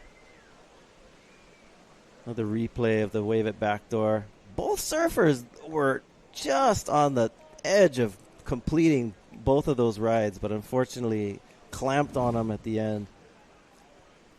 Well, we've got the Florida Panhandle checking in, and Panama City. Brother Rhett, thank you for tuning in. It's been a lot of pleasure bringing you guys not only the surf action, but with Dr. Isaiah here giving some historical context and some great stories.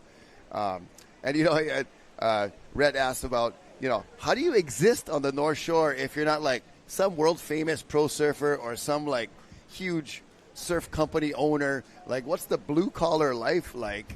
And or you're a tenured professor, so to speak. We've got the one hotel, Turtle Bay, that employs folks in different capacities. We've got several establishments up and down the coast. You may have to travel off the North Shore.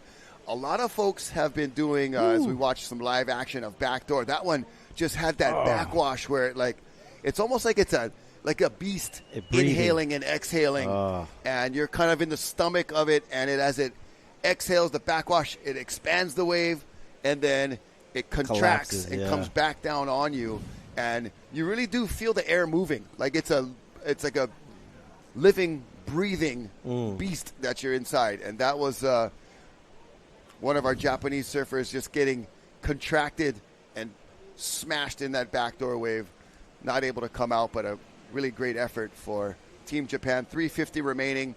They've got some pretty decent scores on the board, but a lot of folks also out here on the North Shore, to get back to that really quickly for Rhett, is being able to start businesses and work remotely. So we've seen a lot of that over the last few years where folks live out here, but they get up at East Coast time. They're up at 3 a.m. getting whatever they need to get done for East Coast office hours or West Coast, wherever they might be. And, there's you find a way, I feel like. I try and keep it neutral in my perspective on camera. I don't want to promote negativity in any way, but this is a hard one for me. And you hear a lot of this term "priced out of paradise," and that's a real thing for people for especially native Hawaiians and local families. Back before the North Shore became the mecca for the outside world to come surfing, there were a lot of Hawaiian families that lived here on the North Shore. Very few now. It's just really hard. If you do, you have to live around the corner. My neck of the woods, Hauula, Kahuku, Laie, some families of and their solution to homelessness, well, you just close in your garage and sleep in it. Multi-generational families living in single family homes. It is a struggle for us, but we do love Hawaii.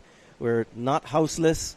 Or we're not homeless, we're houseless, as Bulaia said. Sometimes people without a house. Hawaii is our home. So it is something to think about. Like people talk about, kind of romanticize, oh, I'd love to live there and work remotely, but you got to think the impact that you do have when coming in into our community. And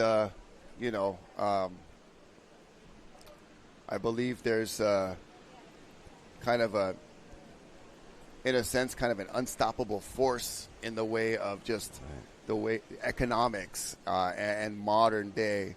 And so, either getting creative or finding some alternative or it's definitely don't recommend just sitting back and like complaining. Yeah. I mean, Rocky, you remind me of, what was that, In Living Color, him have 3 jobs. I got 500 jobs. Right. Rocky's got multiple gigs he's got going on there. You can find a way to pull it together. And great questions, good conversations. And it's awesome. Another message coming in from one of our folks about the Hawaiian steel guitar. Another, in our discussion about music and ukulele and guitar, and that is a really cool innovation. Wow, those surfers are really close together. Their boards and heads were in a very dangerous proximity, so I'm hoping everybody's okay. They've got 40 seconds here in the last heat of round 2, and they're going to stay out there for round 3. But you see them all kind of tightly packed and in a row right there, just like miraculously nobody got any fins or sharp edges contacting them. Which does happen. A good friend of mine, Tamayo Perry, was in a situation just like that, and the fin of another surfer's board hit him right in the head. Very dangerous. Yeah, we've got a question coming in from Brother Shane about Team Australia. And, we've had Australian teams in the past, and it's just we've got room for 8 teams. And when they're able to join, it's great. But great questions, you guys. Keep them coming at SOGHawaii@gmail. And we're going to take a short break here between rounds 2 and 3, and we'll be right back with more 2024 the Hui Backdoor Shootout right after this. Stay tuned. Aloha.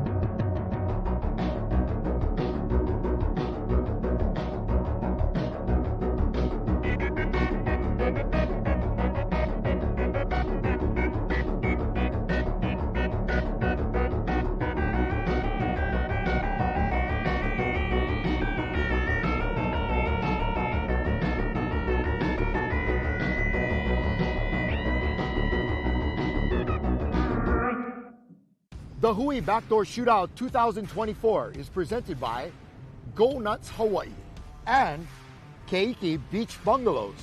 Special mahalos to the members of the Hui o He'enalu, Monster Energy, Athletic Brewing, Sinaloa Tortillas, Odom Water, Waiakea Water, Saltwater Society, Haleiwa Juice, This live presentation is produced by Zone Media, creators of Ocean Paddler TV, Hawaiian Extreme Sports TV, and In the Zone.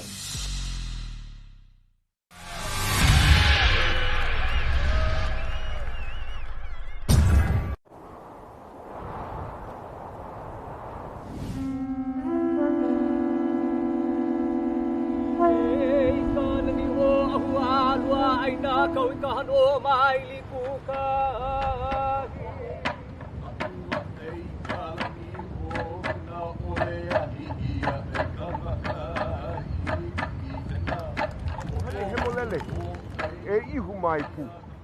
E ia kaha. Ma ke alo. Ko o leo mahalo.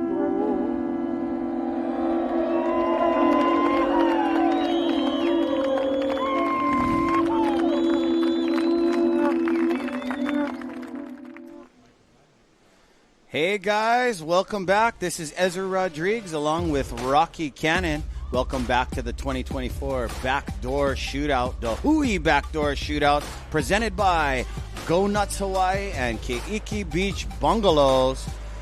How you guys doing? If you guys never stayed at the bungalows, it's a must when you come down to the 7 Mile Miracle, currently in the water, and this is now their third surf. Team Japan has agreed to stay in the water for 2 30-minute heats. I find that smart as a surfer. They're warmed up. They're in there. Here we go. Not a very scoreable wave, but he's going to get his feet in the wax as they've already surfed a 30-minute heat, okay?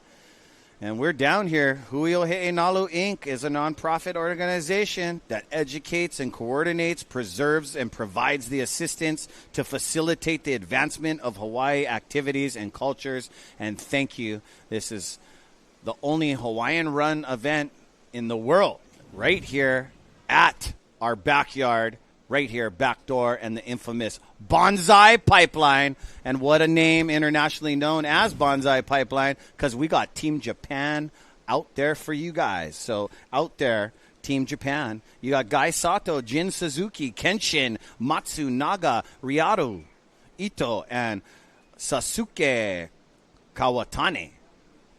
So these guys, man, I got to say, some of these athletes, Rock, they've been getting some brutal beatings. Did you see Jamie O'Brien in that last heat before Team Japan? That is more human than the human. He looked exhausted coming in, but that's J.O.B., freak show. He knows what he's up to. That's pipe and Backdoor.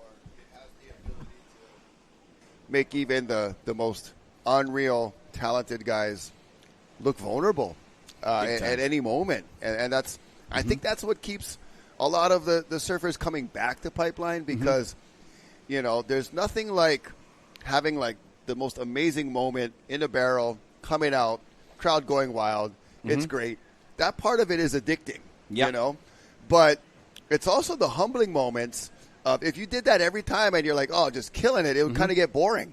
Yeah. It's good to get a good beating once in a while. Oh, yeah. That makes you feel alive. Yeah, you don't realize you don't feel alive until you almost die. You don't see Jamie O'Brien take beatings, but to get the score at this girthy 17-second swell, he took a mean backdoor, and then he took about 5 or 6 waves on the head. Yeah, and then those 2 waves at Pipe where he was kind of hung up at the top. Huge. Did the full, leaping from the second story. And but I think the beauty of this spot and the gusto of the surfers that steadily put their time in out here is that you never know what you're going to get. You could be having a wave of your life, or you could be fighting for your life. Big time. And that's part of the draw as well. Yeah. And Team Japan, they know you never know what you're going to get, and these guys go, bro. Yeah. They're born with the no-hold-back reflex, for sure. Definitely what the you got coming in warrior. On your emails, brother? So, got some love from the East Coast. Nice. East Coast in the house. Waters up there, and appreciating some of, Dr. Isaiah's history. Big time. Appreciating the fact that, we have many moments where these surfers are just being patient for the right wave, and we can talk story about any kind of stuff. Yeah. We're not having to like, oh, so-and-so needs a 3.7. No, whatever. Makes it different. It's really a nice casual more independent, free atmosphere here. And our friends from the East Coast had waves that looked like Pipeline and Backdoor. Yeah, freezing there's times cold when weather. they score, man. They had those swells. I watched it. Thank you, Dylan, for the comments. We appreciate it. Yeah, Dylan. And nsoghawaii@gmail if you'd like to send us a message directly here. And got folks that are tuning in from South America, from Chile. We had yesterday a couple of viewers in Great Britain and that UK European region, and Australia, Spain Brazil. as well. Yeah, it's been really good. And thanks, gang. Team Japan, so they're getting started here with round 3. So we kind of reverse the orders. So a new Earth project will be up next. Yep. So a quick turnaround for these last couple of heats. Yeah, New Earth project. They just had one of the biggest heats in their second surf. And you see the artwork, the easel down there from Hilton Alves has been just a tremendous addition to our community. Moved here a couple decades ago from Brazil and is now in our local community right there at Kahuku. And look at that painting, where it came from. Has been so instrumental in beautifying our community. Yeah. He takes these big walls or cement sides of buildings and things, and will ask permission, whoever the owner is, and show him his artwork and what he's capable of, and puts up these just amazing murals that are much better to look at. Oh, big than time. just some cement wall. I rather that brick wall start going on the walls. Right. All those guys, he does it. Kamehameha. I mean, Yeah. let's go. Let's put artwork on our walls. We live in paradise. We've got a lot of big canvases to all use. of our, like mythology and folklore That from too. Professor Isaiah, that should be boom on our walls, canvas, because we all know what Wyland did, North Shore Wyland. Right. You still got his buildings, but I feel even also Ron Artis. Yes, Ron Artis, just a great artist, and rest in peace, Ron Artis. But his family, very instrumental in the music business and doing artwork as well. So the Artis family, you guys, we're thinking about you when we talk about community beautification. Team Japan kind of just waiting for the right moment to strike. They've been quite patient. They've taken a little bit of some poundings the last heat. Oh yeah, but they always get waves, there were these some guys. great waves that came through and potentially put some meaningful scores on the board. Yeah, Guy Sato came out of their second round, and now they're right back to back in their third round. Okay. So, Mr. Clifton Botello, I hear him calling up New Earth Project. We want our teams. If you're watching in your house, New Earth Project, you guys are getting ready to go. Yeah, I saw Jamie walking down. Yeah, Carissa on camera, Moore, so. J.O.B., Koa Smith, Shaden Picaro, and Matahi Drole. Awesome stuff. And got to catch up with Eddie Rockman up there in the tower, Uncle Eddie, to us. And he was talking about the Tahiti thing. And I'm stoked that Matahi, that you're letting everybody know about what's going on in Tahiti. So Uncle had a few things to say about that as well. So right on for keeping us educated. We are a surfers union. We got to communicate. Communication is key about all kinds of sorts of things, because if we don't communicate, oh man, can you imagine? Yeah, and even had some surfers checking in from Virginia Beach over there on the East Coast. Yep. They also had massive surf just the other week. Speaking of massive, check out the top of your screen there on the horizon. Huge. Just a big, huge wave crashing in super deep water. That's when you know it is going to be a large one, because, that deep water, waves don't normally break out there unless they're a certain size, and the size is humongous. Humongous, yeah. And like you East Coasters out there, you guys had some great surf, sandbar. I've seen the stills in the video, but no Hawaiian Water Patrol jet ski assist. When these guys get flogged in the cold water, I watch them as brotherhood. The guy is freezing, draining out his nasal cavity, and they go paddle back out. I mean, my hat's off to you, gang. That's core, man. That is waterman kind action. Yeah, we appreciate all of our fellow brothers and sisters of surf around the globe, especially when, man, I don't do well in cold water. I'm warm-blooded, born and raised here on the North Shore. It's tough for me to get motivated when the water is below 60 degrees or even below 70, and throwing on a wetsuit, that whole process. But I've had some really good fun in cold water, but it is a huge commitment. So we definitely give you guys big time props, because when it gets big, that's brain freeze. Us Polynesians can't even. We can hold our breath long time, but when you add us into that element, it's like sticking your head in a cooler. But no can focus after that. Some big waves coming in now. Those ones we saw on the outside for Team Japan, and they're just gonna let these cruise through. Not really the proper angle to give them an opportunity for a nice in and out barrel, but we're just appreciating all that energy, big time the power energy. of the ocean. Just an amazing thing to witness. And hopefully those of you watching online, someday, sometime, you can make it down here live and really get to feel and see the power that Pipeline provides. Because when you're sitting down on the beach, you can, right there, there's Hilton Alves right there. All right. Hanging out with the Groms. And, he does a lot of good stuff, too, like teaching art and giving a lot of his time to spend with the youth. And I watched that masterpiece come from just a backdrop to when me and Clifton just leaned over the railing. We couldn't believe it. We were talking. We had surfer Joey Johnson checking out the action. He couldn't believe where the painting came from. He just 3D. There he is, checking out the majestic bonsai pipeline with Team Japan out in the water. Yeah, check out his things online. Hilton Alves. Posters Alves and is, Instagram. You can check him out. Apparel went so quick. And he was signing posters yesterday, and that's how quick. We're out of posters, but and we only have like an hour ago, there was 5 more shirts left. A couple double X's and triple X. But you can go on dahui.com if you're watching live right now, and dahui.com has what you need. We just need to get the merchandise down here tomorrow on our third day of competition.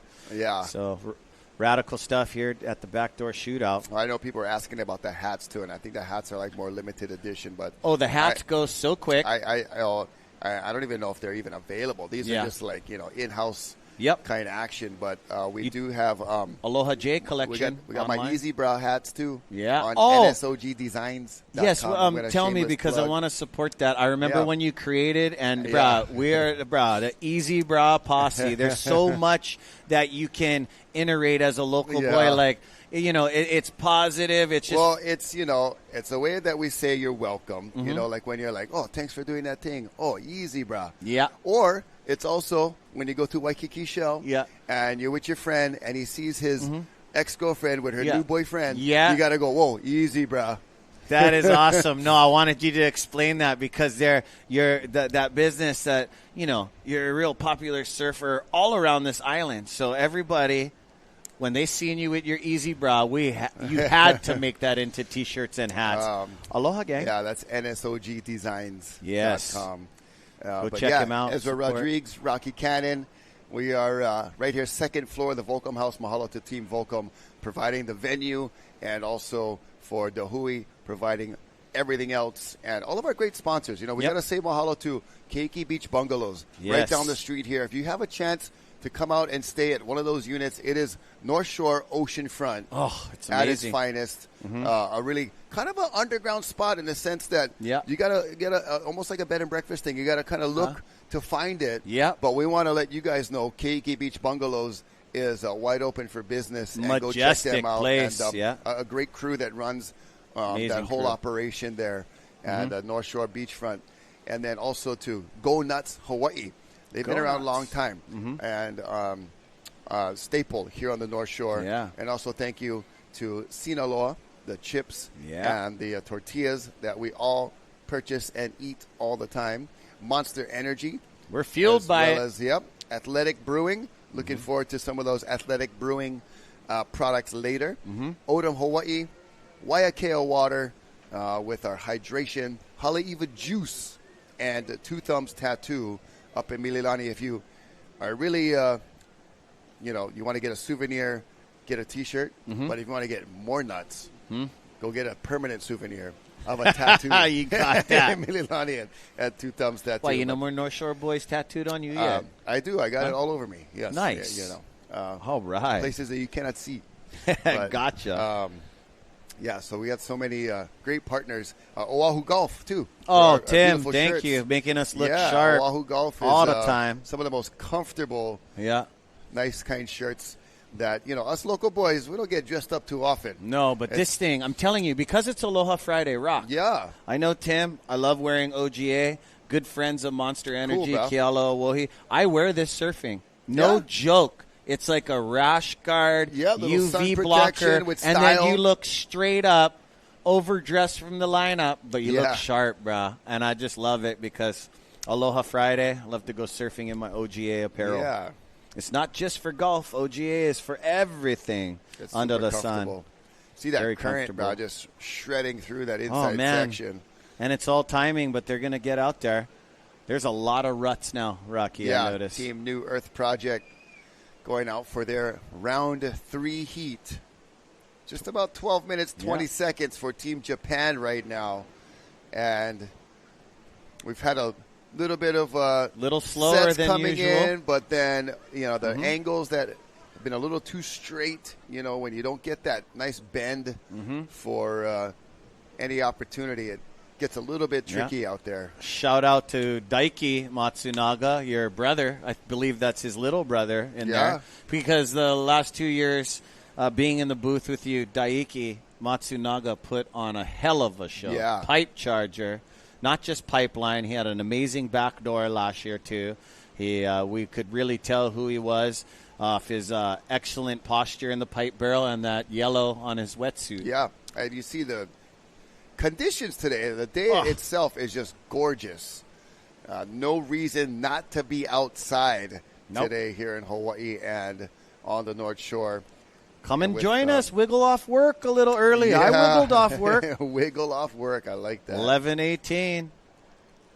But when you come here and if you wiggle off work and come over here to think that you're going to get a little surf wiggle, it's a'ole. No. The surf is massive all the way down the coast. As me and Rock can look off this balcony to the left, and it is like, what do you call that? Is that outer Rocky Point? Yeah, it's like outer How far? Pupukea. How far from the point of Rocky Point would you say? 400 or 500 yards. Sheesh. So it's bombing way out there. And see some of the lines coming in there. The horizon a little hazy. We've got some cloud activity way out there, but visibility all around really beautiful. Water clarity is pristine. Look at how different all the ruts and everything look today. It's a whole different reef landing. Things have been adjusted overnight. So low tide is still approaching. We had a high tide this morning, so that will just you see the numbers of tide, the difference. We don't really have big tide changes. A lot of questions regarding Hawaii and our tides get asked a lot by visitors and folks that surf here or that come to surf here. What's better, high tide or low tide? And, there are times when it'll be maybe a 2.5 foot difference from low to high tide, which is quite small relative to folks on the East Coast that can see a tide change. A tidal bore. 30 to 40 feet. Oh, man. Low tide is so much different than high tide, even in California and other places like that. You're not going to see those big tide swings here in Hawaii. I think it's because just the water is so deep off of the shelf outside. So, you'll get a 0.1, 0.7, 0.2 type of thing. But at a place like Pipe, it can make a difference because it's already super shallow. And the less water you have on the reef, the more dangerous, obviously, but the hollower. The hollower it gets, So I wanted to ask you at 3 p.m. as the tide goes down, for what you're seeing right now, Rock, and you being an amazing pipe surfer, is the tide going to make it better or a bit more dangerous? Definitely hollower. I believe both. As we watch Shinpei at Backdoor And just he had a getting- beast of a wave in his second round heat. But that tide going low at around 3, it's not a huge swing, so we may not see that much of an effect. The swell is tapering off as forecasted, so we kind of peaked yesterday afternoon. I think when we left here after the last heat, and I glanced out at what You've was seen happening. what we see when it we was bombing, yeah. and had that really nice westerly direction, but when it peaked overnight, and this morning had a little bit of a lump to it, but it's provided enough scores to keep us running today as we watch Shinpei. Nice slow-mo takeoff right there, and finds the barrel, finds a good line, but the wave just outrunning him on that little inside section, providing not enough room for Shinpei to get out of it. You could tell by his body language on the bottom turn. He looked down the yardage way, and he knew that that thing was going to close, so he adjusted his body and got some travel time. Again, shout out to Trent Puahi.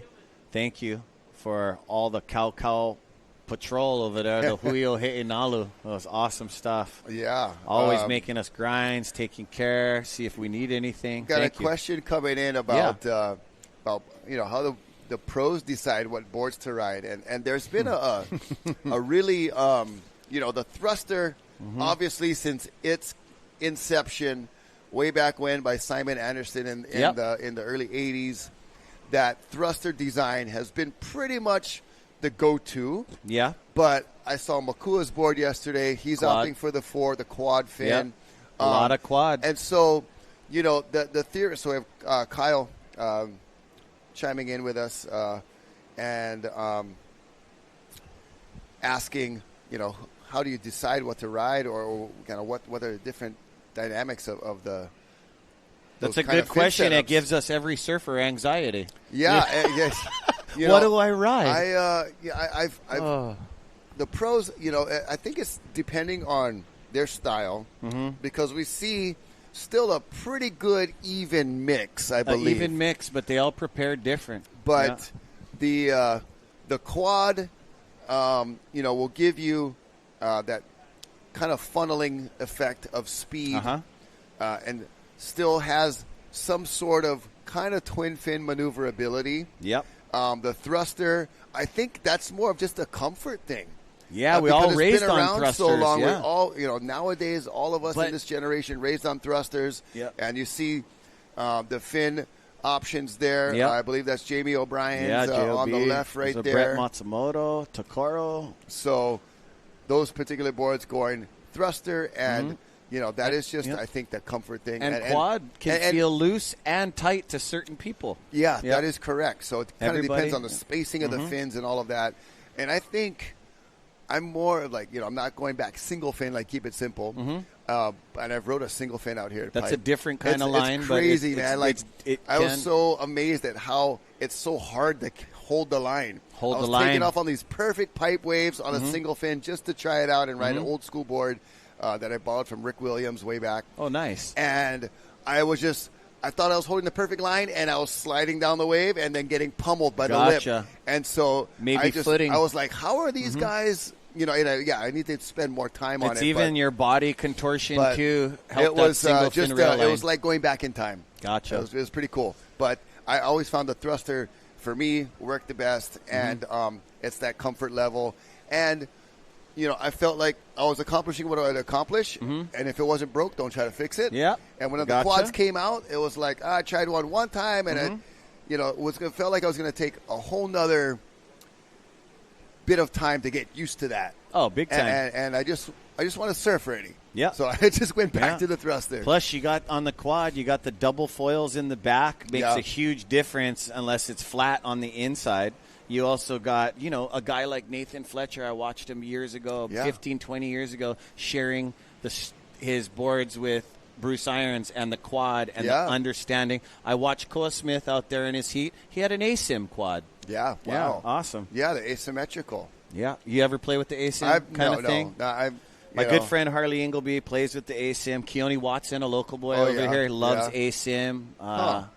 Yeah, it's definitely a talk. You see these guys get together, and It's really functional, It's- but I'm not, like fin It's placement. a cult, man. Yeah. No, I'm just kidding. No, I mean, I'm I just just, kidding. when I go surf, and it's funny that question because, like we were talking about me and Ulu Boy, like how everybody prepares. It's like, do I wear a helmet? No. Should I wear a leash? I don't know. Should I ride this board? There's so many elements that fall into preparing to surf. So when you got a lot of boards, that's a really cool thing as a pro surfer, but then you got another problem.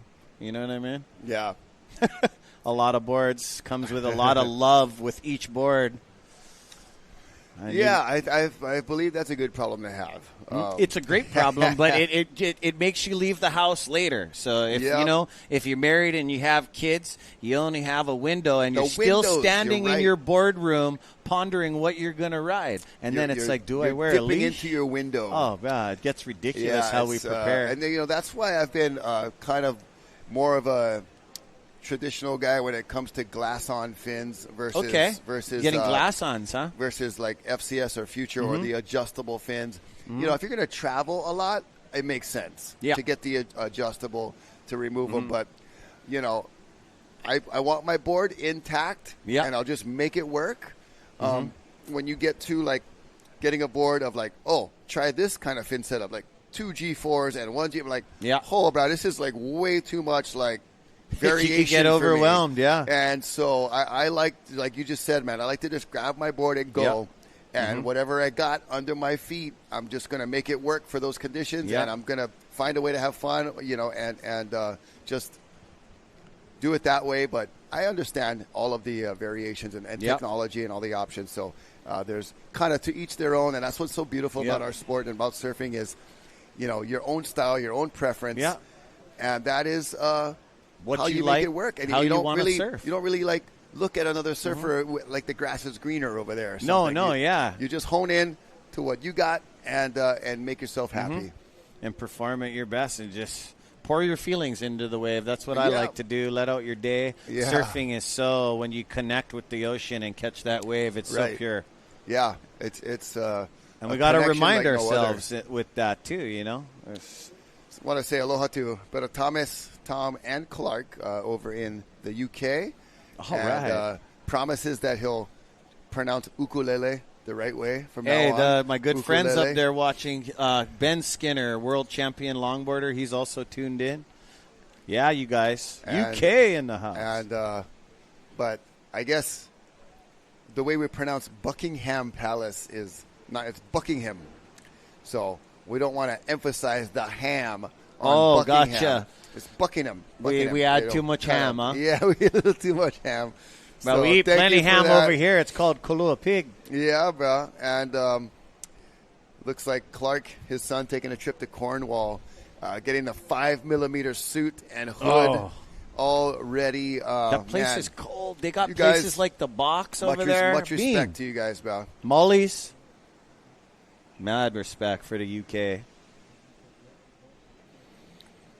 Well, just got a notification. Thanks, guys, for supporting NSOG Designs. All right. And my Easy Bra design. We've got hats and shirts and all the fun stuff. Here we go, up and riding in that blue helmet, the regular foot.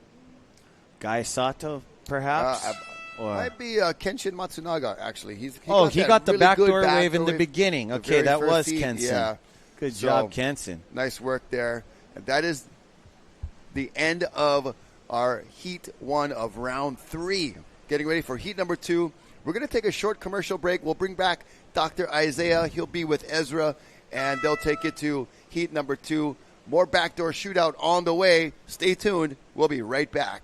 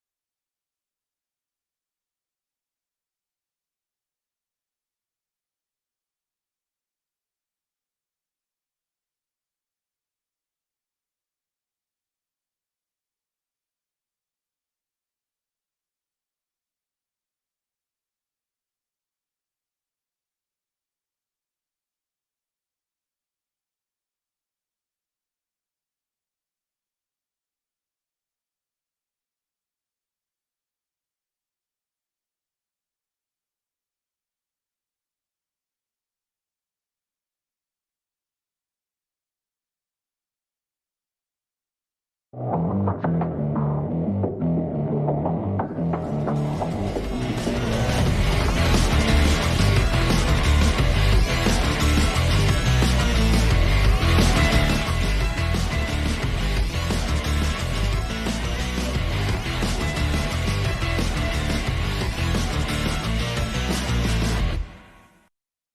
two, bring it back.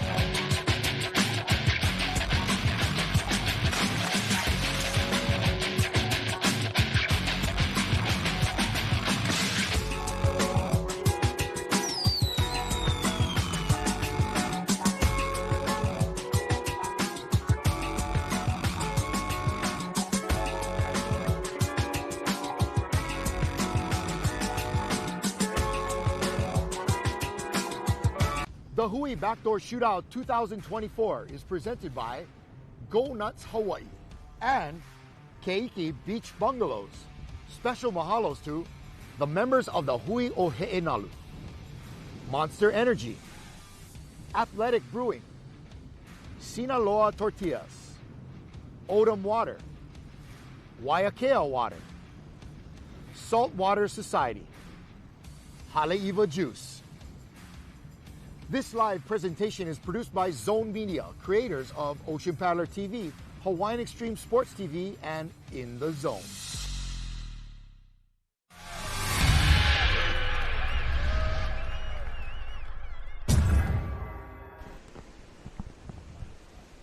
Hey, welcome back, gang. Check out this amazing scene from Zone Media. My name is Ezra Rodriguez, and I'm back in the booth with Professor Isaiah Walker. How you doing, my brother? Oh, doing good, Ezra. And it's been an exciting event. It's on day number 2. Yesterday we had some great surf. Today the waves are a bit bigger. Oh. And but we've also seen the swell. It looks like it's I don't want to say calming down, but maybe clearing up a bit.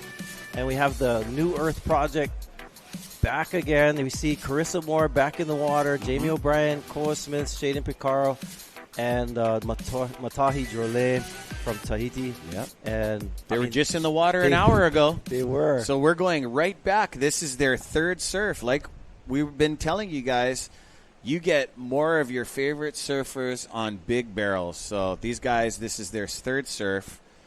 And, man, we're going to go right back up in reverse. So you guys stay tuned. We still got a massive swell. We're waiting for it to kind of subside and peak just a little bit so it starts grooming itself just a little bit more. But from what I've seen from Jamie O'Brien, you guys watch that. Yep. Jamie O'Brien worked so hard in that heat, and he's back out here after an hour.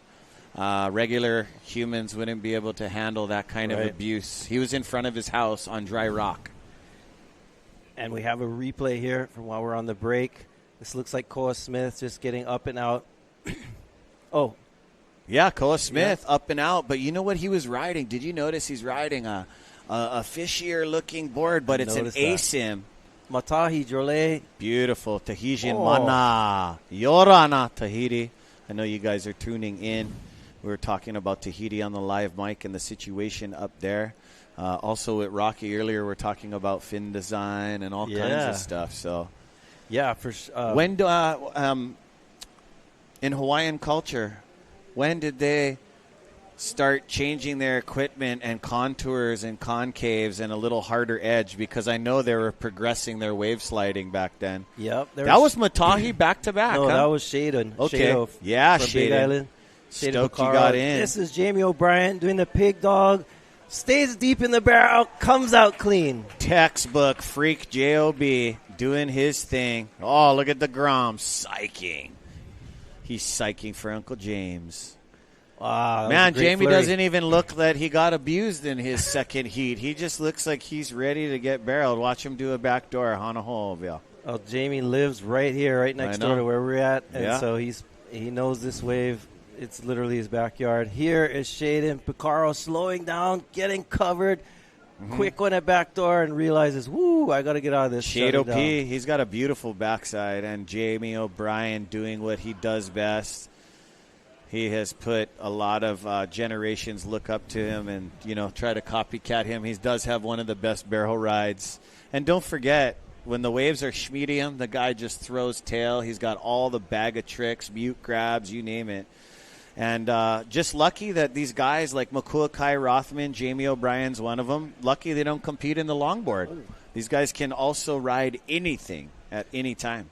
That is true, and I think that's a symptom, a positive symptom, I guess, of growing up Very in is. Hawaii. Mhm. I noticed I was actually surprised the first time, I was surfing outside of Hawaii in California. Just it seems like each discipline is so segregated. And a lot of beaches, in fact, in California, like you cannot, ride a surfboard in a black ball area. Yeah. Or bodyboards are separated. I know, but the best part of the wave is over there by the black ball area. Right. You know what I mean? And you got one guy drowning in a Speedo. He's just getting wet. But like when I grew up, and this is maybe common in Hawaii, that everybody caught waves of your bodyboard, surfboard, shortboard, longboard, and especially in Hawaiian communities like a Makaha, for example, they really celebrate the diversity of kind of wave riding crafts, and so you're right. Like guys like grew up here, Jamie O'Brien, and so forth. I remember watching, there's keiki contests that we have in Hawaii. The Menehune at Haleiwa,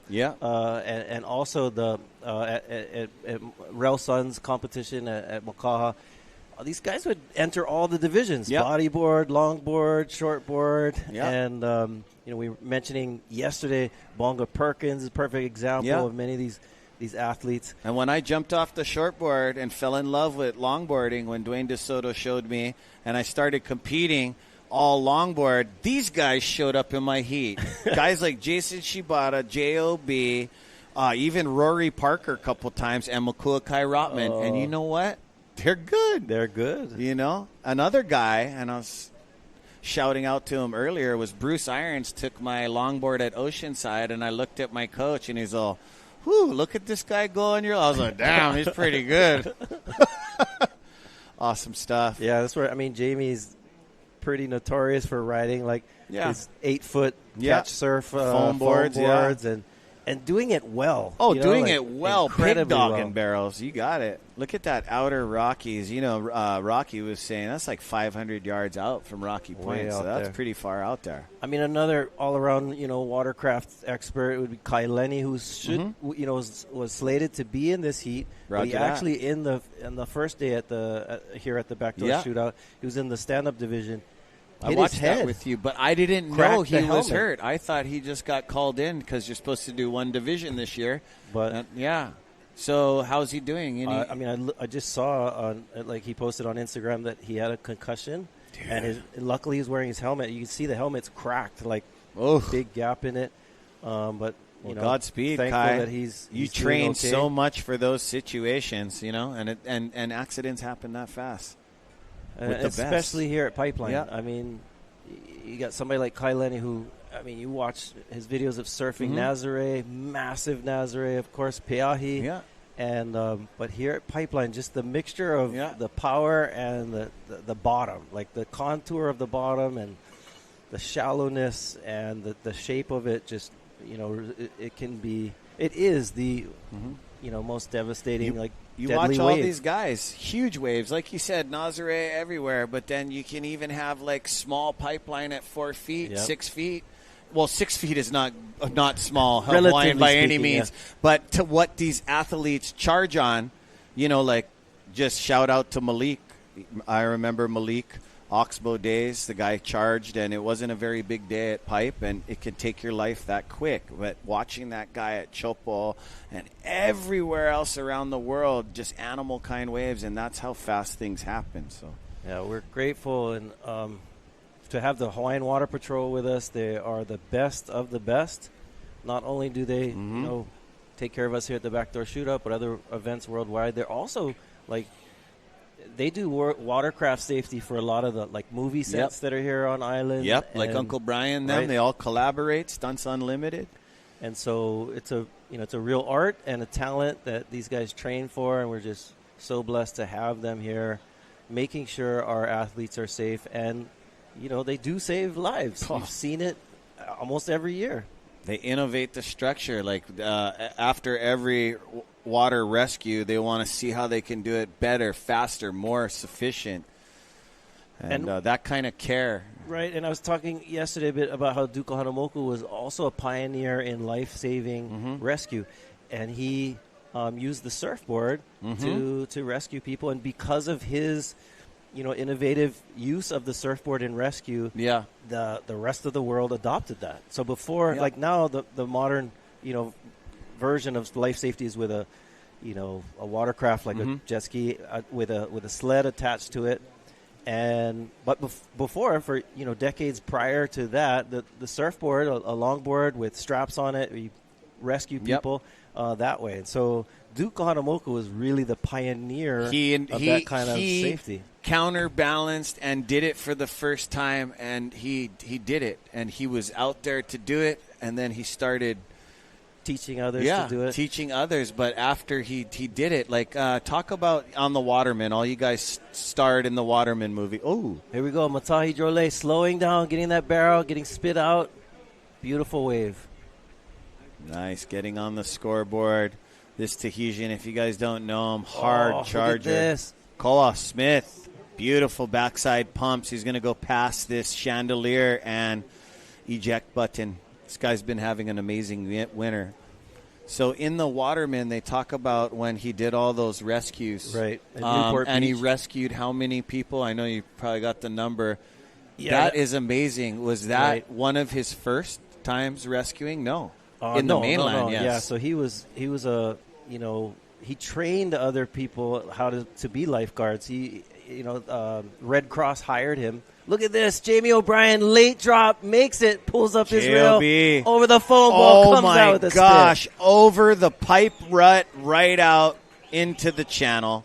Big round of applause. Look at that. Monster Energy drinks. Jamie's just got this so dialed. So dialed. He's looking so good. Last year, never really got on the board. And this guy, still to this day, this guy can win any event. J-O-B. And wow, yeah, I mean, he was a standout yesterday. He had this one where he let go of the rail. Yeah. And kind of a little reminiscent. He even made mention to it that Kelly Slater had one similar last year at the shootout where he just let go of the rail and pumped standing up. And then just now, I mean, it's so classic J.O.B. the way that he falls into the pit under the lip of the wave, dragging his body to slow himself down and to regain composure and control on his surfboard. Amazing. J.O.B.'s definitely got the job done and wired. And Carissa Moore is out there. Big round of applause, you guys, at home for Carissa Moore. One of the only two Wahines in the event, Moana Wong. That was beautiful from the water angle. He wasn't as deep as this kid can go. Koa Smith, amazing on his backhand. He's riding a quad ASIM there. Oh, you can see that J.O.B. late over the rut. Ollie's over the foam ball. Yes. Oh, you seen that? This brother from the days. Yeah, so I really admired that in the movie. After he did all the rescues, he went back out and grabbed all the dead bodies, Duke Kahanamoku, and then he paddled yards down the beach. He didn't want nothing to do with the news, no questions. He did what he did. That's amazing stuff. Yeah, that's hard. I mean, because you're right. Like he had, he was just himself and on the surfboard, and he brought in as many as he could. It's cold. He brought in all of them, but unfortunately couldn't save all of them. Everybody. So it must have worn on him as a person. For sure. And as a lifeguard, anybody who's in, life-saving or in, our fire department and people that are in the business of helping and saving lives. That point in an emotional his career level to it that's taxing. Yeah, that time in the movie, the documentary, that point in his career, was he already a lifeguard at that point? Well, lifeguard is a little different. Lifeguarding as a career isn't something that, at least in Hawaii, wasn't really a there career. Yet. Yeah. Okay. So it was really just the early we honor days him as one being where we are now. Okay, roger that. And actually, I mentioned this yesterday, but important note is that oftentimes we point to Duke Kahanamoku, of course, rightly so, as the father of modern-day surfing and of all these accolades and of life-saving and so forth. But he wasn't. He was a part of a generation, a group of Hawaiian watermen that I think sometimes Duke's popularity may eclipse some of these others. So a perfect example of this is George He didn't Freeth. never want no limelight. Right. Yeah. George and people Freeth take advantage of that. Was a little older than Duke. Grew up surfing also in Waikiki, and was an avid swimmer, a water polo player. I don't know if people realize this too, but Duke Kahanamoku was on the Olympic water polo team. Wow. Okay. And so they played water polo, but George Freeth was actually a forerunner to Duke in a lot of these types of things, particularly in life-saving rescue. George Freeth moved to California, started this Huntington Beach Surf Club, taught people how to surf, and was hired to ensure safety. Went around all these pools. There were these swimming pools that were becoming a thing in America at the turn of the 20th century and early 1920s and 30s. And George Freeth was right in the middle of that. Oh, speaking of the middle of that, these guys are right in the middle of this wave. over. Duke Kahanamoku never played water polo. No, Duke was. Yeah, he played was, right? on the Olympic team. They didn't talk about it that much. Even in a lot of write-ups about him, they don't make a mention. And just wanted to shout out to your sister. You're talking about water polo, sunshine topping, and your nephew, P-Man. P-Man, Pa'oa. Yeah, I've Actually, been watching him. You talking about water polo. Yeah, Pa'oa Kalani is actually Duke's name, too. It's interesting. My nephew shares the same name. Yep. Pa'oa is the Kahanamoku family's name on his mother's side. Yep. So Duke's mom was a Pa'oa, and a lot of his Hawaiian family and friends would call him Pa'oa. Yeah. Duke is, his birth-given name, which, by the way, Duke, that name comes from the Duke of Edinburgh, who was a British royal. Yeah. Who Bernice Pauahi Bishop, who was a Hawaiian ali'i, I guess supposedly named Duke's father after this Duke of Edinburgh, this prince of England. And I was mentioning earlier how the British Crown and the Hawaiian Kingdom had a lot of interesting relationships with each other. And so it's interesting that Duke gets that name from the royals of England. I love it. And so it's kind of you talked about water polo. I love that sport. I've just been watching your nephew and my nephew, but your nephew, I call him P-Man. Awesome stuff. Actually, Topping Ohana, thanks for chiming in. Also, while I have you, it's very interesting. I was at the Volcom house behind the scaffold. I ran into the Roberson, Kaleo Roberson from Maui. I want to introduce you later on when we're not in the booth. Did you get to talk to him? I met him downstairs. Okay. Yeah, just a quick handshake. He has something in his Maui yard that happened way back in the day. He wanted to talk to you and get some mana'o. Beautiful. Gave me chicken skin when he told me something about a Kamehameha King fell in his backyard, and he wants to talk to you about it because you might pick it up right off the story. So that's one awesome thing. Every year we have Professor Isaiah Walker here. He's an amazing man. He's a family surfer. You guys, you're so educated about everything, but you also have to check out his book, Waves of Resistance. You're also working on another project in the middle of it, but I'm very excited. Yeah, I have. It ain't easy what you do. Right. And, in academics, you publish books, but also there's a series of articles that I've written that you can find online as well. So it's been real kind of a cool thing to do is to take my passion of surfing and to make it into a career in a different sort of a way. Yeah, but you went into surfing, and so much mythology and Hawaiian folklore is in there, and more of, stuff that people had no idea about. Right. I thought Jamie was going to turn around and go on that one, but opts not to. And we have 4 competitors. You can tell our surfers are fighting with the outpush. They're getting outpush, and then they're forced in. Sometimes you got to like that. You got to time it. You get rotated out without paddling, save energy, and then you got to realize you kind of got to hang on the inside before you get pushed out of that current line. So very cool. We have we got some when you hear those whistles, that means a significant catchable, maybe a 12-point ride might be on the horizon. See Jamie making a move going deeper. See if he pulls the trigger on this one. He looks like he's going to look at it. Nope. Oh, why you got to jinx me like that, Jamie? I was ready for takeoff with you. Oh, beautiful. We had the drone footage. Showed the rainbow just from the mist of the wave there. mentioning earlier, the beach park here is known as Ehu Kai. Ehu Kai is this mist that you see generated from these waves. And so the air down here, when the surf is pumping and large, it creates a misty air to it. And Ehu is also a color, like a reddish hue. And often we get these beautiful sunsets here on the North Shore. And that's where it goes through the spray. And that's where the spray, the lighting. There's so much deep in Olelo. There's a lot of meaning. More meaning, not just one meaning, and not just what you see. Yeah, very poetic language. Matahi taking a dig, trying to get over to the back door. Oh, is Carissa going to pull the trigger? Oh. Wow, you see that sand kick up right there? That's 1 foot of sand right there.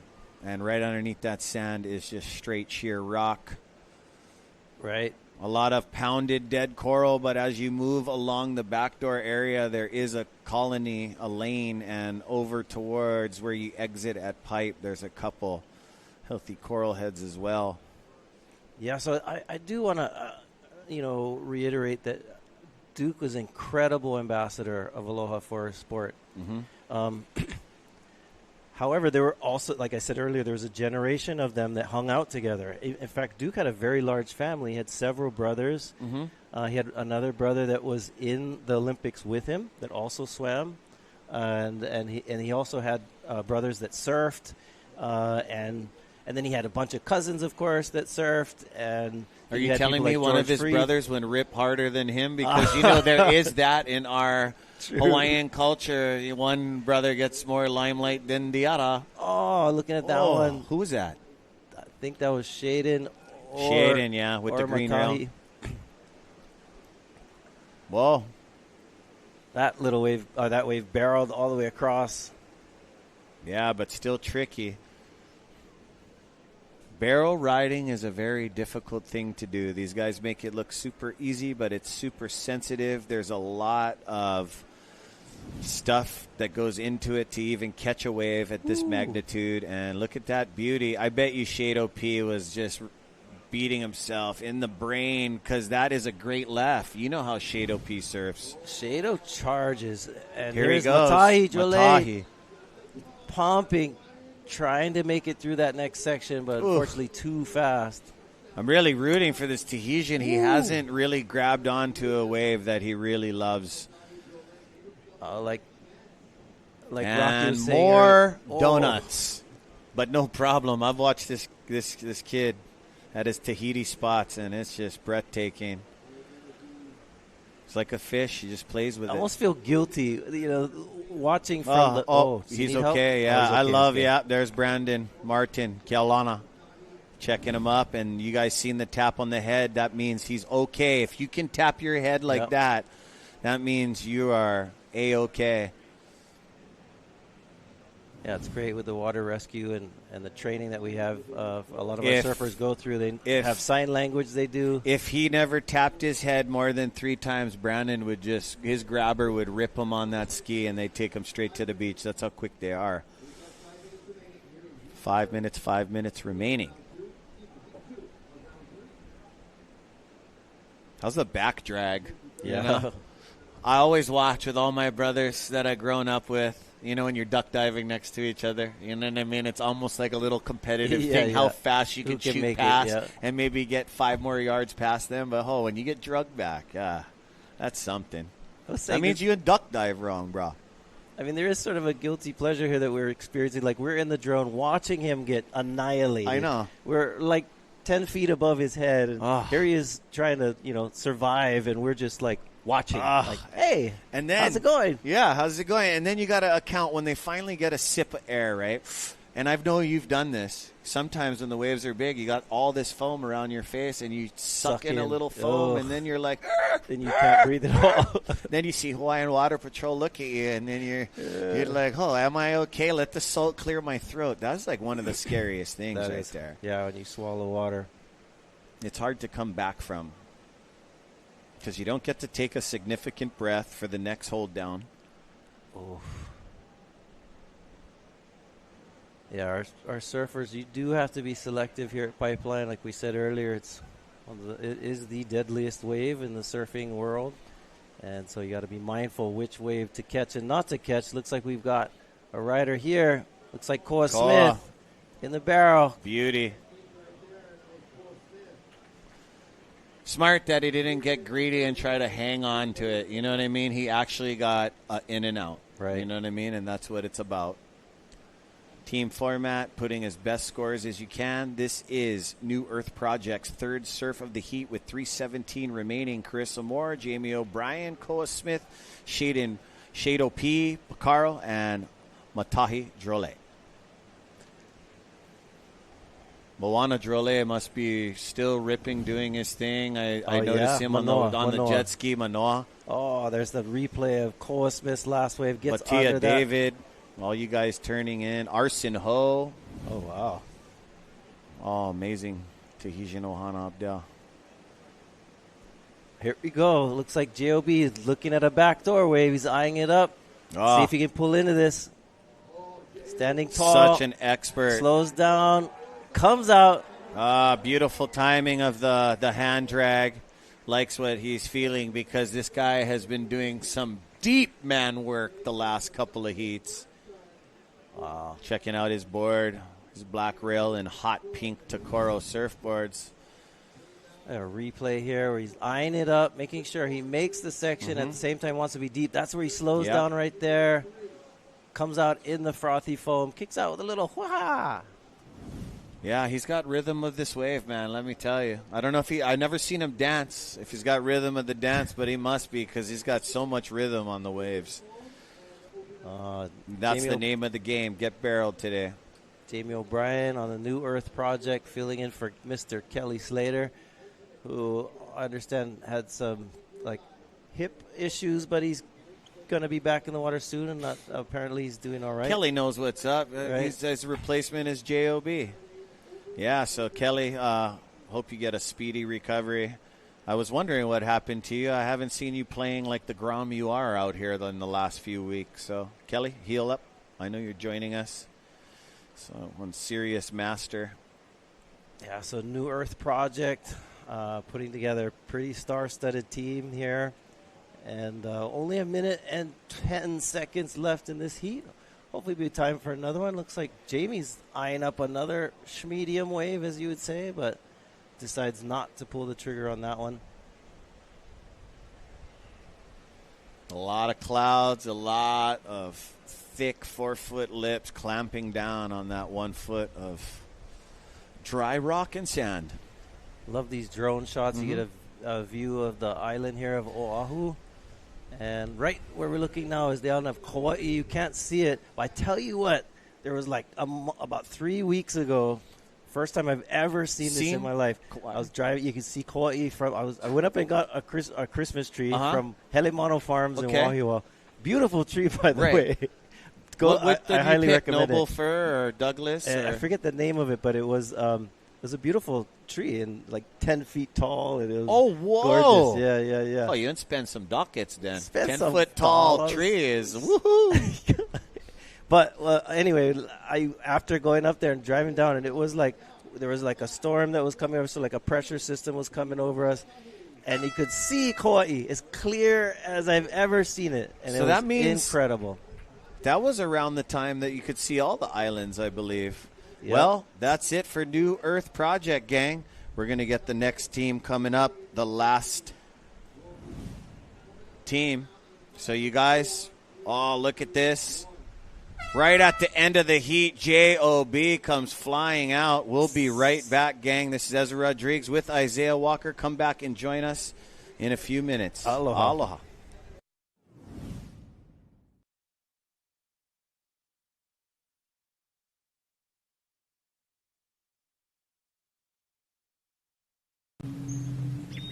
Got a large, long period swell heading towards the Hawaiian Islands this weekend. 40 to 60-foot faces and exposed spots.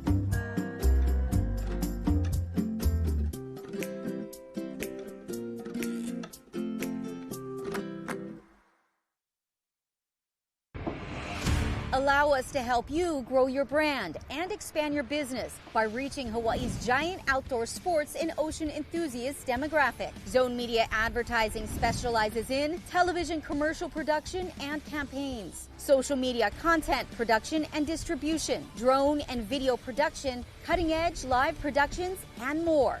With over 25 years leading Hawaii's action sports market, give us a call to find out how we can help you grow your business.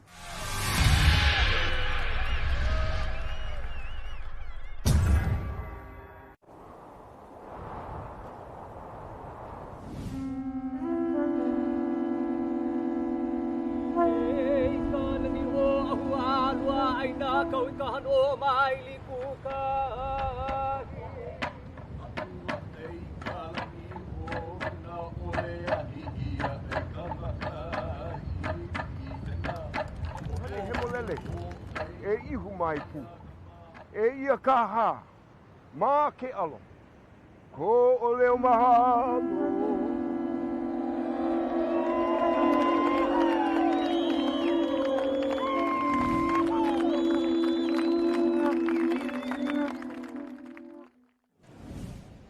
Aloha mai kako.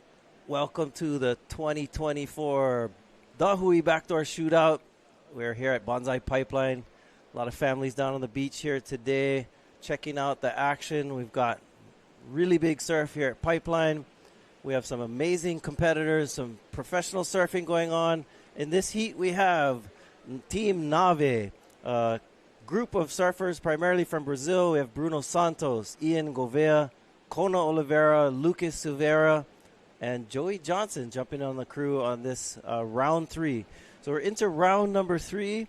Each of these heats has 30 minutes, and surfers get the chance to catch as many waves as possible, preferably get a high-scoring wave. Our scale here at the Backdoor Shootout is a little unique, although we use the usual scale of a 1 to 10. If it's above excellent, then it can go up to the 12-point range, and we have seen over the years a couple of 12s handed out, but those are handed out sparingly. Yeah, the super excellent. Super excellent. You remember Kala Grace got a super excellent a couple years back. Keito Matsuoka got a 12-point ride. Koa Rothman got one a few years ago, too. So we reserve those for the extra special wave rides out here at Backdoor Shootout. It's like when you get one, on Ono plate lunch, and then everything is all good, but then, you just got to, hey, Auntie, to bring the gravy. Oh, I like to throw them all over. So when you get the extra gravy, that's when you get the 12-point ride. Jamie O'Brien entertaining the fanfare. That's what the cool part about being here live on the beach for these surf fans is being able to interact, And, when you go to like a sporting event in other pro sports, we have an arena or a field or a court. It's not really, you got to have plenty of money for get the seats right there in the front. Yep. Over here, you just show up at the beach, walk down to the shoreline, and, it's pretty all access. Right. And these surfers, they're so gracious and generous with their time, appreciating what they get to do on a daily basis, and you can feel that, and you see it in those kinds of images there. And Jamie's quite the surf celebrity. He not only in competitive surfing has he made a name for himself, but also very popular on social media and on YouTube. Runs his Stay Stoked channel and has quite a big following. So cool to have some of his fans come down and say hi and take some pictures with him. All right, so we do have some questions coming in to nsoghawaii@gmail.com. So if you have some questions you want to ask, we had a couple of questions coming in. One of them was actually in the last heat, and I wanted to go to that one right before we got separated. There was a question about the steel guitar. Yeah, just kind of where that came from and how it evolved. Yeah, really cool story. In fact, I think that question came in. We were on the topic of innovation, Hawaiian innovation, and we were talking about innovation in water rescue, Talked about Duka Hanamoku using the surfboard in his rescue. He talked about Brian Keolana, Mel Pu'u, and Brother Terry Ahui Kalamai, inventing the sled on the ski.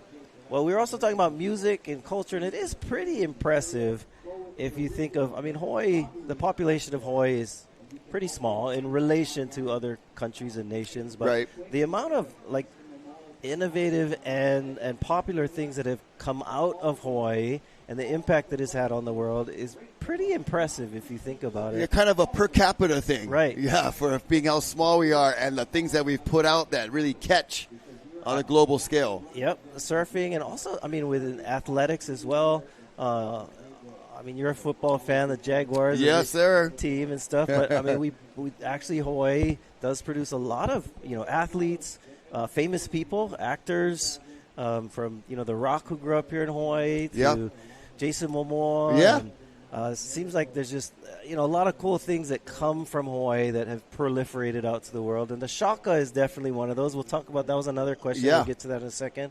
But music. So ukulele is an adapted instrument that is adapted from Portuguese instrument, but changed a little to have a Hawaii flair. We talked about the kiho alu, which is the steel, the slack key, but then the steel guitar is something that really innovates in Hawaii and then has a profound impact on the music world.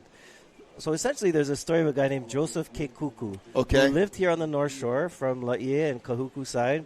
And Joseph Kekuku was a musician, had a guitar in his house, and the story goes that somehow, I don't know exactly how it happened, but he had a metal comb, and that metal comb, whether he threw it across the room or it bounced on it or something, but it made a sound as it slid across the steel strings of the guitar, made like a interesting sound. Yeah. And then he spent the rest of his life fine-tuning that sound and amplifying it and creating the electrified sound of a guitar, which really has origins in future development of the electric guitar.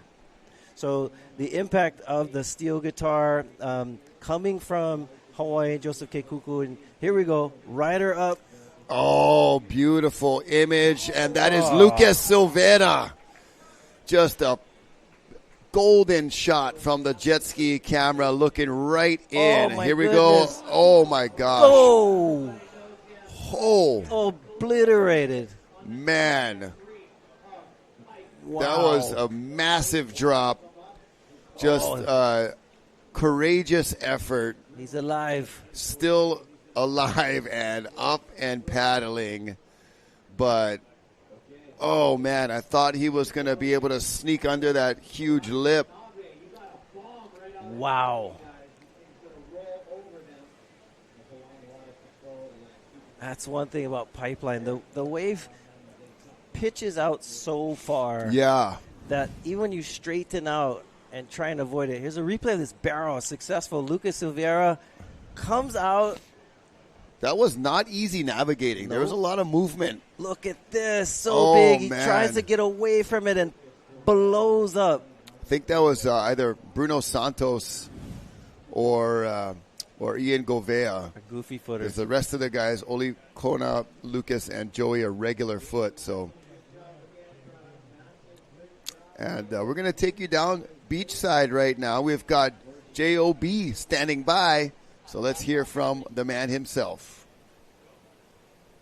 All right, I am with J.O.B., the J.O.B. right here, and he just got some incredible waves. How are you feeling after those? Actually, we had a heat a little earlier, and it was really hard to get a wave. Actually, didn't really get too much. Took a couple big wipeouts, and that heat kind of just changed everything around, and I just kind of got in a good rhythm. I stayed busy and made a couple waves. I made one wave I didn't think I was going to make, and that's when you know you get a good score at this contest, when you don't expect to come out and you're like, whoa! Yeah, that's awesome. And you grew up here. You have this beach is your backyard, so you literally can surf this all the time. And you have your YouTube channel. You are a legend out here. How do you kind of keep up with doing all of it? I think you might be a robot.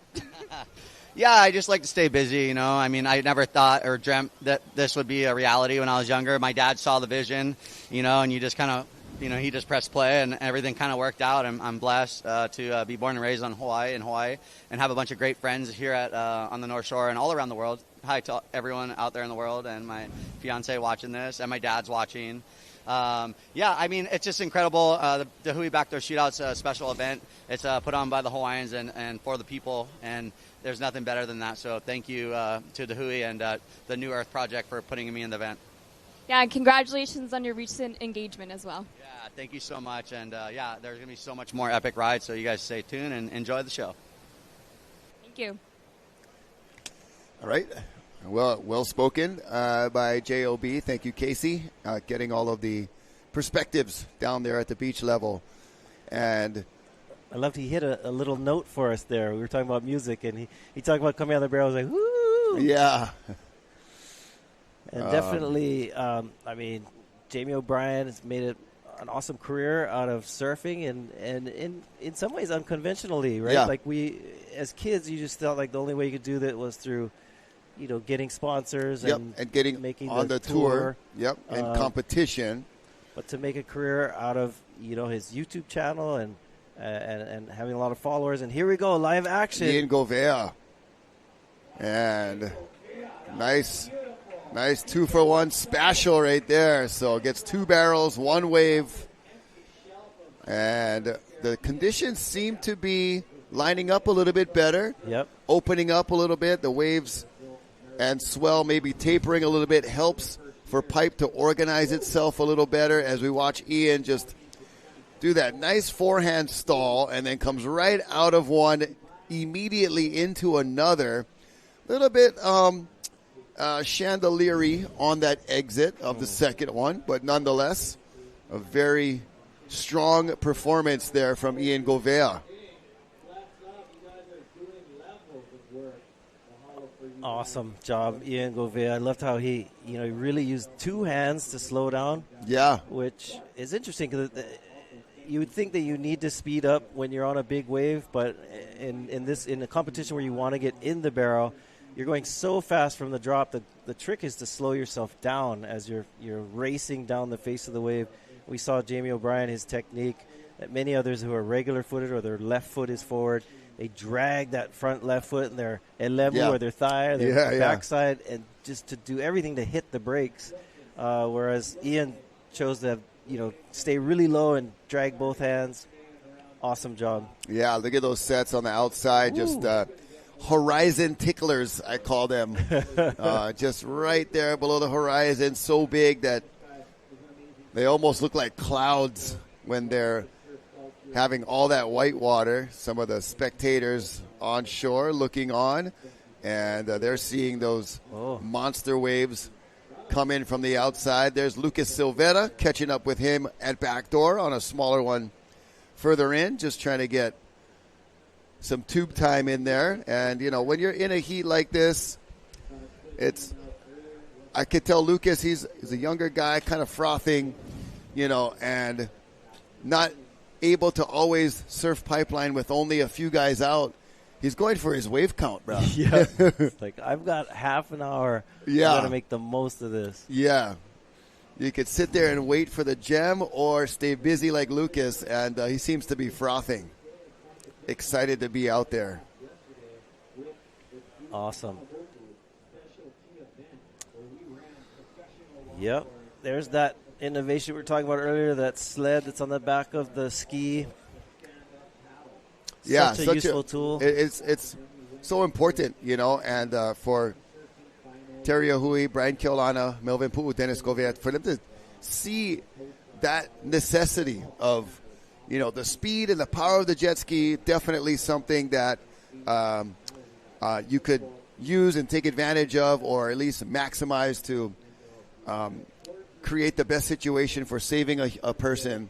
But needing some kind of a bridge or some kind of adaptation to be able to, have a platform to work off of on the back of the jet ski, it would definitely not have worked the same or be as effective with just a jet ski itself. Right. Right. And that innovation, I mean, that's our topic, I guess, we were talking about. Joseph Keikuku, back to his story, creates this Hawaiian steel guitar and that real distinct sound that you hear that, interestingly, a lot of younger, like my kids, they reference SpongeBob, the theme song for SpongeBob, right. which is a Hawaiian steel guitar and a beautiful sound, but definitely is a Hawaiian innovation that makes its mark into the music world. Country music eventually adopts it and improvises with it, and then the electric guitar sound also takes it to the next level.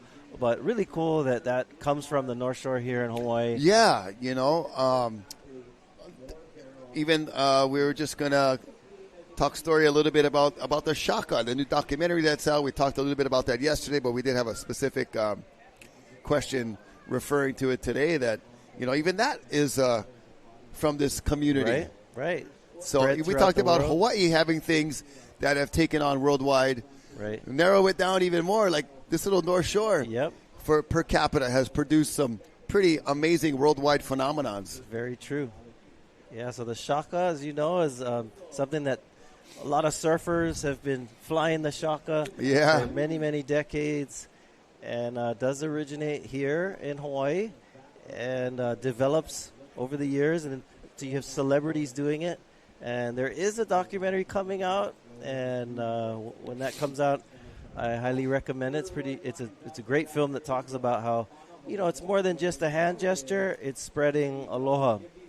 And in fact, I mean, not to give away too much from the film, but there's one of my favorites does a story on Brooke Lee, who was a Hawaiian woman who won Miss Universe. Oh, that's right. Yes. Years ago, about 20 years ago, I believe. But after she won Miss Universe, she said her natural instinct was to throw the Shaka. Yeah. She said later the producers of the show were like, "Was that a gang sign you're doing?" Oh, my gosh, that's she's hilarious. Like, no, not at all. Oh, there's... And Lucas staying busy, bro. Staying He's real like, busy. "Man, I got 11 minutes now. Got to get my wave count in. This is my last, round of surfing for today." So Ian Govea also trying to stay busy, do the double hand drag. He's got that move down. He's got it down, as mentioned earlier. That drag the front hand and the back hand. Here we go, paddler. Joey Johnston. Joey. Oh, good positioning right there. Pulls in deep, comes out right before it shuts down. Joey Johnston's no stranger to the Backdoor Shootout. He's had some of the best rides out in this event for a few years now. Behind him, we have Stallings like Kona Oliveira. Gets up high, gets that inside rail over the falls. Yeah, just got a little hung up there, and, it's so technical, your positioning. It's really a game of inches once you're in there. And you saw the two different backhand techniques and positionings. Joey, little bit more clean line there, and then Kona carving it a little bit, got hung up, but looks like he's back up above water and okay. Yep, taking that high line. Sometimes if you're too deep or the barrel's a little more almondy, you kind of have to take a higher line. I've always just been amazed with how some guys, like some of the best, John Florence, for example, will know when to go high. And at pipeline, sometimes at the end of the wave, it'll kind of pinch on the end. Here's one of these Lucas Rivera inside waves, just enjoying himself on a clean little barrel. Yeah. But knowing when to go high and when to stay low. Ian Govea, double hand drag, up and out. This is, again, Joey Johnston's way where he's stalling, grabbing rail, staying in that barrel, coming out. Then right behind him, we have Kona Oliveira. See that technique of dragging, but he dragged a little too much. It pushed him up. Maybe a little bit of that backwash helped to throw him up higher, too high on the lip. And ended up getting tossed. Kaipo Guerrero chiming in, letting us know. Lucas Silveira, the 2015 Junior World Champ. Thank you for the info, my brother, and hope you're enjoying your first few days of a happy new year, 2024. He'll be joining the team here in a couple of weeks. Got pipe contest for the championship tour, then over at Sunset to kick off the 2024 season. But yeah, Lucas Silveira, junior world champ, and like we said, man, he's like staying busy. He's out there like, I got 8 minutes, 50 seconds now. I'm going to get a couple more waves and make the most of this pipe session with only 4 of my other friends out here in the lineup. That is just a really special thing about this event. And it's not like, there's other events where you have the elimination format and you're trying to advance. So there's that pressure. You're still out there with only a few guys, which is great, but you're out there with other guys that are trying to beat you and trying to paddle around you and jockey you for position. And, it's a full competition. This is still a competition, but you're out there with your fellow teammates that aren't applying that same kind of pressure. Right. So it is just a much more enjoyable environment, I believe, for these surfers to be in a heat like this where, okay, I'm out with only a few guys, kind of like I am at the other contests with only a few guys, but we're not trying to destroy each other. Yeah. We are out there to help each other get the best waves. So that kind of situation seems to be the ultimate in surfing pipe with a few guys and a few guys that are your friends and teammates. Well, a lot of talent come out of Brazil. I mean, that's incredible. They often refer to the Brazilian Storm. Incredible surfing Lucas talent. again, bro. I'm telling you, he's like, I'm going to take busy. full advantage, bro. We mentioned yesterday Ian Gouveia. We mentioned Fabio Gouveia, his dad, part of that kind of pioneering Brazilian contingency that came over here the early days with Flavio Padaratz and those guys. I remember that Sunset Point kind of 4 to 6 foot day when he won the World Cup way back when. I believe it was 90 something in the early 90s, and kind of became the first Brazilian to win on the North Shore, and definitely put Brazil on the map and forever etched himself into surfing history. So Ian Gouveia with that second generation pro surfing drive and really coming into his own for sure, especially here at Pipe. You see him with that technique. He's definitely, you could tell he's put in the hours, he's put in the time, and it looks very comfortable on these some of these gnarly waves. And Brazil has come a long way since, and I mean, so many good surfers. I believe that is Bruno Santos. And he got that one early bomb right at the beginning of the heat that didn't allow him in the barrel, but just to take off on a wave like that. And the one that just obliterated him on that drop was insane. So some questions. Somebody mentioned the one-string bass. I think. Yeah. So the Pukini bass. You'll still see sometimes at the Kanikapila. Yeah, the jam sessions. Busted out. Kind of cool. I have actually my grandfather, his name Manuel Helikunihi, Duke. Their real name was Helikunihi, but they were traveling musicians. They lived in Seattle and California and toured the U.S. continent playing Hawaiian music, and kind of cool that he ended up playing Hawaiian music and adapting these instruments of Western and Hawaiian style. So when you go to a luau or to any kind of a hula show, you'll hear there's different types. There's the kahiko, which means the pre-Western, and awana, which means since Western contact. Right. And it doesn't mean awana is not traditional. It's just adapted traditional. So that's the one where you get the guitars playing, the hula attire, and the beautiful harmonious music that's sung along with the hula. And so I think that's an important point to remember. Like, there's a tradition can be something that is innovative, right? I mean, we're looking at Hawaiian Water Patrol. And that innovation of ocean rescue is, of course, all these modern equipment and things that are used that aren't made from coconuts and koa wood, but it is a Hawaiian adaptation. Right. Very good. And likewise, with surfboards as well, we oftentimes think of Duke Hanamoku and that era of riding wooden surfboards as the Hawaiian era. Yeah. And then somehow it, as it became innovative, it was no longer traditional. But I take an opposing view to that. You can be innovative and still perpetuate tradition, and especially when you're a part of that movement. Not too long ago, we lost Ben Aipa, who was a very innovative surfboard maker during the shortboard revolution, right? Inventing the Sting. In fact, right now my favorite surfboard is from his son, Akila Aipa. I ride the Flat Earth, and it has that same stinger kind of design in it. So innovation can still be tradition, even though we're in a modern era using modern equipment. And in surfing, Hawaiians have definitely been a part of that innovative process. Definitely so. We do have an interview standing by on the beach. I believe we have the one and only Shinpei Horiguchi standing by. Let's talk to him.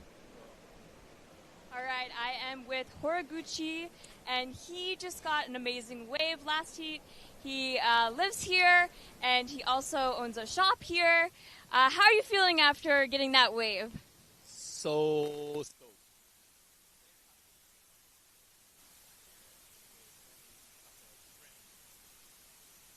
I know you've been here 6 times. How does this event this time compare to the other times you've been here?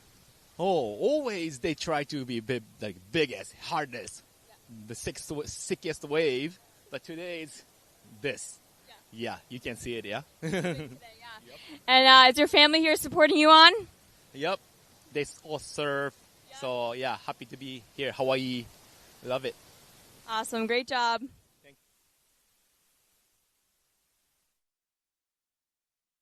All right. Thank you, Shinpei. Thank you, Casey. And Shinpei now living on Oahu and been out here a long time. You can see his experience in the water and the way he conducts himself, and one of Japan's great surfers from the last couple of decades. And glad to know him. He's a very nice guy and very talented, smart individual. So, Shinpei, good job, and we wish you guys, Team Japan, all the best of luck. Yep, and Team Japan has had a presence at the Backdoor Shootout for many years. Yes, and some people may, question, well, why Japan and not Australia? For example, we had a message earlier asking, well, how come Australia doesn't have a team? Well, we don't form the teams, and so we don't know exactly what goes all into it. But we do know that Japan has had a long relationship. Here we go. Pulling into the barrel. With a minute left, that's Joey Johnston. So trying to squeeze one out in the closing moments of the third round action for Team Nave. And just before we end this heat, got a message from Uncle Walter Snell, and wanted us to mention one of the 1983 Pipe Master competitors was Steve Beaver Mosfeller.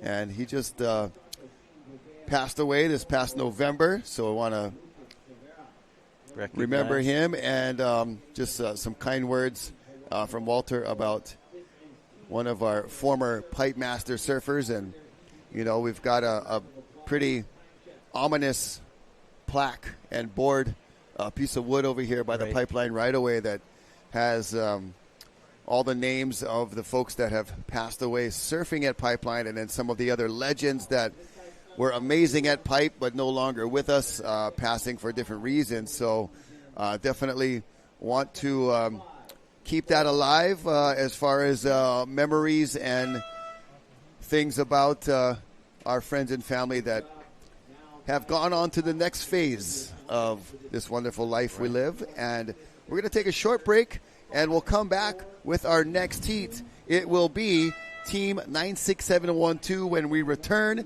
Stay tuned for more Backdoor Shootout. We'll be right back.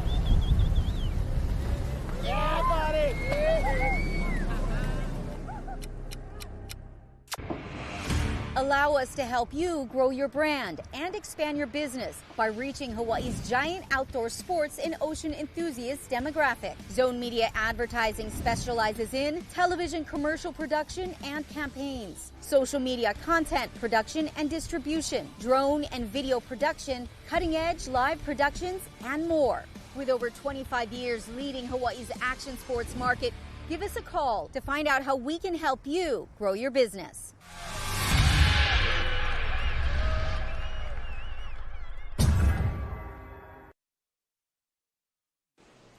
All right, check out that drone shot through the coconut trees. The field goal is good. We made them, and we are live back at the Hui Backdoor Shootout. Day number 2, live from Pipeline, the North Shore of Oahu. No better place to be during the wintertime than right here. And we got the Flow Bros, Ivan, John, and Nate, joining Eli Olsen and Jose Angel Morales for Team 96712. That is the postal zip code of all of us that live and breathe and cruise them on the North Shore. Sweet home. It's a good day to be out and about. Aloha Friday. I'm Rocky Cannon. Joining me now is Cliff Botello. And Brother Cliff, you've been doing some beach announcing. You've been here in the booth earlier today. What's the vibe on the beach down there as we watch this sick replay? Sick replay right here. Going down is a little bit of the action you see at Pipe. It is kind of closing out, so it's hard to find those nuggets. But yeah, you got the Florence boys out there. You got Eli and Jose. You figure these guys are seasoned out here at Pipe. So yeah, Jose Angel Morales from Puerto Rico getting kind of the last-minute call-up. You know, from the practice squad. Put me in, coach. Oh, yeah, onto the first string. So a great opportunity for Jose Angel Morales. And I know he's got some family that's in Puerto Rico watching live. So hola and how's it to all of you as we watch Nate Florence. Backdoor. Oh, nice man. technique. You see a lot of that going down at the back door as well. It's hit or miss. You got Yeah. some that clamp them and some that'll stay open, and it's one of those days. Yeah, you saw that one getting a lot smaller on the end section. And, you know, Nate's a tall guy, so for him to be able to crouch down and squeeze out of that one was going to be kind of difficult. He got compressed and not able to make it out. But that is a great effort from Nate Florence. We're going to be doing... thankfully, we got a jet ski assist going on for Hawaiian Water Patrol here for anybody that does go to the back door. Gives them the opportunity to make it back around the section a little quicker. And here we get a little replay going on with Nate's backdoor attempt.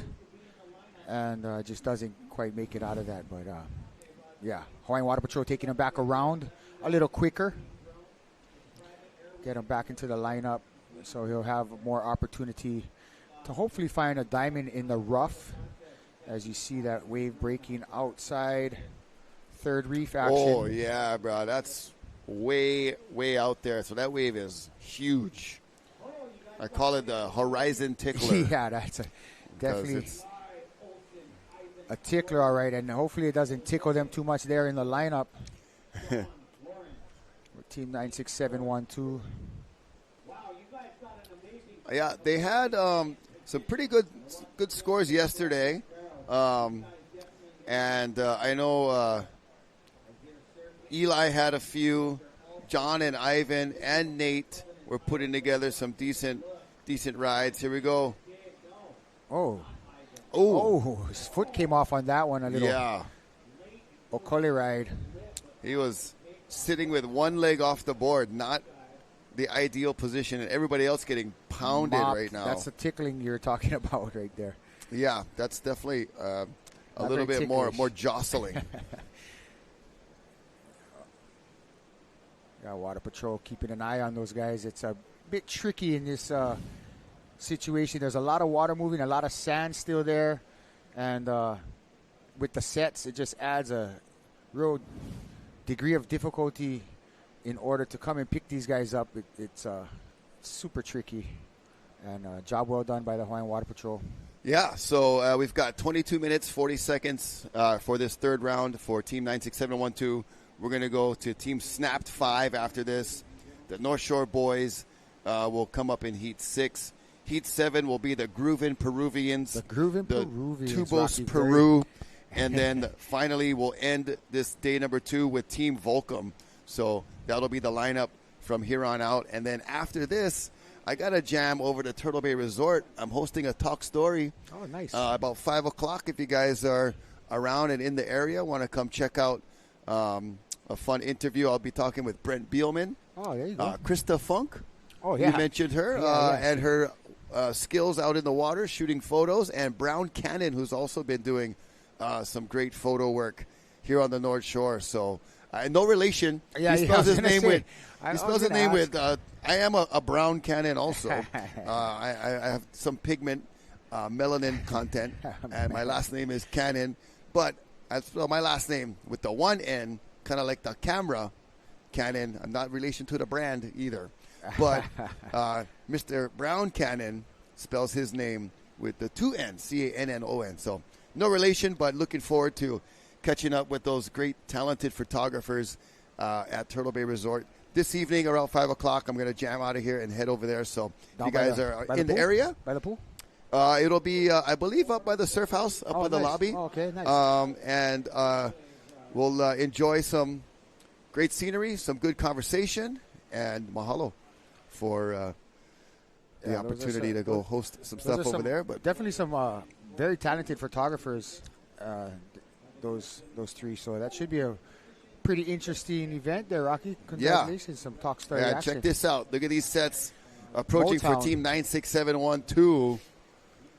We'll see who's in the spot. The Flow Bros. The Flow Bros. Out there with Eli Olsen and Jose Angel Morales. And when I seen this Jose Angel, I was like that was having some question I had, flashbacks. exactly. But here we go, turning and burning. Eli Olsen stalling for that barrel, the infamous pipeline. Just tries to doggy door it, but just he no lie, Eli. Yeah, just got clipped. He always tell the truth.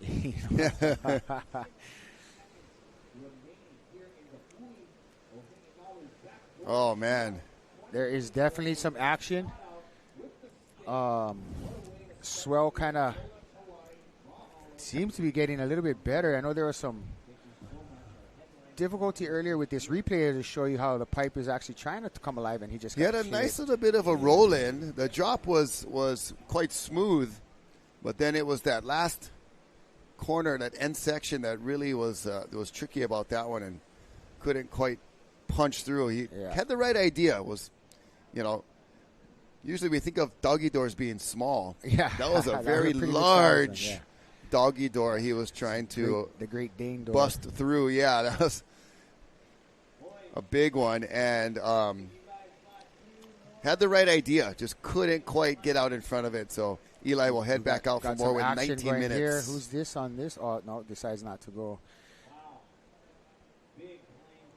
Really tricky to find that diamond in the rough, like we talked about earlier. The conditions here today, some of them are just closing out too big. There's a lot of sand still. And these guys, if anybody can find a diamond in the rough, they will. Just got to keep our eyes peeled here, just under 19 minutes.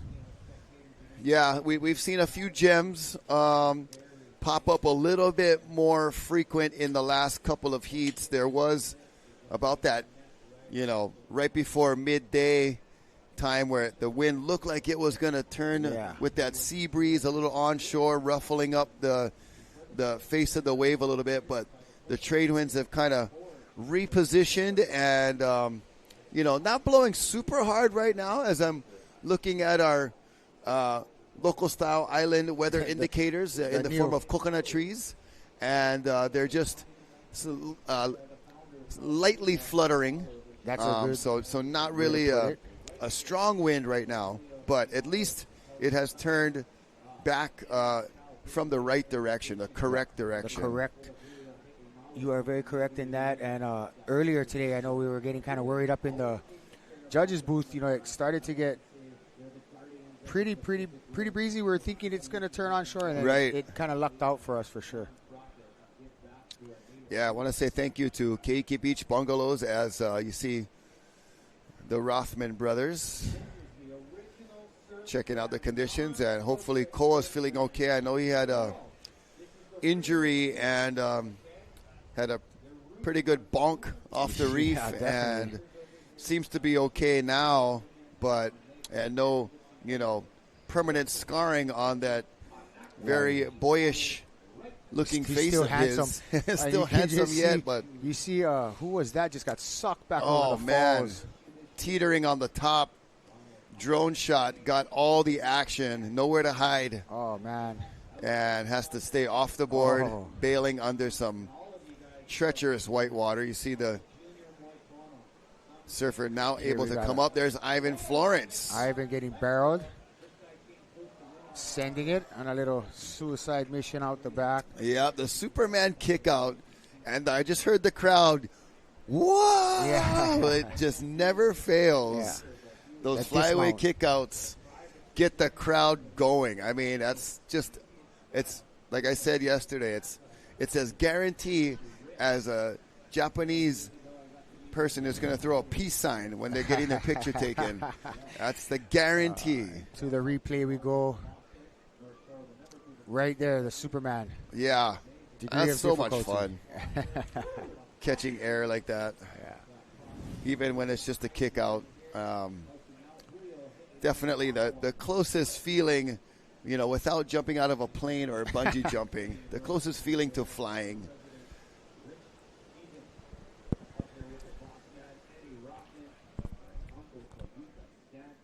Yeah, in between sets here, it gets nice and clean.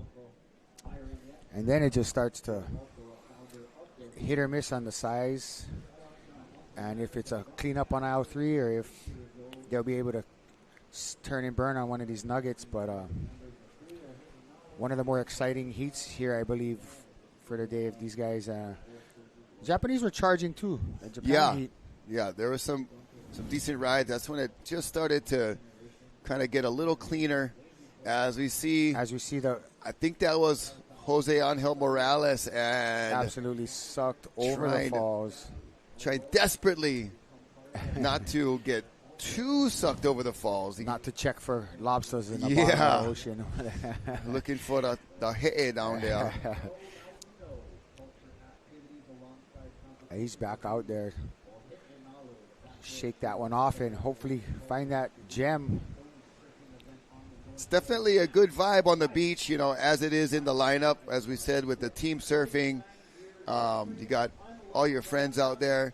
But, this is a pretty good crowd we got assembled on the beach. Yeah, when I was passing along Kamehameha Highway, it was, jam-packed with cars on both we sides. just saw You could that definitely shot. tell something's happening at Pipeline. Yeah, definitely. And very, very comfortable seatage here. The banks of the sand. Yeah. Make it for very comfortable. You get different levels for Almost viewership. like, kind of stadium kind Yeah, seating. like stadium seating, but a little more comfortable. The sun's out, and you know what they say. Yeah. And so it's a nice day down here at Ehukai. Yeah, when the sun's out, everybody is enjoying themselves. Exactly. To say the least. And so 2024, the Hui Backdoor Shootout, it's on. And the footage, I just can't compliment enough. The clarity and everything. I mean, all the different angles, the drones, the replay. I mean, it's awesome watching it.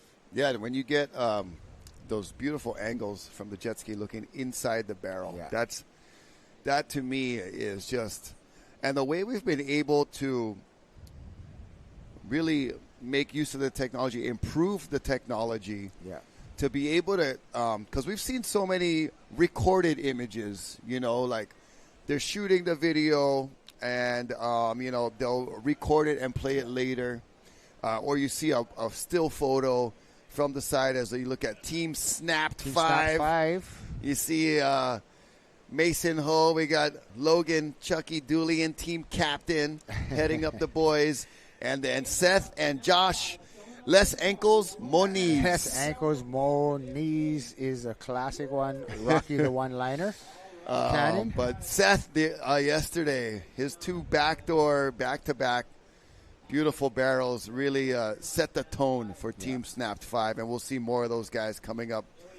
See the clock there, just about 12 minutes, 30 seconds remaining for 96712. I like the team names that have kind of attributed the North Shore. Yeah. North Shore Boys, NSB. You've heard NSB for life many times before in the past. Many times. And then 96712, our postal zip code. So and definitely then, the representing. Team, Team Volcom as well, because the Volcom House, we've spent some moments here. Yeah. Watching and whatnot. Surf. At You this know, spot for spent years. a lot of days here, evenings, mornings.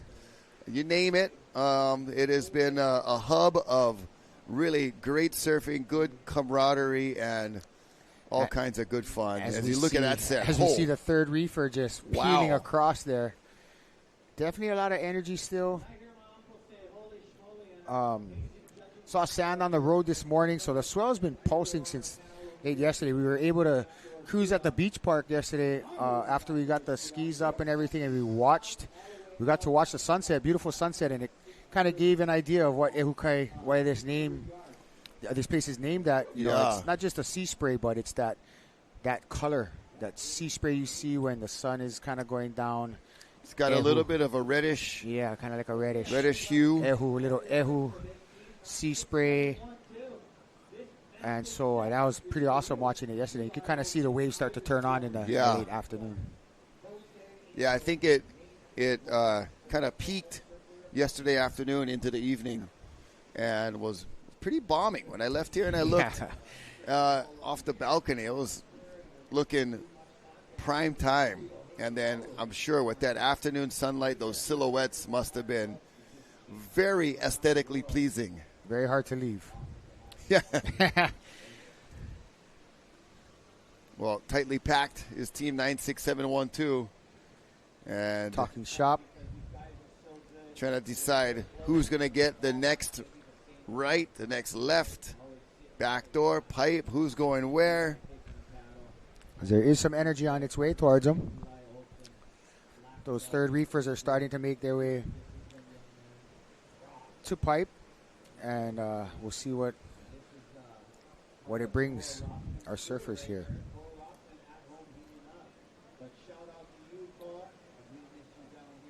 So it's kind of a hit or miss, you know. A little bit too much sand still in the area, I think, for it to set up. And the swell direction has a lot to do with it. The mix of the swell right now, there's a lot of waves that are coming just kind of straight in, breaking all the way across. So not giving that, you know, either backdoor or pipe angle where you can find that entry and the exit. It's definitely tricky to pick those right ones. Wave selection, we've been saying, is so important. Not only for your good score and to get a good opportunity, but to stay safe. Yeah, and not pick the wrong one and get slammed. Rule number 1, right, is set yourself up for success. Yeah. And so wave selection is probably the top priority for that. You don't want to get one that's going to put you in a situation where you got to pull the eject button or something like that, and then you got to deal with that shallow bottom there on the inside, and definitely not very friendly. We'll see who's in position for this one that's approaching. And looks like all surfers are going to opted out of that. Pass that one up. I want to say thank you to Keiki Beach Bungalows, providing sponsorship here again. They have been involved with the Hui Backdoor Shootout the last couple of years, and what a great place to be able to hang out and stay beachfront here on the North Shore, because, you know, unless you are like with Team Volcom, or you know, one of these other surf teams, you're gonna you know, there's not too much other areas or other homes that are readily available just to rent. You know, we do keep a tight noose around our vacation rental abilities here, which we all think is probably healthy for the community. In the last couple of years, it was getting out of hand maybe a decade ago. Definitely. But we've got a wrangle on it, so there's not many other options to stay oceanfront right here in the Golden Stretch. Yeah, this so is Keiki definitely- Beach Bungalows is just a perfectly situated zone to Definitely. get you oceanfront here on the North Shore. So Keiki Beach Bungalows, check them out at their website. It's very easy to find. And then Go Nuts Hawaii. Yeah, they've been around a couple decades now. Definitely been around. And also the Hui, which And- is the namesake. Yeah. And Hui Ohe'enalu. Been around for a while as well, and putting this event together is definitely not an easy task watching all the work they're doing. Here we got... There's Ivan. Ivan taking off on this pipe barrel. Locked and Oh. loaded. Oh. Got a little bit too casual, kind of super casual, fragilistic espialidocious. Coming out of that barrel, you saw him with that really calm, collected type of stance, but the wave got just a little bit of his head and his shoulder and beard. Yeah, maybe caught some of his beard too, right? Yeah, it's just and couldn't quite hold on for the full exit, but we've got a little bit of different completion criteria here at the Hui Backdoor Shootout, so see that, they'll definitely still get right there. quite a bit of potential filled for that score, even though he didn't necessarily finish the wave standing, but a good job making it from beginning to end. Exactly. And it's a little bit tricky, too, today out there. So finding those ones, these guys are the pros at it. You know, these surfers here in this event pretty much spend a lot of their time here at Pipe. You know, there are a lot of other spots to surf along the North Shore. Yeah. But this is the proving grounds here. And so these guys are definitely veterans, as well as Rocky for some time there. Was able to compete here at Pipe. Front side for you, right? Yeah, the time and attention it takes to get familiar with this wave, it's definitely it's very consuming. Yeah, you know, to say the least, right? It's like you can't just like have like a regular day job and try to come out here, you know, for a half hour after work or, you know, hit it on the weekends. Yeah. It's a full, you know, sometimes 8-hour dedication, sun up to sundown, and especially when you're first learning it. You know, in my late teens, early 20s, I had made the decision I want to be considered to surf in all of these events, and there's no other way to get that. You cannot just like fill out an application and pay some money and you get in. It's a building of your resume that starts by putting yourself in some gnarly positions out there and respect, try not to get in the way of the elders.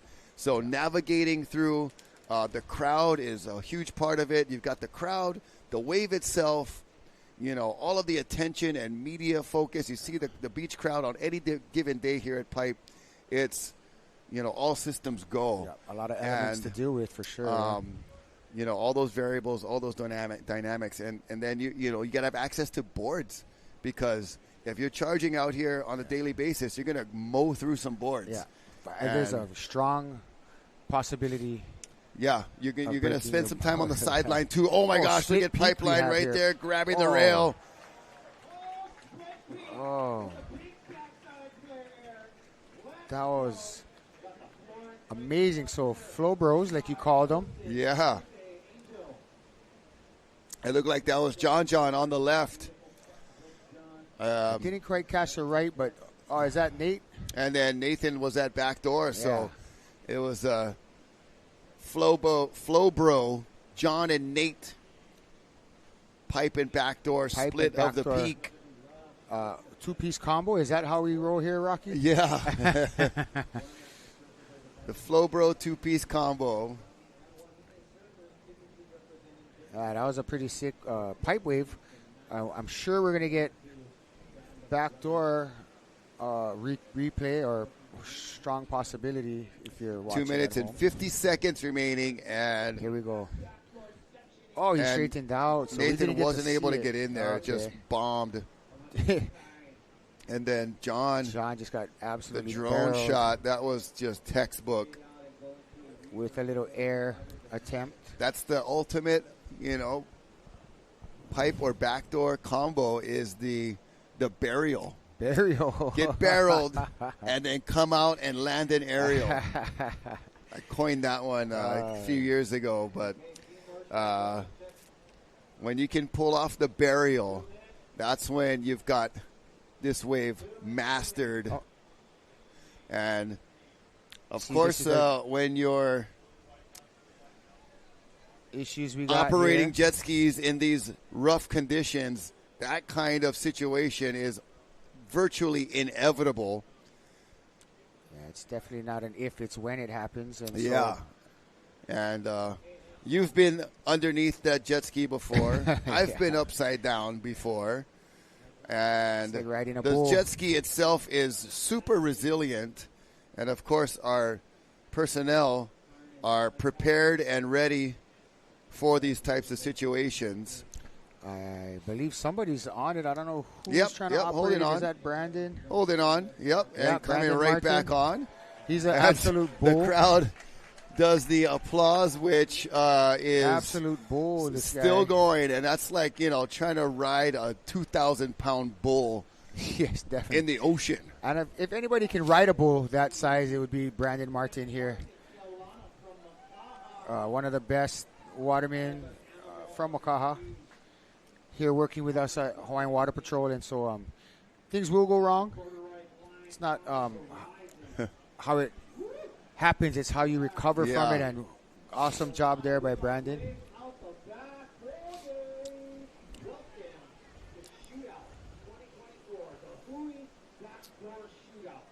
Look at that wave in the foreground there. We've got some messages coming in. Mahalo, Frankie, for tuning in. And, surfing. We got Kona Oliveira. He was out for Team Brazil as we watch Eli Olsen just on a quick one with 20 seconds. But we had the comparison of surfing in MMA and surfing pipe. And Kona said it so well, like, if you're getting pounded at MMA, there's a ref there to stop Stops it. it, But yeah. when you're getting pounded at pipe, there's nobody in there to step in. Maybe Water Patrol can help you when they Yeah. can, but it's like the wave is going to do what it's going to do. But surfing pipe, kind of like boxing, Pipe is the ring, surfer's the boxer, board is the gloves, waves are the punches, and you just try not to get knocked out. That's a great analogy. And, But we're going to take a short break, and we'll be back with our next heat, which will be Team Snapped 5 guarantee high-level entertainment at the 2024 the Hui Backdoor Shootout. Stay tuned, because we'll be right back.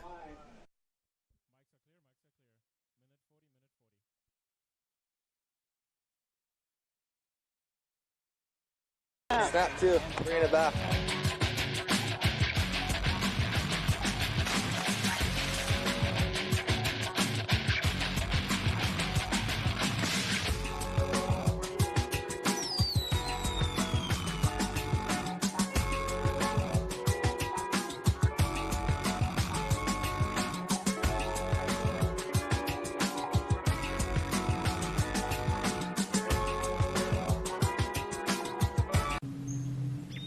Got a large, long period swell heading towards the Hawaiian Islands this weekend. 40 to 60-foot faces and exposed spots.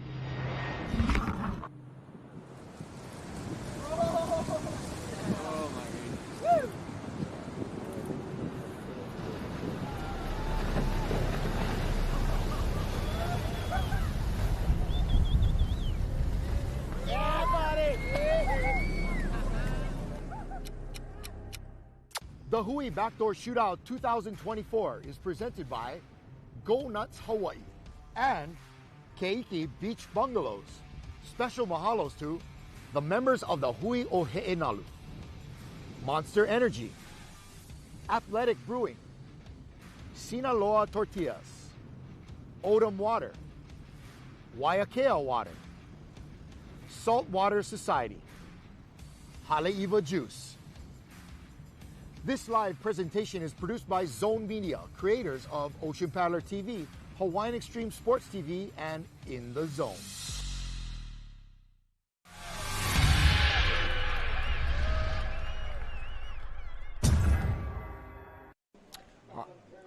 All right, aloha and welcome back to the 2024 The Hui Backdoor Shootout. We're back again here. My name is Cliff Botello. I'm here with Isaiah Walker, Dr. Isaiah Walker to be exact. And we're here covering the event on day 2. This is round 1, I believe. Round 3. Round 3 of Heat 6. Yep. North Shore. Oh, no. Snapped 5. Snapped 5. Heat 5. There we go. You look on the screen. We got Benji Brand, last year's champ at the Backdoor Hui Shootout. Josh Moniz, Mason Ho, Parker Coffin, Seth Moniz. And Seth Moniz yesterday had 2 back-to-back backdoor waves. I think they're in the high 8s or something like that, but they were amazing. Some of the best waves ridden yesterday. We saw in this group the Snap 5 team always have a good showing. Last year did really solid. Like I said, Benji Brand coming out on top. We're always looking forward to, Mason Ho is always, top runner here at Pipeline, especially at the Backdoor Shootout. And Parker Coffin also, some amazing, technique here at Pipeline. We're looking at the waves looks like they're organizing up a bit more. Like we saw in that last heat, they're it was a little more organized and manageable. And so we're looking forward to see Team Snap 5 out here working the magic as we look at these sets roll in.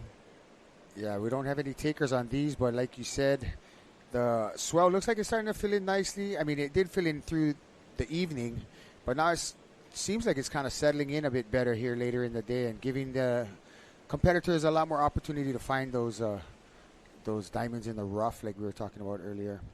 Yeah, no, during the break, and I was watching, saw there was some little bit drama with the ski, and looks like they got it back in action. That's good. Yeah. And I know that Cliff, you've been driving the ski for a long time. What are some of the obstacles you got to look out for? I'm guessing this sandbar and all this whitewash in here makes it a little challenging. It's very challenging.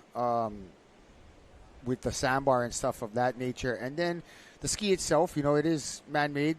It's a machine, so a lot of times you can have mechanical error. You never know what is really going on, and things happen in split seconds and stuff like that. So it's all reactionary. You see all that bubbles in the white water and things like that. It causes a lot of cavitation.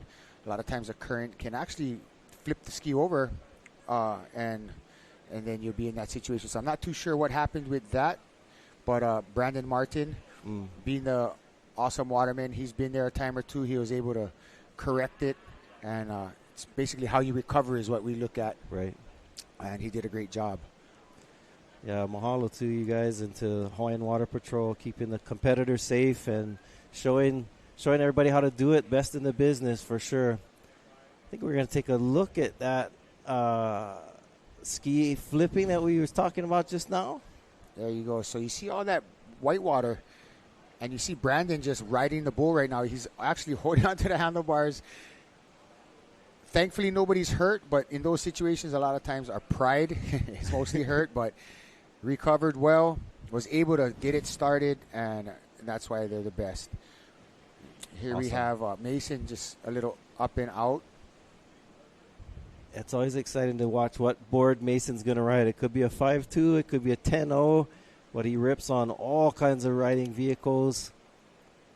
And I notice he does tend to choose a little bit longer board. And I remember, I've been doing water patrol for a while now, and we'd be out there, and his dad and Uncle Derek guys, when it'd be better sized pipe, they would have, bigger boards. Yep. And he kind of has the same mana'o or same belief, I think, and works well for him. He's able to surf it. For sure. I think keeping that tradition alive of being able to pull in on these bigger boards. I think also, he also, as you can see him right now, paddles out, sits a little further out, and that bigger board allows him to get in a little earlier than if you're riding a shorter board. So maybe that's part of the strategy as well. Yeah, Team Snap 5, they've been having a pretty good showing during their heats. They're trying, and this pretty killer how this format is set up. You know, they get to just keep surfing. Like today, they get to surf a total of an hour. So 2 30-minute heats, these guys all get to surf. And not like any other contest here. You know, you're usually in and you're either eliminated or you advance. And so it's a pretty cool format these guys got set up here at the Hui Backdoor Shootout. Yeah, for sure. It's a, you know, we've talked a lot about it's a different format. We have somebody paddling for this one. It's a deep one. Oh, he made that drop. Goofy footer must be Parker Coffin. Coffin, little head tuck. Oh, disappears. Into the curtains. Wow. Yeah, that was an interesting one because the wave was split into 2 different waves. There was kind of a rib that divided the wave in the middle. So he was able to pull into the... Oh, that was Benji. Benji Brand. Yeah, so we have 2 goofy footers in this heat. Parker Coffin, Benji Brand, Josh Moniz, Seth Moniz, Mason Ho. Regular foot, meaning they surf the left foot forward. See this late drop. And then gets barreled a little bit there, and then just sandbar. Lots of sand still here on that reef, and so...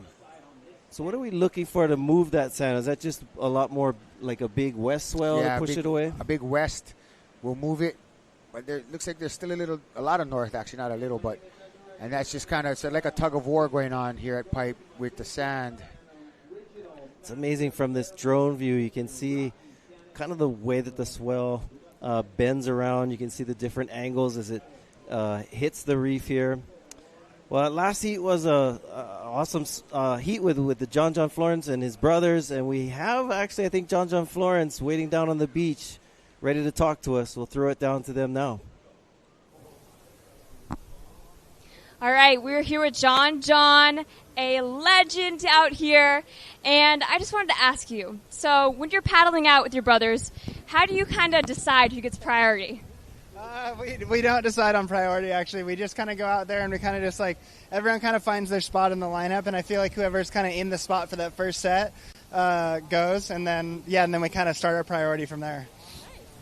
All right, how are you feeling with these waves right now? They're a little messy. They're huge. How are you feeling with them? Yeah, it's big. It's messy. It's got a little bit of a north swell in it, so it makes it super challenging. But it's really fun because when you find they're really good, the conditions are amazing. It's just the swell is a little bit tricky, and there's a lot of water moving, so it makes it challenging when you fall. Definitely. I'm sure you're really tired. Tired. Yeah. All right, well, get some rest, and thank you so much. Yeah, thank you.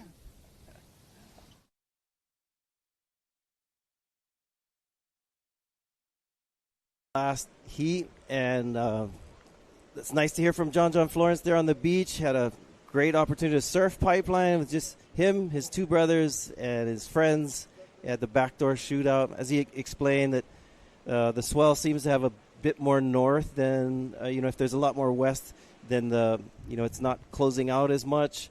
And so, he did explain that there are some good ones out there, but pretty tricky to find the right ones. And but nonetheless, some diamonds out there. We've seen some gems today. The surfers just have to be a bit more selective. Yeah, definitely more selective. And we just saw Mason try and go for that. You just talked about being able to get into a wave a little earlier, and you could see him paddling for that one with the bigger board. Not a bad idea to go out there with a little bit bigger board. It is kind of good size today, and so get in a little early. Maybe you can get the speed needed to get shacked and pop out of there. Well, 19 minutes left in this heat out of 30. And they're looking to get some waves. In the shootout, we're running 2 rounds today. So we're in round number 3. On day number 1, we ran round number 1. We also run the Duke specialty event where we had the longboard, the stand-up division, and even body surf. So today we're going to finish out the day with running round 3 of the shortboard division. And over the waiting period, each time the surfers surf, they'll accrue their top wave scores, and it depends on the conditions. It could be the top 3 waves, top 4. We've seen even 5 sometimes, but and then at the end of the event, they add up those top scores to come up with who's who's going to come out on top at the Hui Backdoor Shootout. I mean, did you have any highlights or favorites from watching the event so far, Cliff? Man, they've been all charging. So far, I know the Japanese team had some good ones, but the Moniz boys been pretty much ripping it up as well. And the Florence brothers, I mean, so much talent here. It's just hard to pick my favorite. Yeah. But you got a little split peak action going on right here. Oh, just Mason going pipe and getting barreled, making it look so easy with his exit, just so surfing that right out the tube. Yeah, and we were talking about how having that extra foam and that length on the board can help Mason to get in earlier. And we see just that because we had two paddlers look like they were going to split the peak. That was one of the Moniz brothers. But that extra foam that he had gave Mason the shot to get into that barrel. You see him slowing down, dragging his front leg, dragging his hands, trying to get deep in as possible in that barrel, and he comes out with a successful ride. And he is definitely one of my favorite surfers. I like how he holds himself. He's super happy, always positive, smiling, and always charging. And I like his I guess style. Yep. Let's say. Really, yeah, really he's got classic soul surfing kind of a style. That's probably one of my favorite surfers. Oh, it is cool. I mean, we were talking about how there's families out here, right? We got the Moniz family, the whole family, so many different families that we have here in the lineup in the Backdoor Shootout, and it's really cool because Derek Ho, as you're saying, Derek Ho is his uncle, Michael Ho is his dad. He has Kala Grace, a fellow competitor who's his first cousin, and then we have he has several cousins in this event. His sister. Coco has been a long-time accomplished professional surfer, so it's really amazing to see how in families you get this talent that takes place, and I liked what you're saying, Cliff, about how Mason, in some ways, is honoring his family heritage and lineage with his style, embracing some style from his father's generation, his choice of boards, even choice of music. Some of my favorite. You watch his surf videos, which are incredible that he puts out. Apparently, he edits them himself. The selection of music is, he picks a lot of music from his dad's time and generation, and I think that's part of also what makes him so exciting as a surfer. Yeah, definitely. I would have to agree with you 100% on that. Definitely ahead of his time.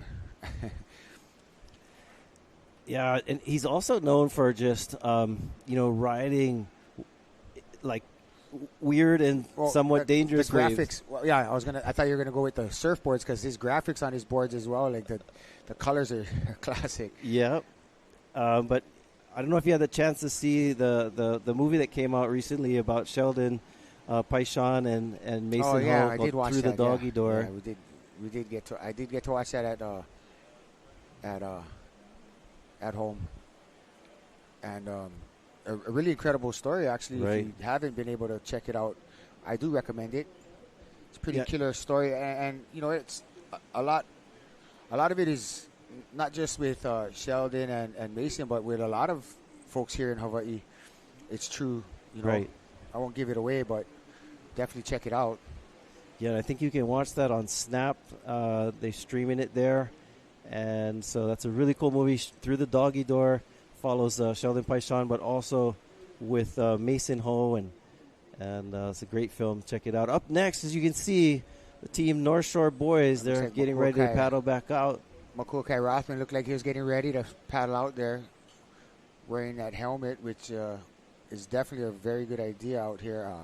I saw a picture of Kai Lenny's helmet, and that just is an exact reason why it's so important to have that on, because if he didn't have that on, you saw the damage it did to that helmet. Can you imagine your po'o would not have been a good thing.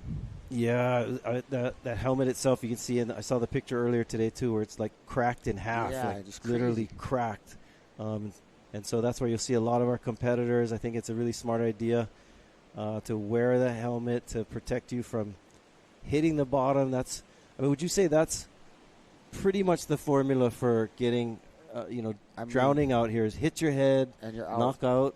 100%. That's and it like we talked about it earlier. It doesn't necessarily have to be the wave, right? You can kick out or you can get pounded out the back, whatever, come up, and the next wave or two is what does the damage. And so, yeah, definitely set yourself up for success. The helmet is a great idea, especially nowadays. You know, you can get sponsorships and stickers you put on there and all that good stuff. But either way, your life is worth it for sure, and it has saved a lot of lives.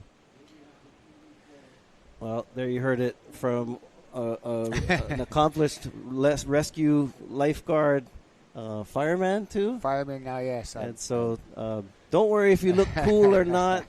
Take the safe route and make sure that you're going first. prepared. And especially like with Kala Grace and Kalani Chapman was another one, and it was kind of cool. Not cool to see, but thankful to see after their incidences. They made 100% recovery. Kalani went ahead, ended up having a keiki. He's got a child now. And then I believe Kala. Yep. So, you get a second chance. Yep. And that's the most important thing. And so. Yep, we're talking about families here, and you want to be around for that next generation. So yeah, maybe definitely. the helmet can extend your life that much more surfing out here at Pipeline. And Snapped 5 is getting some wash-through sets on the head. Haven't had too much opportunity for some scoring waves just yet, but they still have 11 minutes and 30 seconds on the clock. Yeah, that's some pretty good time. And if anyone's capable, it's these guys, of course. Benji Brand, like I mentioned, was our champion last year. Josh and Seth Moniz have they've had a lot of success at Pipeline, both at Backdoor and at Pipe in various events over the years here. And of course, Mason Ho is a standout always, and Parker Coffin as well. So these guys know how to surf this wave and are itching to get a good one. Just have to be a little patient today with the direction of the swell. Yeah, they have that eye for it, like seeing which one is the diamond. Normally they've been out here for so much times and got so many reps that they know which ones are the ones you kind of want to stay away from, and the ones that might turn into that one diamond.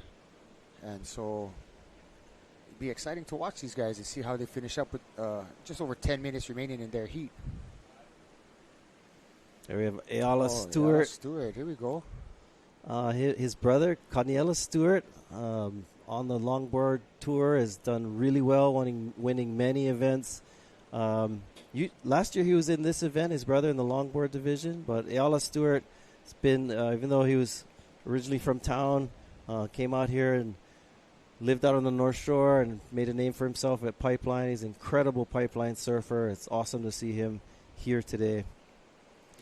Yeah, the time on the water, in any sport you're going to do, you got to spend time in your craft.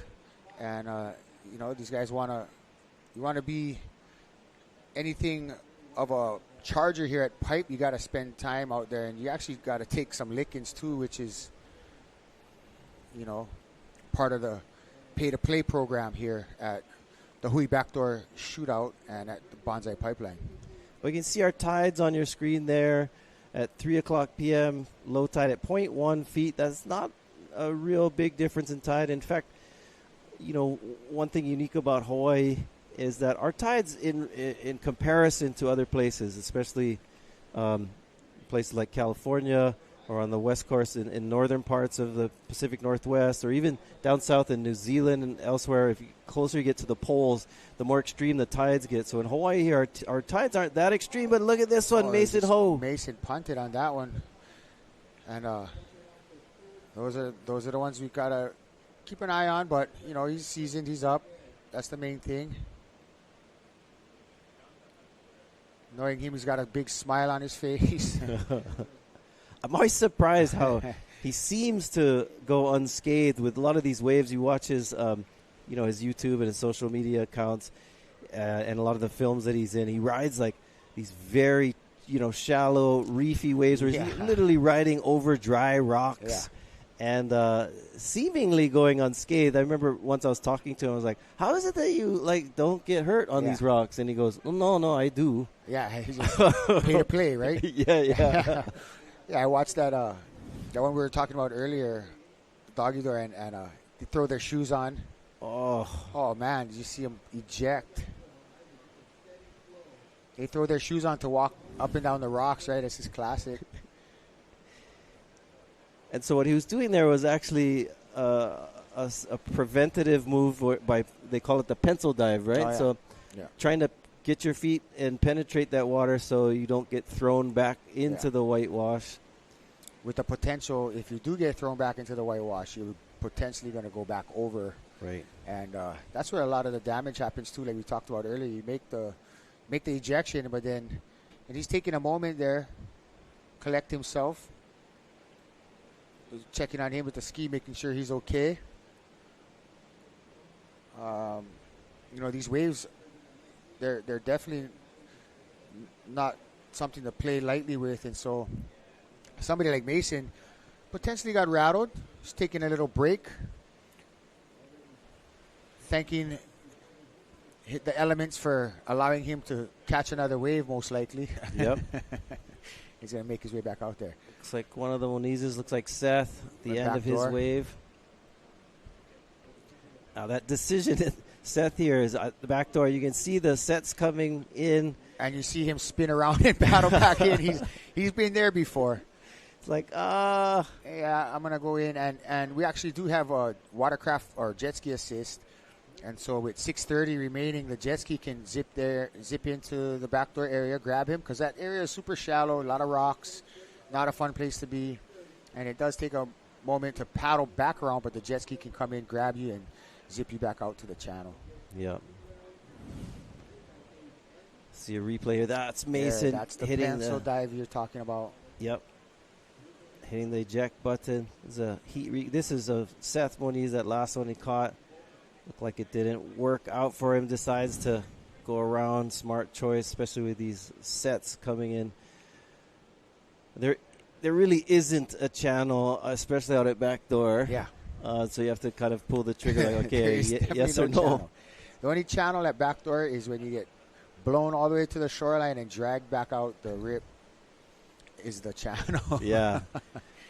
Now, I mean, when you're on the ski and you're doing rescue and people are going backdoor, I mean, is there something that you watch out for? Because I know it's really shallow in there when you're riding the skis. Or, how do you approach backdoor when you're going for a rescue on the ski? Well, so what we try to do is we don't want to wake the surfers. So you want to watch the lineup so you don't wake them out, the guys that could potentially be catching a wave next. And so we try to go in on the back of the wave in front of it. Okay. And so you let what we call a carpet. The carpet goes in. It'll add some water to the area so that your watercraft can go in there.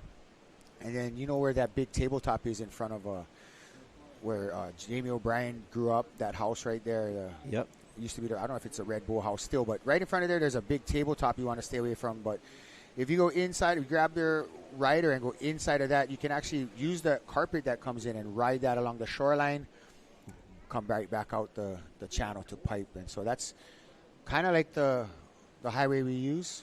Okay. Just got to be mindful there are rocks here and there, but if you let the wave come in and put some water there on that area, then you should be good to go. Now, also, when you're riding through this foam, does that sometimes clog up the ski, or how do you guys manage not necessarily clog it, but you know how it's pockets of air? Right. And so the ski will cavitate sometimes, and so you got to watch for that too, and sometimes the more you throttle it, the more air gets sucked in, so you got to kind of what we call pencil on and off the throttle, and that'll kind of allow more water in. As we see rider here, looks like one of the Moniz Moniz brothers boys going at pipe there. Is that Josh? Looks like Josh. All right, nice. Josh gets a successful ride in and out of the barrel. Textbook pipeline riding right there. See the replays. Grabs his rail, sits on it. Just a quick in and out, but on the outside, rolling in.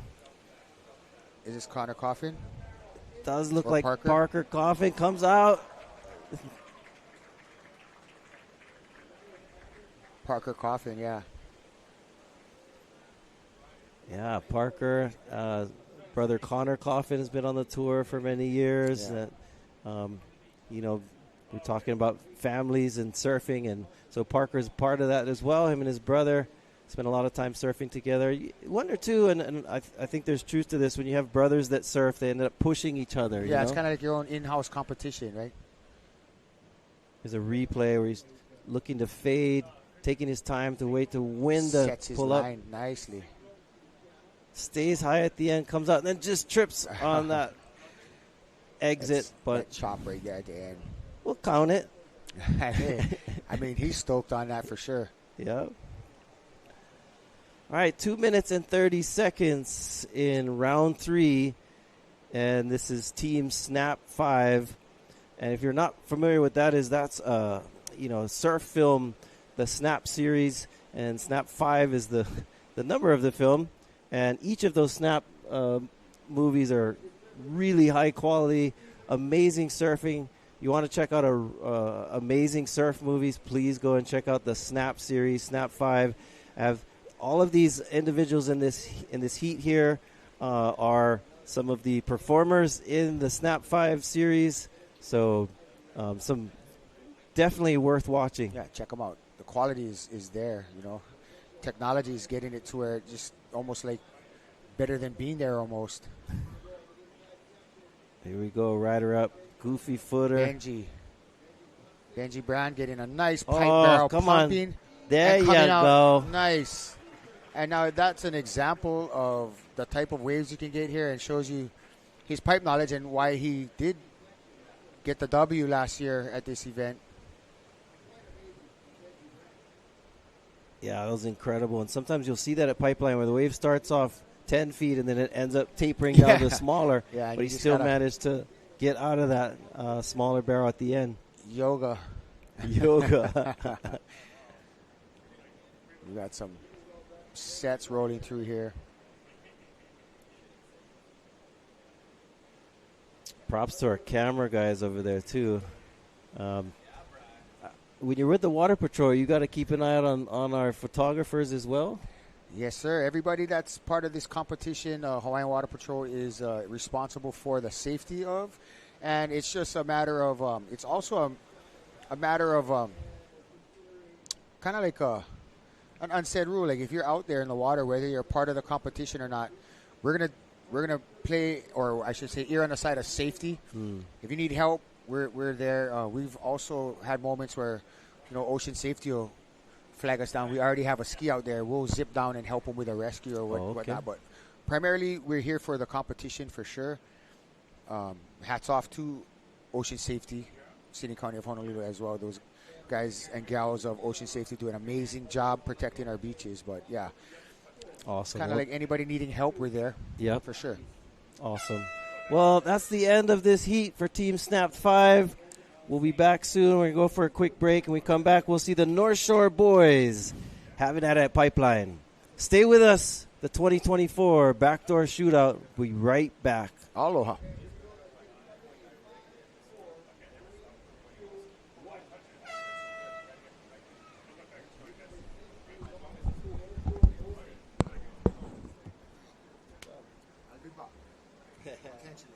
Hey, the shirt's making your eyes pop. Oh, yeah? Perfect. Get some talent. Get some talent.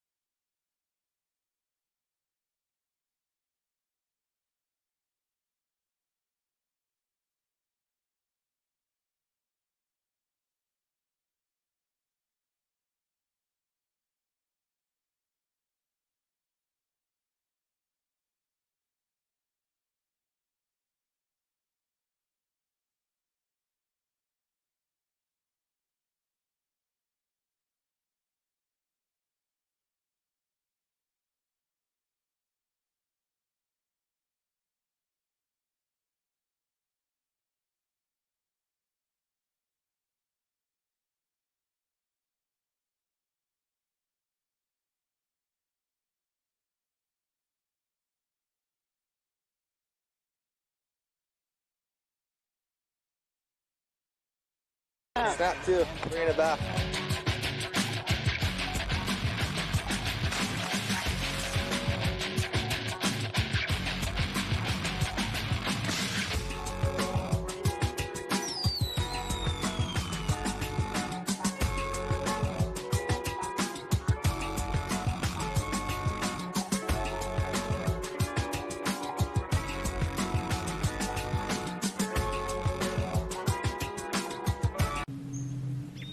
Got a large, long period swell heading towards the White Islands this weekend. 40 to 60 foot faces and exposed spots.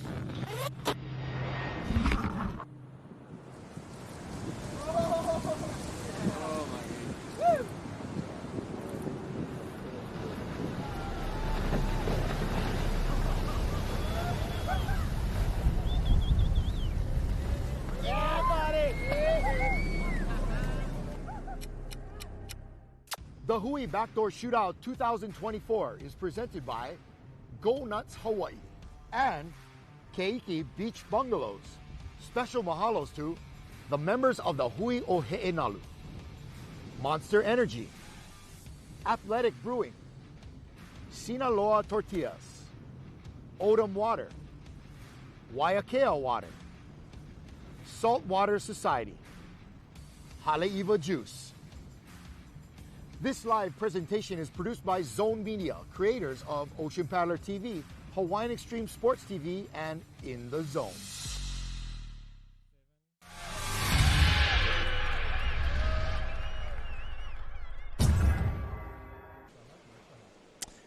Aloha. Welcome back to the Backdoor Shootout 2024. You're here with Ezra and Isaiah. We're bringing it to you live at Pipeline. And we've got the North Shore boys out in the lineup. We just finished Team Snap 5. We're into round 3.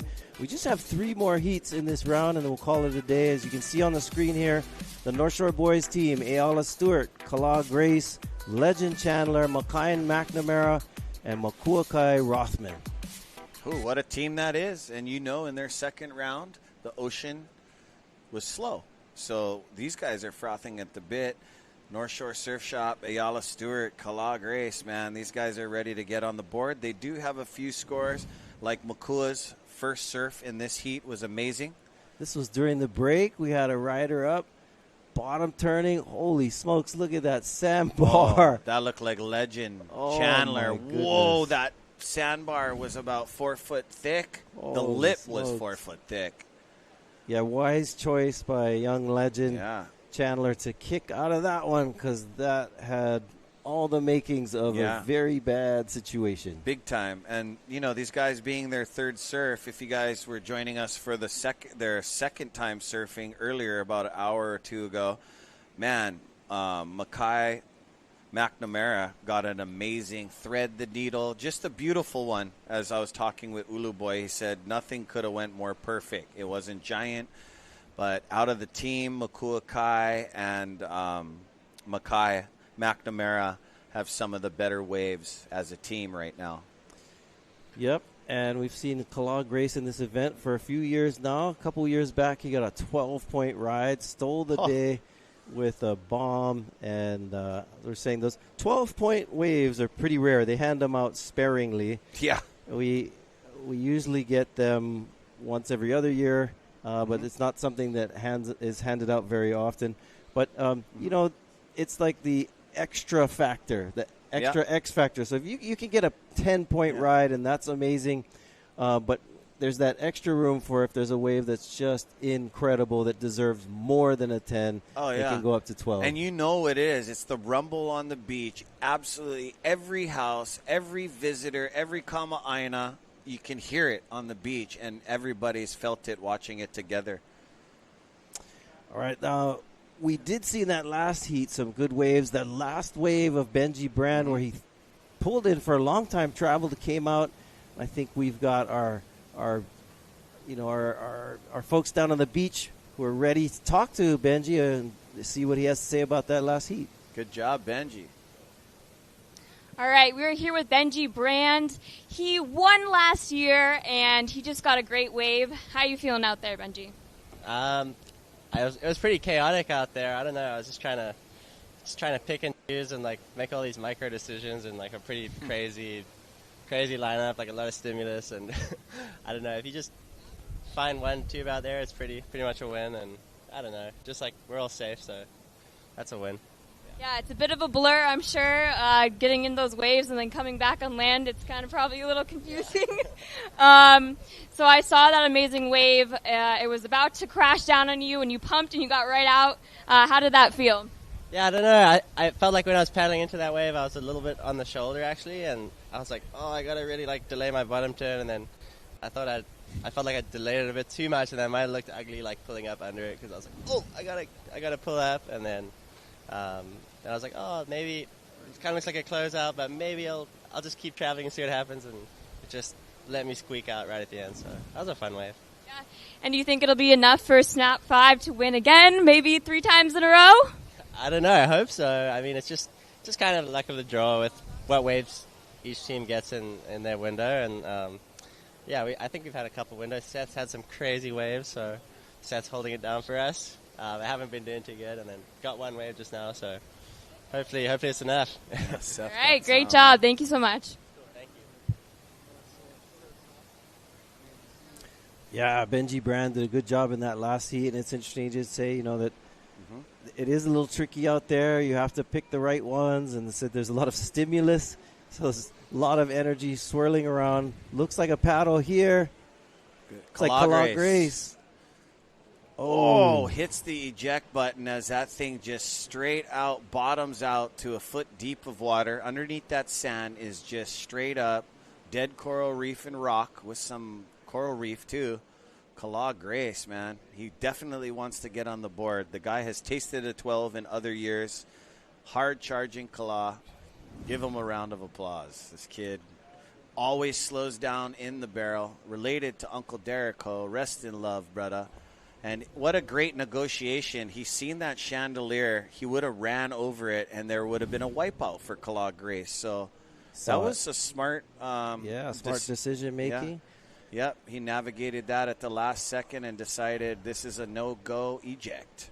Yeah, Kala Grace has been, a standout here at the Backdoor Shootout. We also, recall last year, some pretty tragic wipeout, and where he was knocked unconscious.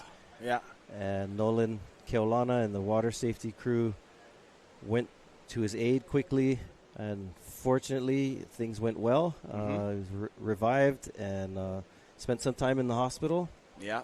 And he's with us at the event again this year. So these guys, again, are warriors who love their sport and put their lives on the line. Yep. Just like Mr. Koa Rothman. This is living. I just seen him downstairs coming to the booth to come meet you guys, and he looks good. He's healing up, but he's making a smart decision, sitting out from his team. And, his stunt double is John Florence, so that's awesome. I mean, what a replacement, Koa Rothman, Godspeed on healing. I know it's hard to sit out, man, being a Rothman. And, North Shore Surf Shop out in the water. You got the McNamara legacy. We're talking about Liam McNamara earlier. North Shore Surf Shop always doing good things for their athletes. North Shore Surf Shop has also sponsored a few of our events in town with Uncle Scotty Namuo. And that's awesome. Do the law enforcement event, team event, and North Shore Surf Shop. Island-wide support. Mahalo. Yeah, Liam McNamara, when I was a kid, he was the standout out here. He's in all the surf mags, and he was always wearing a lot of colorful surfboards. He was intense, too. He was intense. But one thing that's cool is that he was one of the only guys back there that wore a helmet every time. Yeah. So kind of cool that we're seeing more. Oh, my goodness, legend. I watched him all my childhood career on TV and then got to meet him at Big Bull. You know what I mean? You get to see that kind of guys in real life coming to, your home spot. Amazing stuff.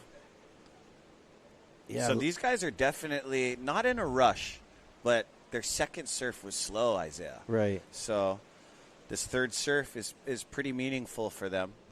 Well, just a little under 19 minutes left in this heat. Legend Chandler, we saw his brother Mananalu in the longboard division doing really well. Not sure what happened here. He picked his line like he couldn't decide to kick out or to straighten out, and then just slips. Fins disengage. That was an invisible chop. He was actually kind of high up as the thing curved over and pitched him, but dangerous wipeout. That kind of wipeouts don't happen all the time. That's when you need to get away from your surfboard. Yep, and he's getting the assist, jet ski assist here from the Hawaiian Water Patrol, getting him back out to the lineup safely. It's been really cool having Cliff Botello here with us to give us some kind of insight, personal insight into what it's like, manning the skis and being a part of the Hawaiian Water, Patrol. And these guys are the best of the best. They train all the other crews around the world of how to do it properly, and we're just so blessed to have them with us here at the Backdoor Shootout. Yeah, so they're just dropping off. His fin broke off? Oh, no. I don't know. Maybe. This guy surfed so many. Oh, he's right back like, shoots, man. And that's one of his favorite boards. Let's see if he can make an adjustment. I know Cliff Botello, we're all rotating through the open mic on the beach, and he's over there right now, so he should be alerting Kellogg Race's board caddy. Maybe that's what happened right here. We can see the fin pop off. Taking that high line. Bing. Excuse me, Legend Chandler. What a wipeout. His fin just came right out. I mean, it broke the tabs. We'll see. So those of you unfamiliar with surfing and surfboards, you have, these days you have fins on the bottom of the board that keep you from sliding out. You can see that one of his bottom uncharacteristic, too. It must have just buckled loose right out of the back. Oh, Dad, Moku.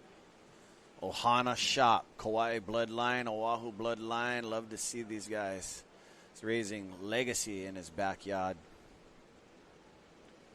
It's an old trick I haven't seen for a while, using the sand to scrape the wax on your board. Oh, yeah, I thought that was just Beach Boy style, but whole North Shore sand, nice and grip. It's not like rubbing kitty litter on your board in town, but this stuff is deep, beautiful sand. Oh, look at it. That's the way. You can scratch them, or you can just, Use the nails. I just use my fingernail. Yeah. Well, guys nowadays, they don't scratch their deck of their board. Okay. And that's just vain. But, wax them up, man. Don't worry about your deck. It's your bottom surface you need to worry about. Deck's usually got an extra layer of glass on it. I used to watch athletes like Joel Parkinson is one. He will sit down on the beach and rub around his fins and stuff like that. And ever since I was watching him do that, because the bottom of your surfboard is the planing. Huh. And I know you've seen people buy $1,000 boards, put them on a rock wall, start rubbing the wax on. I mean, to me, I won't go that far. The bottom surface of your board is very important. That's where you plane and ride on your edge. Right. Yeah. And in old times in Kawakahiko, they didn't use fins on their surfboards. These skegs that give you that extra grab and grip. You'd instead just use the rail of your board and engage that rail. It's so cool over the last 10 years or more. Seems sort of a renaissance of riding these old school style boards that are made out of wood. Yeah. And you got some guys that are really accomplished at it. Sheldon Paishan is one of the best. Yeah. Makaha, that guy surfs it like a normal shortboard. Jed's Mocktown just won the last Makaha event, and he's Goofy Foot. And it's hard to go backside, so that is the guy to beat coming up at Buffalo's Big Board Classic. There's amazing guys. Who's also one of my favorites is he was in here with the booth with us earlier. Is Ulu Boy Napiahi. Yeah. Jimmy Ulu Aloha Napiahi. I asked him if he did that. I knew he did. Yeah. And he rides a lot of Brandon Ahuna surfboards from Big Island. Shout out to the Hilo boys over there. Hilo boys. Aloha. He also got Dakine Curtis Miyashiro, his son. Came out and played and was doing step-offs off the canoe. He's got some action. Oh, sick. Yeah. Chris Miyashiro, artist. Do you know surfer. Glenn Miyashiro? Huh? Exciting Glenn Miyashiro? We have a history of comedians here in Hawaii that love to make fun of ourselves, and so this. Oh, yeah, we're a mixed plate, all the culture. I mean, if you get your feelings hurt, man, come on. But, right. Tubos, huh? Tubos getting the good luck kiss from the girlfriend or wifey. Yeah. No worry, you're going to see this guy again. Yeah. These guys are hard charging. It's also the ocean also went off on them. They had a busy heat, but I'm talking about waves of girth and sloping across the reef of a degree where you couldn't really catch them. So there was a lot of waves in their heat, but they were uncatchable waves, what I meant. Yeah. I mean, back to, I guess I could talk about this topic of comedy in Hawaii. We have a lot of comedians that come out of Hawaii, and it's a tradition that goes back even, I think, to plantation times, because Hawaii, a lot of our culture, our blending of a variety of different nationalities comes from our history of this plantation labor that's been in Hawaii. Are you talking about this story? Are we getting to that? The or did you guys talk about that already? A little bit about that. Okay, because, I missed that sit-down with you guys because I heard that it happened at Pineapple Plantation from a certain guy that used to work over there. Yeah. Hamana Kalili from Laie on the sugarcane plantations there. But Hawaii has a lot of diversity of culture and food and language, and a lot of that stems from this history of sugarcane plantation in Hawaii. So you had a lot of Chinese that came in first, and then Japanese that came to Hawaii in the plantation. A lot of Japanese, some of them came from Okinawa and some of the prefectures that weren't in the cities, kind of the outskirts in Japan. And then, of course, we have Filipinos, Portuguese, Puerto Rican, and a variety of different ethnicities that come to Hawaii in the mid and early 1900s to work on the sugarcane plantation. And that really kind of contributes to the richness of, Hawaii, I would argue, has some of the best food in the world. And a lot of that comes from just blending of different cuisines, right? And so Hawaii has a very long history of mixing. Even our language, Hawaiian or Lelo Hawaii was the language of old Hawaii and still is today. It's an official state language. But we also have Pidgin. Hawaiian Creole Pidgin. My linguistics friends remind me that it is a real language. It's not, unfortunately, when I was younger, you get a lot of people be like, "Oh, no talk like that." You sound but you stupid. can hear real Pidgin. There's Pidgin, then there's that real old Pidgin. It's like the Tahitians have that native tongue. Yep. And so on the plantations, in order to communicate with each other, they would use a kind of a Creole Pidgin English as a way of communicating. It was a mix of a lot of Hawaiian words with English, of course, and then some other words thrown in from different languages to make this medley of language called Hawaiian Creole Pidgin English. And so the humor actually is a product of this too. I was referring to Frank De Lima's joke when we mentioned Glenn Miyashiro has a song about Glenn Miyashiro.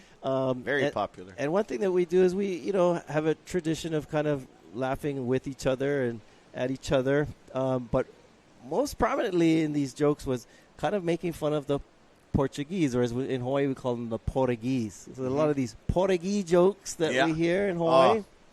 And it's interesting, though, because it has the reason why, I don't think even our local people may not realize the reason why the Portuguese become the brunt of a lot of these plantation jokes is because Portuguese were also laborers in the field, but they were like the labor bosses. They were the ones on the back of the horses. They were the ones demanding the work. Sometimes in old days with the whip, you get the most jokes out of them. Right now, you had to make fun of them because they were not always your friend. And so it's kind of interesting how the Portuguese jokes have a tradition here. Here we have Eala Dalla Stewart. Eala Mane. Well, this guy, I love watching him surf. He's been having a good pre-winter just to himself, surfing for fun. Everybody capturing that kind of stuff. We get to see Eala in full form. North Shore Surf Shop doing their thing. Beautiful drop. beautiful hand drag, not too much, so he just uses that curtain perfectly and just absolutely juicing as barreled as he can get out of that last wave. So also we see on the plantation these Portuguese jokes as a reflection of that. But another thing that's really interesting is that, and we have our Portuguese surfers coming on the next heat. Maybe I should have saved it for that. But in Hawaii, when people say what their ethnicity is, right? Say, oh, I'm Hawaiian, Chinese, Portuguese, haole. Yeah. So it's interesting, though, is Portugal is in Western Europe. And haole people are from Western Europe. Yeah. But in Hawaii, Portuguese, or Portuguese as we call it, have a distinction separate from haole. You ever think of that? Yeah, no, I'm thinking about it now, doctor. But it is interesting. People say, like, oh, I'm haole, I'm Portuguese, as if Portuguese is not a European area. Oh, yeah, and it is, right? And so the reason for this is because when the Portuguese that came to work on the plantations, they weren't in with the haole crowd that was running the plantations. So you had the plantation owners, most of them were from the United States, and to them the Portuguese were sort of a lesser white well race. put. I'm seeing the dynamic now, yeah. And so in some ways the Portuguese occupy this liminal space between the white boss owners and below is the field were workers. Second in command over the field workers. Yeah, so it's interesting that they were seen as sort of bosses in the field, but not seen as that important compared to in the haole counterparts that were owners of the plantation. They still were laborers. So it's an interesting place that Portuguese occupy in Hawaii's history. And a lot of that goes to the plantation times, and we got a lot of Portuguese. In fact, most of us here in Hawaii have some Portuguese blood in us, and here we have a rider up. Looks like Kala Grace. Oh, sorry. Yes, I think that was Kala Grace. Wow. He went up again. That reverb foam ball really grabbed onto his board, but he was speeding through it. So hopefully he's let's see, Brother Kala. There he is, dipping. Good sign. How's the Hanaho dip right after you get licking? It's like when you get under it like that, everything's okay. It's not fun when the thing clamps again and you have no time. Replay here. You can see it's got some chatter on it from some of that current. You see that thing wasn't even going to let him out. That was just straight. He sure went for it, though. Yep. Love it. He knows how to slow down and speed up effortlessly adjustments within his body. So, Kala Grace out there with Iala got a nice one. Legend Chandler broke a fin looking to redeem himself on that last one. Mackay McNamara in his second surf got a throaty one, but he is sitting patiently in this heat. We got Makua Kai Rothman, another surfer, sitting a long time. He sat a long time in his other heat. And like we were talking about, they're so experts. They're looking for something. They're not going to catch no rubber ducky waves. They want all of these guys are looking for that certain wave. They know what's gold out here. It's just taking a little bit of time for them to make a call. Like some lines coming in. Hopefully it's the right direction, the right angle. So the camera now we're looking is a little toward the west. Right now you see that's toward Kauai. This is more west, which is a little more ideal for a pipeline. And it comes from that direction, so it's not just closing out where we see this sandbar. It opens up the wall. But today there is a lot of north in the swell, so hence we get this to the right of the screen here. You get that close-out section that comes in. Although when there is north in the swell, it usually makes for good backdoor waves. But because of the size of the waves today, it's a little more tricky to get a good backdoor waves because a lot of them are just shutting down. Yeah. I feel they're going to get a set wave soon, only because on this second floor balcony of the Volcom house, I in my peripheral see Rocky Point 500 yards out from us. So hopefully that thing starts to come in over here by our surfers. Because we all know these athletes in North Shore Surf Shop, they're hungry for big macking barrels, whether it be backdoor or pipeline. They're all game. Right. And they're all here to win, not just as a team, but individually title too. Yeah, we were speaking about comedians in Hawaii and so Yeah. forth. There's a long list of them. Rep Replinger was one of my favorites when I was a Love kid. that guy. And Bulaia. And some more. Bulaia. Oh, we got the towel going. Oh, there he goes. Liam McNamara giving his boy the direction of where to go. But, you know, that kind of performance element is a big part of our history in Hawaii, too. We're talking about Duke Hanamoku at this event quite a bit. And he was a part of a group of surfers that were entertainers that were known as the Waikiki Beach Boys, part of what was called the Hui Nalu Club. And they were just known as these guys that had a lot of showmanship about them. You watch any old videos or read any books about it, they really brought the showmanship into surfing. And as you know, the early days of tourism were burgeoning and blossoming, that Beach Boy crowd really started to take the spotlight. Yeah. And that's where, you know, I think Duke also gravitated toward Hollywood. He was in several Hollywood movies, just kind of cameos. He was hoping to get, you know, more important roles. But nonetheless, that showmanship component of the surfers in Waikiki and the Beach Boys definitely played out into the Hawaii experience. Later, of course, we get a lot of other, you know, showmen that are in Honolulu, especially in, you know, the mid 1900s. Don Ho becomes very famous, who, by the way, is like a relative of our surfers, the Ho family. Yeah, the Ho family, that's right. And would you say Don Ho got in the water himself and shredded a wave and just threw some tiny bubbles off into the sky?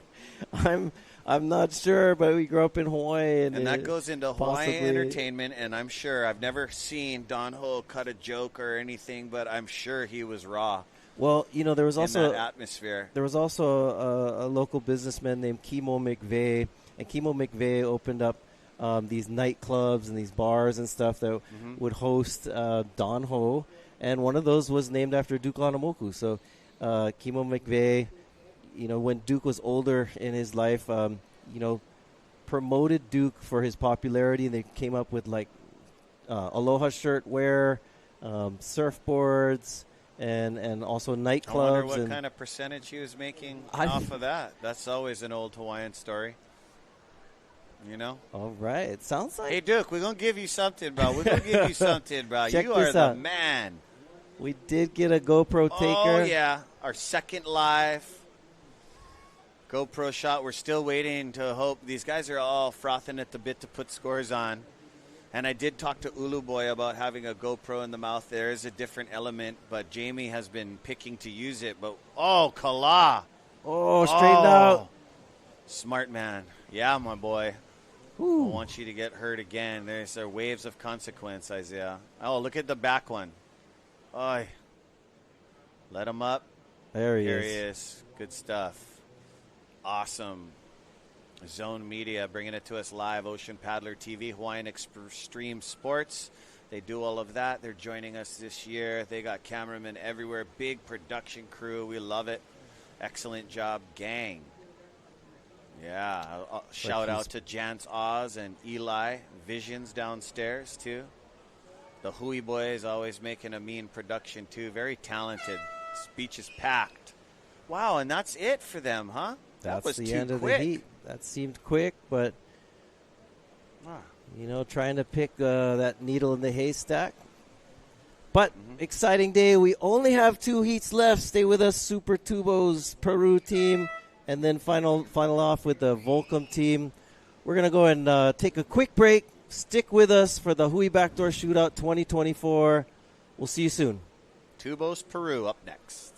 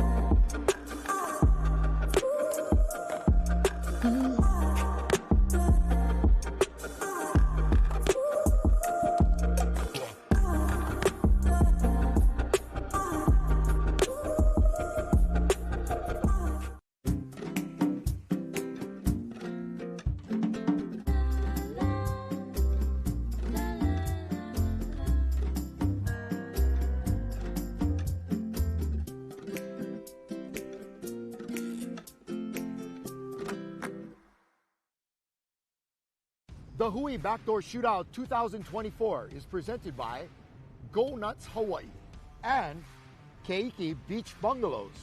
Special mahalos to the members of the Hui o He'enalu, Monster Energy, Athletic Brewing, Sinaloa Tortillas, Odom Water, Waiakea Water, Saltwater Society, Haleiwa Juice.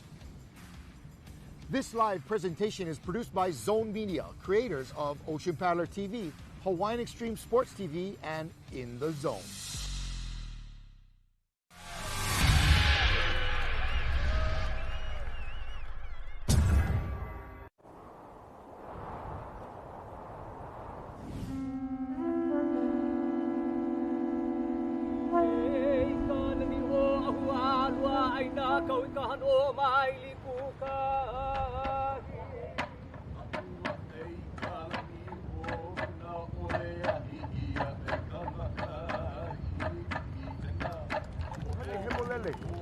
E ihu mai pu.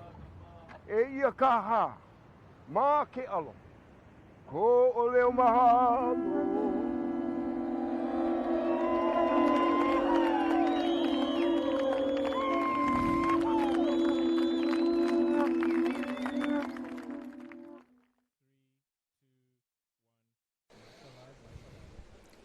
Aloha, welcome back to our day number 2, 2024, the Hui Backdoor Shootout. There's Kala Grace coming in, talking to Mom, getting a little synopsis of how it was out there. Yeah. It looked super heavy. Heavy. You know, the swell was forecasted to taper off and ease up a little bit.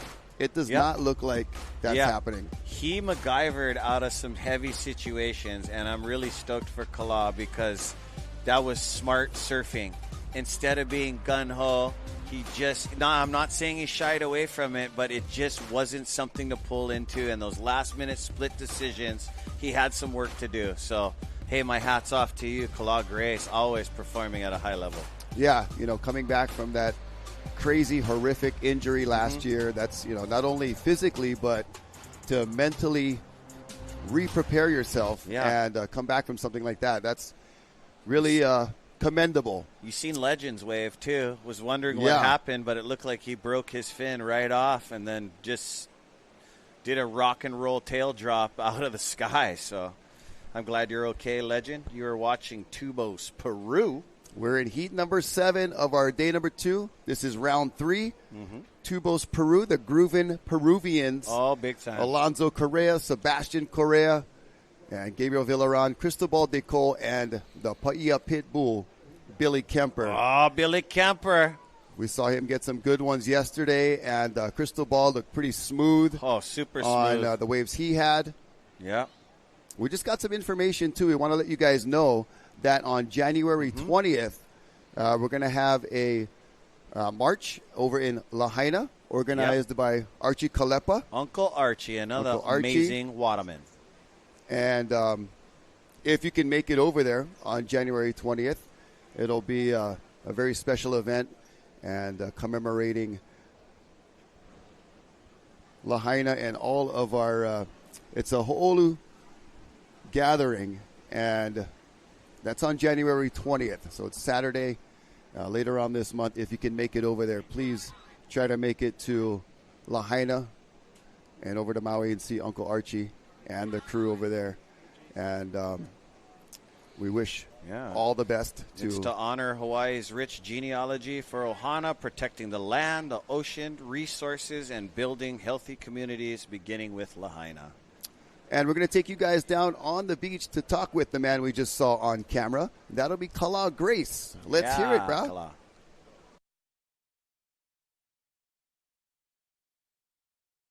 Had a life-threatening injury.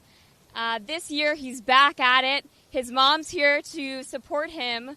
How are you feeling after those waves? I know it was a little rough, but you got some out there. Yeah, I feel great. Just I didn't really get too many good waves, like you said, but just being able to still walk down this beach like in 100% health and able to still compete in this event means the world to me. So I honestly feel like I won the event already, but even though I didn't get a good wave, I'm just happy to be here. Yeah, what does this event mean to you? Is it a dream of yours to be part of this event? Yeah, this event is like it's like winning a world title for a local boy. If you win this contest is huge for a local like me who just gets to compete at home, especially right here at Pipeline. It's like the biggest stage for somebody like me. And how does it feel to have your mom cheering you on right there? It's the best support in the world. My mom and I get to surf with my friends and my family, and coming to my mom, yeah, it feels really good. Amazing, great job. Yeah, thank you so much. Appreciate it.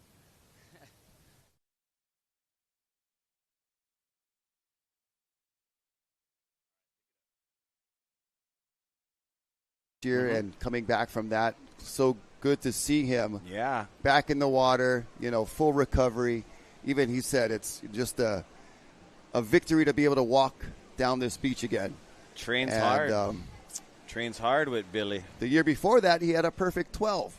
So he's been on the very top, cloud nine, performing the best, and then has had the experience of being clinging to life. So Kala, good job out there, and right now the groovin Peruvian still waiting to get their round number 3 started. No waves have come in yet that have been of any good choice for them, so they're being patient. A lot of energy still in the swell. You see that wave peeling off in the foreground. And a couple triple ups, Rock. A lot of backwash, that tide really bottoming out, so it is affecting the shape of the wave. Some of the waves are so obtuse, it's like a triple up, and the whole thing just regurges onto the sand. So I really hope these things just materialize for the guys, because there's just been a bunch of run over sets. And Billy Kemper's out there, 3-time big wave world champion. He no scared him, go get him, but he's a very smart surfer. And in these conditions, when these guys aren't going like they're usually going, that means there's something. You see the graphic right there. Right now we're pretty much bottoming out at low tide at 0.01 like we talked about earlier, a foot. So it's prime time right now for triple Team ups on the Peru. sand. And, even Billy last year got an injury. Yes, we had a few, and Makokai Rothman had a knee injury. That was a big one, yeah. Billy, I think, was his hip that was a little tweaked. Thankfully, it wasn't, something that kept him out for a really long time, but he's been, in and out with different kinds of things, so I know he's They did an Eddie in a week. They did the Eddie right after that. I mean, that was some heavy decision-making there.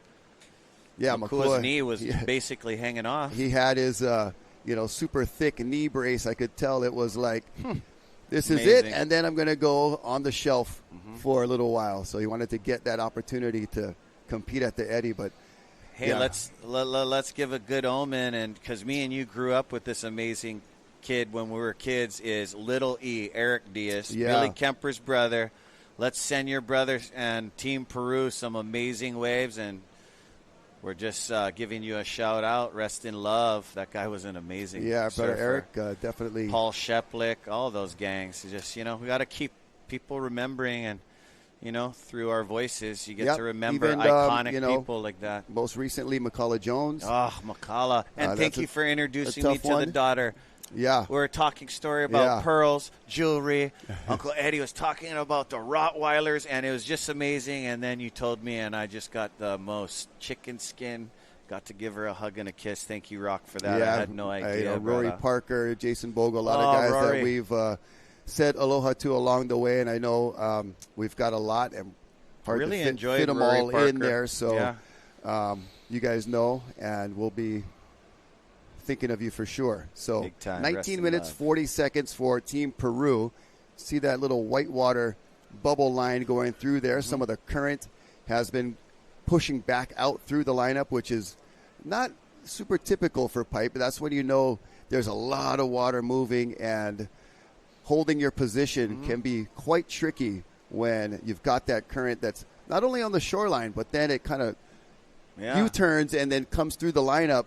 And right now it looks like it is just backing off a little bit so the boys can ease up, relax. I like that because you can see that from the drone footage, and you can see that it's just finally rested. I just hope they don't get any more run-over bombs. I mean, I love the bombs, but I want the bombs to come to the reef and create an A-frame teepee so that these guys can get straight, lidded, slotted, throated, whatever word you want to use. This is the Hui Backdoor Shootout presented by Go Nuts Hawaii and Keiki Beach Bungalows. And Alon, the owner, sent us a special video. I think you guys talked about it. 1952, his parents brought the property and sent a video on YouTube that you guys can watch and see this place come to life since 1952. Thank you for the share, brother. Yeah, it is quite an iconic location right there. And we were talking earlier about, unless you're a team rider for one of these companies that have houses on the beach right here, or you score something down the way. But other than that, bro, that's the, slim pickings for beachfront hanging out on the North Shore. Look at this in the barrel. I believe that is either Alonzo Correa or Cristobal de Cole. Yeah, Cristobal de Cole, how you call him, clairvoyant and stuff, all those years, getting totally barreled. I don't recall him wearing a helmet in his second round, but he does at times, right? Most of these guys will be kind of day-to-day conditions based on whether or not they're going to use the head protection. There's obviously guys that are fully committed to it every session, but I know Gabriel Villaron and Billy Kemper, regular footers, so we're just trying to ID these surfers as they are without the colored jerseys as in a normal event. Trying to recognize the style a little bit. That's just a beautiful glassy bowl. That's Alonzo. Zoko. And look at all these lines still, but it has calmed down, Rock, right after that. But, talking about the tide, I thought it was going to be a little bit more not slowing down on the radicalness, but I like that it subsided just a bit. Hopefully these waves materialize for our surfers because the third round has been rough for some heats. Yeah, it's been consistent, lots of waves. But as far as, the waves that'll give you the scoring potential or that, nice angle to really get something meaningful, those have been a little bit few and far between. And we've mentioned the cliches of, diamond in the rough, the needle in the haystack, a little bit of cat and mouse, dodging those big sets. It's been, a difficult third round, but very entertaining and exciting. Oh, big time. And, the crowd on the beach has been loving all of the different thrills and spills that they've been watching. And hopefully you're enjoying it wherever you may be, at home or at the office, as we see a nice drop in there, little roll in. That's Cristobal, I believe. Oh, but beautiful check fade. He might have wanted to take that rewind and check fade, not do that check fade. Maybe just straight drop into it at an angle. But a lot of backwash on that one. So that was hitting that lip, expanding it. And we talked about earlier how far the lip throws out here at Pipe. And this little backwash right there, just enough to throw his rail off a little bit and have him decide kind of last minute not to pull in. Oh, there's the back of the house going forward. Zone Media, bringing it to you live. Thank you for joining us on Spectrum 1020. And mahalo to Jeff and the boys at Surfline. Have you gotten to do any Surfline magnitude? Swell never did. We did something about Tahiti way back in April. Oh, I seen that. Which was cool. But yeah, definitely appreciate all the forecasting and the broadcasting that Surfline has been doing for all the events here in Hawaii. And I love my Surfline app. Yeah, it's so good. I use it, but as a very religiously, and it helps a lot. As a surfer, I would really like to, I should just go to the beach, but then I could slide 45 minutes of footage. I mean, you really get to know what you're dealing with before you go surf or after work. weather conditions. As a local boy, I like to just look at the cameras, and you can tell by the glare or anything, you know, you're an islander. You can just kind of tell the way a palm tree on the camera is. You can tell what a spot is down the road. You know, some of our secret spots that aren't allowed. And it's fun to look at other spots around the world, too. I love it. You know, and check out different regions that, you know, are experiencing some good swell. So that's been a great addition to being able to just stay immersed in surfing. Big time. You know, we had to, like, back in the day, we had to, like, wait till like 2 a.m. to like try to record something with a VHS of like some Huntington event that was on like, you know, I love ESPN the OP Pro 3 or whatever. I would record that. You know, having to press record when it starts and then pause for the commercials, and then you forget. You're like, oh, got to get back and press record. It's much more available these days. You know, it's funny. I've been a Surfline member for years now, and I just found the Velziland camera and the Ehukai camera. Oh, yeah? I mean, what an amateur I am on that. I mean, there's things that I discover, and I love looking at all the mainland international spots that we've got to travel to. It's amazing.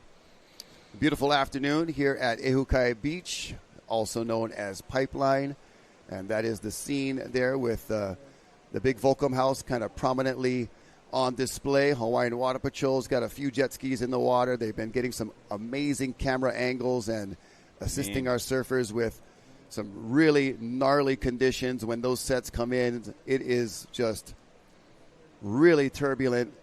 Here's a backdoor opportunity that looks like it could be Gabriel Villaran, possibly. Oh, Sebastian. Oh, the Sebastian Correa. Yeah, white helmet, Sebastian. Gabriel Villarin out there with crystal ball decal, and Mr. Billy Kemper.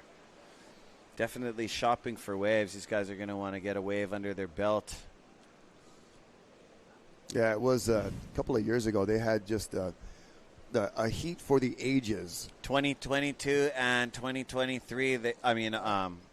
2022 and 2021, massive heats that I shared watching. Yeah, with you. And they were experiencing this like pipeline switch that just turned on and provided double-digit scores for about 20 minutes straight, one after the other. And all the surfers on the team got amazing scores within that time, and we were just baffled at how consistent and the quality that kept coming in. I mean, usually in a set of whatever 6 or 8 waves, there'll be 1 or 2 that's like those are the gems, and it was like every wave was a gem. As we check out the GoPro camera from our water cameraman, so he's got double duty with the camera in his hands right there, and then he's got take a dip, a GoPro on the helmet. Swim up to the cameraman and scare shots. him a little bit right from behind. That's what I would do if I was on the jet ski. Alex, send me out there, mate. Do a little ankle pull. See, maybe I'm getting sent out there. All I shouldn't right, have said bro. anything. I'm going to be on the ski, hanging on to my friend Nolan. Kelowna. Good stuff, you guys. And, man, I really hope these waves materialize for these guys. Yeah, it has quieted down for this Peruvian heat. And, you know, when we talk about the heat they had with all of those great waves, you know, you're bound to get something coming your way that's going to be requiring you to have a little more patience, you know. Here's Makana checking out the scenery, focusing for his next heat. Love this jersey-less contest. You're all natural out there, going out there with your teammates, the brand you ride for, or it's just, you know, like the 96712, just a band of brothers, but they're also divided because they got all kinds of guys in Snap 5 too, but what a great generation, those guys. Well, here we go, Rock. Potential opportunities. We'll see how these roll into the lineup. Wow. See them start to move around a little bit. This one's going to be too far in. Yeah. It's just kind of dragging. There's no scoop on it or anything. It picks up way too far on the inside sandbar.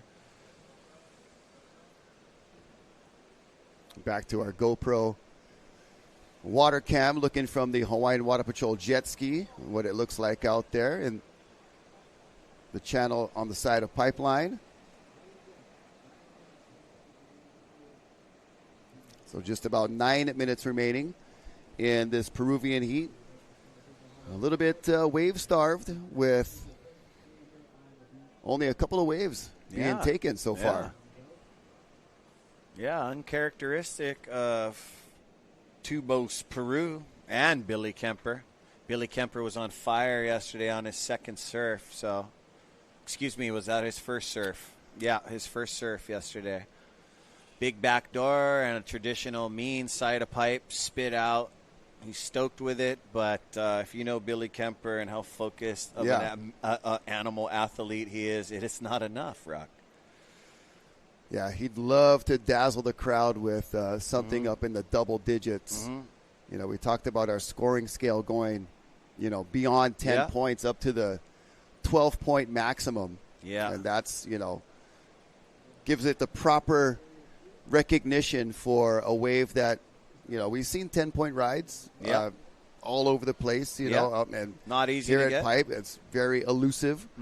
But when you see something that's better than a 10, that's when you got to have that, little extra on top. I've seen that with you about 3 times. It's rare, but it's awesome to watch, and I'll never forget about it. But, talking about that massive year, I believe Bethany Hamilton was involved that year. Do you remember that wave? We watched her on the balcony at the other Volcom house. My jaw was dropped. I don't even know how she survived a wipeout like that. And, Bethany, if you're watching, they had the all-girl. WSL all-girl. The Wahine team. Yeah, it was awesome. Yeah, that was great. Shout out to you, Wahines. Well, speaking of, we've got Moana Jones-Wong coming up next in the heat for Team Volcom. So she'll be representing and looking for one of these gems. As the Peruvians are a little far in for that one, but it was one that held open. You know what? That's what we seen, Rock, on that last view, the GoPro view. That was Moana already sitting out there, I believe. Just watching it, feeling the ocean, feeling what it's doing. And,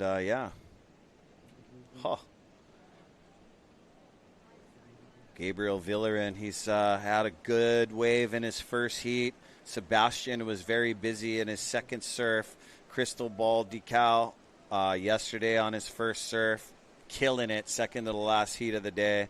And Alonso Correa got a couple waves just now. And Billy Kemper has about 2 or 3 highlight scores on the reel at the end of the day. But Billy Kemper is definitely not going to let his third surf. I feel him right now. Send him a wave, little E. I liked Crystal Ball's approach yesterday. I did too. Just is it because you're goofy foot, so Rock? Smooth and just has that style that fits perfectly in the curves of Pipeline. And, obviously it comes with spending a lot of time out here and, putting in the work. But, when you can make it look that easy. Yeah, he got the 2 for 1. It's really a cool thing to watch for sure. As you can see, Billy Kemper in between the two guys. You can tell the way his posture is, sitting, adjusting on his board. He's getting a little bit impatient. But, hey, these guys get to surf again. But a lot of these guys that have been involved in the Hui Backdoor Shootout before, they know how many times they get to surf, and they want to perform at the highest level in every heat. But now it just makes it more interesting. They go home and they renegotiate in their mind. They opt to what to do, but it always comes down to Mother Ocean too. Yeah, and having the different time that you surf will affect what kind of conditions you're going to get. And so we've kind of mixed up the surfing order pretty well. Yeah, I think so. And moving up and down the draw, it's been picking numbers to start and then just going kind of in reverse with the order up and down these rosters here. So we're in round 3, the last couple of heats, and going to be interesting to see where all these chips fall after the third round. We're going to try to get as many rounds as we can in for these guys. We've seen it go up to, I believe, like 6 rounds before in different years. Really depends, like you said, on Mother Ocean and what kinds of conditions we're going to get. So, but it balances out the luck, performance. There's a bunch of significant things that happen with that. Man. Yeah, come trying to on, make gang. it fair for everybody. Yeah. And spread the love around. Like at the ceremony, everybody picked heats out of a coal bowl. Yep. So that you don't deal with, oh, how come I'm not surfing today? Hey, you picked it out of the bowl. Cooley. Yeah, that was your draw right there. The beach is loading up. Surf potty cruise. Time in a little bit as we're going on to the second. We're on the second to the last heat of the day. The surfers' third surf of the event. And tomorrow might be number 4, round 4. Yeah, we'll wake up in the morning and see what the waves are doing bright and early. And it could be round number 4 that is underway. We'll keep you posted for sure. Here we go, up and riding. Sebastian. That is Sebastian Correa. And my Lord. What, he ollied over the rib, huh? He just got sucked up the face and it ejected him right off. You at that point, you're just, no control, succumbing to the power of that kind of wave. Look at him kicking back out. No problem. Oh, my gosh.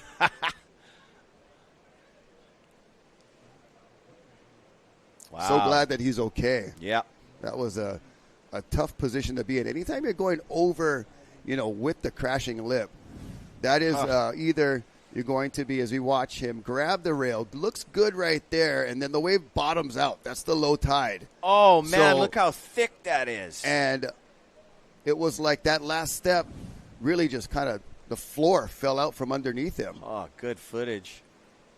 These guys are super athletes. Every single guy in this thing, even though they don't look like a huge giant, these guys, what they do, you know what I mean? It's just so stoked to be a surfer. The elements that these guys deal with, I mean, the heavy water that they're negotiating. No, that's a great point because you see some of these guys, doing things on these waves that are, superhuman. And then they come to the beach and you meet them and they're like, maybe like these little guys or just like, you see them in Foodland and like, oh, that's so-and-so. There's like, a guy really? 5 foot like tall. He's so unassuming and, does these incredible things in the ocean. But that's a great point of, being an athlete of this caliber in this sport. It's not about, the bulk and the muscle and all of the, I tripped, though. Some guys make $35 million in other sports. But these guys, they're not like the biggest, craziest looking guys. But, man, they really put in a lot of time. And they train hard. It's a hard regimen of training and cardio. But seeing them out of the water, they're quite unassuming. Yep. But the way they navigate in the ocean is something to be proud of. You know what I mean? Well, and that's where they do all of their action. There's so much stuff that goes into surfing, not just the physical, but, when any other super athlete from any other sport touches down on our ocean, they're like, holy schmoly. Right. I said, where's our 80 to 45 million up in here? Yeah. Over here. Yeah, LeBron. Let's see you paddle out to pipe and what you can 10 do. yards, you probably give me $5,000. Oh, my gosh, grabbing the rail. I think that's the Paia Pitbull, Billy Kemper. That's the one he was looking for. He was looking for that one. We're going to clap in the booth. Oh, brother. Yes. The technique. Oh, he's feeling it. The positioning. Everything working right there for Billy Kemper. And the wave was just a beautiful glassy bowl. Disappeared from view. Check out those smiles right there on the replay from the water. Look at that. Wow. Oh. Okay, Rock, that was one of the gems of the day, buddy. Right at the buzzer, too. The beautiful backflip dismount. Oh, yeah. So Team Peru, a little bit wave-starved in the beginning of their heat, but they get one that really counts well for them by Billy Kemper. We'll take a short commercial break, and we'll be right back with the final heat of day number 2 here at the 2024 the Hui Backdoor Shootout. Stay tuned. Gang. We'll be right back.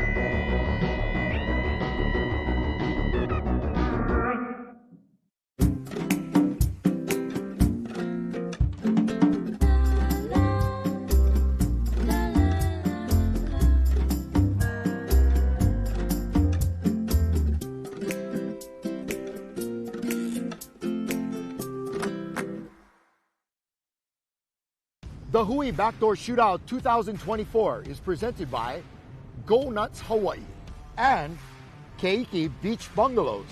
Special mahalos to the members of the Hui o He'enalu. Monster Energy, Athletic Brewing, Sinaloa Tortillas, Odom Water, Waiakea Water, Saltwater Society, Haleiwa Juice. This live presentation is produced by Zone Media, creators of Ocean Paddler TV, Hawaiian Extreme Sports TV, and In the Zone.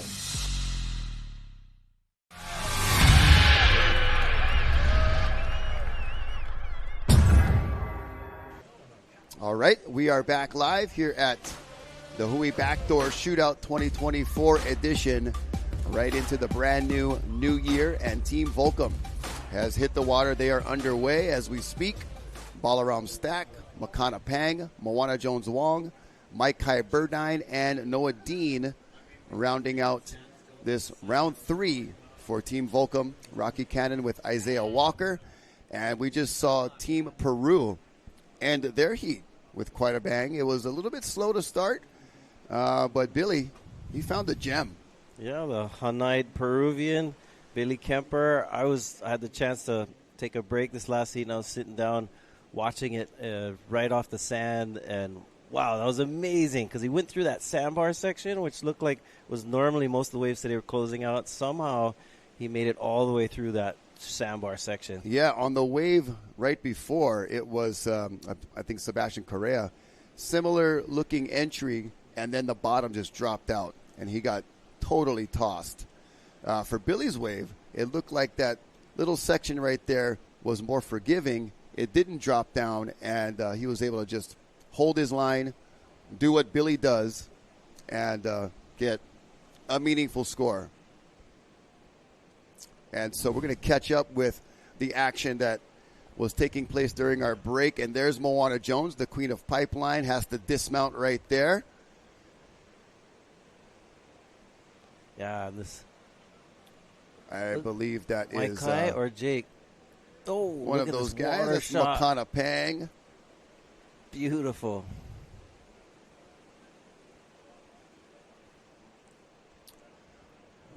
You know, and that's the way it goes sometimes when you're doing these surfing productions with Mother Ocean.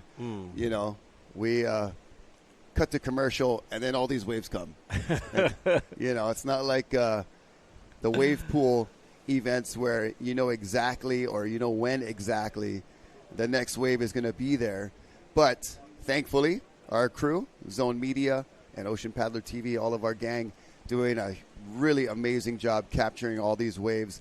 And we're able to catch up and see those replays. And Moana Jones, been a little quiet, you know, the first couple of rounds. Yep. You know, maybe just being a little patient there. But she got one, but not too much happening for her. And we'll catch up with our surfer on the beach that had the wave of the heat. He is down there. Let's hear from Billy Kemper. All right, we're here with Billy Kemper, and he just got one of the best waves of today. So he just got one of the diamond in the rough waves. How do you feel after catching that amazing wave?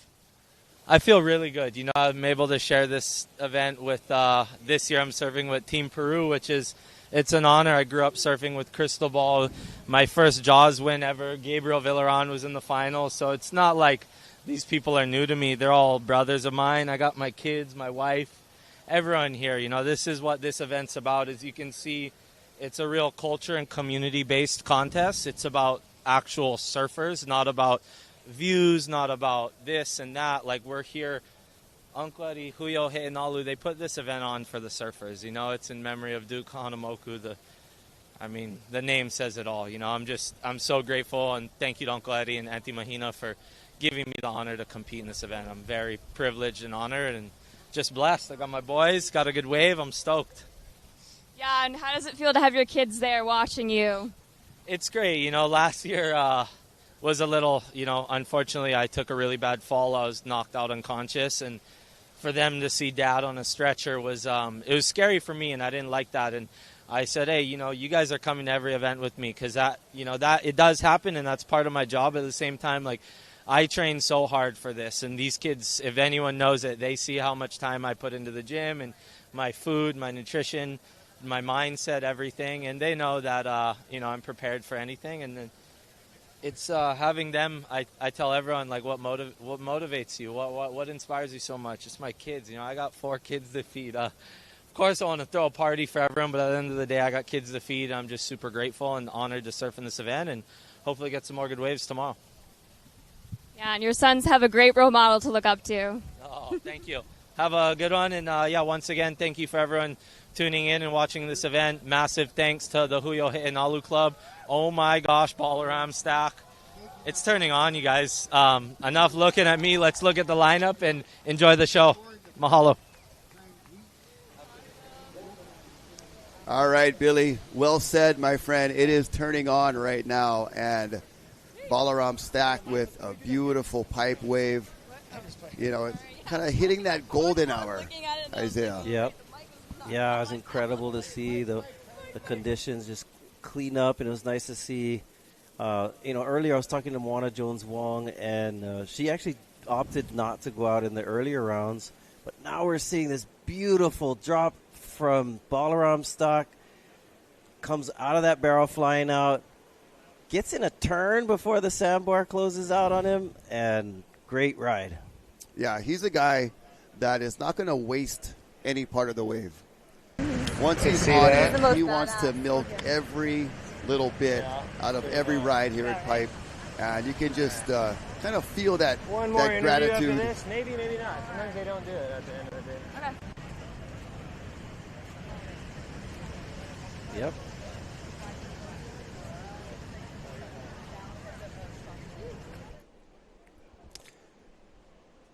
Yeah, so a lot of action. This is the last heat of the day with 21 minutes and 30 seconds. Team Volcom, Balaram Stack, Makana Pang, Moana Jones-Wong, Maikai Burdine, and Noah Dean. Noah Dean has been, pretty active throughout, even in the earlier heats and rounds when it was a little more challenging. He was really hunting out a lot of backdoor waves. So, and yesterday he got some great backdoor waves toward the end of the day. And so here we are again at the end of the day with the conditions looking really nice. And, the next 21 minutes, hope to get a few more nice waves come through for these guys. Yeah, it's been a little bit of a nice flurry to start this last heat. In the first third of Team Volcom's heat, Balaram has got a good one. Makana Pang got a pretty decent one. And that was either Jake Maki or Maikai Burdine that also had one. And that golden hour that we're talking about, the sun setting over towards Kaena Point, little offshore breeze, those trade winds grooming it just nicely, and then you get those beautiful silhouette shots. And I like when Billy said, enough looking at me, bro. Look out there. It's turning on right now. Oh, yeah. Amazing. Yeah, Billy's done really good. I mean, last night, Billy, it's interesting because it's about the same time of the day, the same, at the end of the heat. So last night, Billy caught one of the better waves of the day. If you go back and look at that wave, and I've been trying to study it since last night. My sister actually texted me, and so did my friend Keone, who's the president of BYU Hawaii, Keone Kaue Aloha. But both of them sent me a picture of that last wave. Maybe to our viewers, go back and watch the highlights from yesterday. We can't tell if there's a shark or a person, but there's definitely something large in the face of that wave, that backdoor wave that he had last night. But again, today, he gets this smoker of a wave toward the back end of the heat, latter part of the day. And so Billy's doing an amazing job here this afternoon. Golden hours. Yeah, he's kind of on a bit of a roll when it comes to finding a wave right in the final moments. And, when you sent me that picture, it was a little eerie of seeing that shadow in the wave. And you guys can check it out and see what you think it could be. But could possibly be the mystery remaining a mystery. Do we ever get cameramen at Backdoor in this event? I'm not sure if there were a few going over there yesterday. I thought I saw Makana guys moving around. Makana Pang, just a beautiful drop, and just handles that load of spit that unleashes like a pressure washer machine. Makana Pang, another guy that I really enjoy watch surfing pipe because he just looks so comfortable. Right there, big drop, comes underneath it, stalls perfectly. There he knows he's getting barreled and needs to hunker down a little for that exit. Of that fancy footwork as the kick out, and that's the footwork claim that he's got going on there. It's a little like chicken scratch, like ready for action. Yeah, Makana's been surfing out here since he was a little grom and very comfortable in these conditions, so it's great to see him still competing in the backdoor shootout. Looks like we got a paddle here. Looking at backdoor. I think that's Maikai. Gets clamped onto the end of that backdoor wave. Good effort. Just kind of shut down on him on the end there. Yeah, that one didn't have that really nice hollow section that throws out far. It kind of, the lip crashed maybe like halfway down the face. And, once you're in there like that, there's not really anywhere else to go. You're committed and just get ready to absorb the impact. And you see him right there in it, nice and clean. And then it just slams right mid-face right there and shuts down the rest of the wave. But a good effort from Maikai Burdine. Yeah, you can see how the wave kind of bent around, and as it was bending like that, the wave clamped, the crest of the wave clamping down on him because of that bend. Again, our Hawaiian Water Patrol. See Foster Bloomfield on the back there of the ski. Can't remember if it was you or Ezra who made a reference to Marvin Foster earlier, but Marvin Foster, relative of Foster and the Foster Ohana. Yeah, we were, I think we were naming, talking about maybe some Waimea left riders and, some outstanding legends here at Pipe. The Foster Ohana, very prominent in North Shore surfing, especially the Haleiwa Menehune Surfing Championship down there every October. So great to have that event still going. I think year number 47, I want to say. Yeah. Yeah, when I was a kid, Marvin Foster was somebody definitely that we looked up to. I remember one year we had a lot of pros come, which was very rare for Hilo. There was a H-Pack series, these professional, pro-am series that they'd have, and they came to Honolulu one year, our home break, and the waves were pumping. And Marvin Foster was out there. Interesting, a lot of surfers who passed on were there at that event. Brock Little, we had Mark Fu, and several, Derek Ho, and several others that came to surf our little Rivermouth home wave. And, it's funny, all the boys still reminisce of that day when all those boys came and surfed Maki in Honolulu with us. So it's a really cool experience. And so we do miss all these warriors. But Marvin Foster was definitely one of the best out here at Pipe. And at Backdoor, he really kind of taught us how to surf barrels backside, grabbing rail. So awesome inspiration. Yeah, and it's so cool that you remember a day like that, even though it was that long ago. And I tell you what was also cool. It was the same day that Mike Tyson lost his fight. Oh, wow. I think it was Riddick Bowe. That's a stat for the ages right there. Oh, look at this backdoor wave. Oh, my goodness. No can do. Oh, he thought about it. Probably a good idea not to go on that one. It was a beast. It had that really long, stretched out wall that was going to be near impossible. And this low tide, man, it is really jacking right on that first reef. Pipe is hard enough to surf any tide, any size, but when it's this big and that tide starts bottoming out, you're talking, beyond vertical, almost impossible. Yeah. Yeah, I remember that because, I lived at Honolulu. My mom was renting a house right above the break there, and so we had one of the first houses to the break, and we're watching the Mike Tyson fight, and I turn around, and all these guys are in my living room. And it was just such an honor to be like, oh, my gosh. Yeah. Look who's in our house. I know. Like, never mind watching the TV. Like, look who just walked in, bro. Oh, yeah.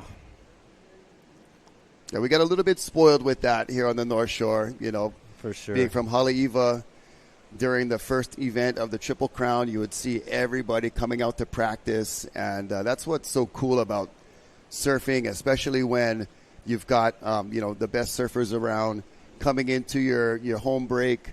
And, it's like a famous golfer coming to your home course, or, Right. Having Michael Jordan come shoot around at the basketball court with you.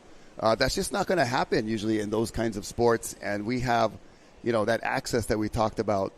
I'd be surfing Haleiwa, and I knew all the guys would be out there. So I wanted to go out there and mix it up and say, how's it? And, it was fun to have them say, like, oh, that was a nice turn. You're like, oh, my God, did you just hear that?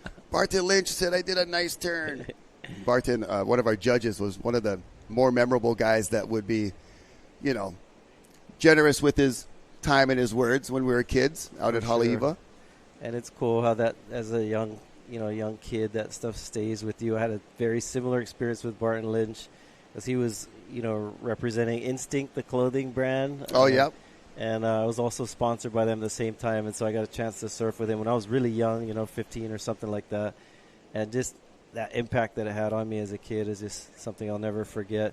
Although it's interesting in surfing, I think one difference, like if Michael Jordan was to come to your neighborhood and play basketball on your court, you just like sit there and watch in awe. Yeah. But for some reason with surfing, you get some pro surfers at your break. There's a little bit of like, all right, well, I'm not going to give you this wave though. Like, yeah, I want to show you something a little bit. Kind of, that's an interesting thing about the lineup that we have. That there's some good and bad about kind of the culture of the lineup in surfing, but definitely there is a kind of competitiveness about who's going to catch the next wave and limited resource and so forth. So even though sometimes we get starstruck, you still want to make sure you get a wave. All right, that looks like Mr. Ballstack just had to bail off right there. That drop was one of those really heavy ones that was super steep, and then had to try to set the rail to get around it, but couldn't quite get that done. It was all about focusing on that drop, handling the task at hand. You see it it's really jacking up right there, holding the surfers at the top and then lets you in, but by the time you get to the bottom, he really tried to avoid that. That was the scary part of the wave that he saw coming, that bending around, wedging, sandbar, and monster. It's just really sucking up off that low tide. Well, big waves coming in now, just getting everybody some breath-holding practice. One thing that is nice about North Shore sand, especially here at Ehukai Beach Park, is because the grains of sand are larger than normal, and I think what that does, it makes for a little bit of a softer landing, whereas in a lot of places where the sand is finer grain, becomes almost like cement, and it's like a harder landing. Whereas over here at Ehukai and the sand out here, because it's so large grain that you can actually kind of sink into it without like breaking your ankles. There is a bit of a cushion for sure. And you go to places like the East Coast where you say like that really fine sand. I mean, these guys, you can ride your bike on the beach in some of those places. It's so solid. And so when you fall and you hit that sand, you get definite, strawberries and some, road rash a little bit. And the sand at Ehukai, much softer.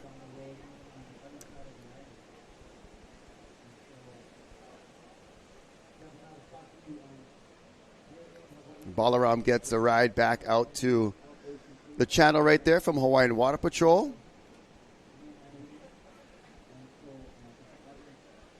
I mean, any other guys when you were younger first surfing pipeline that you looked up to, Rocky?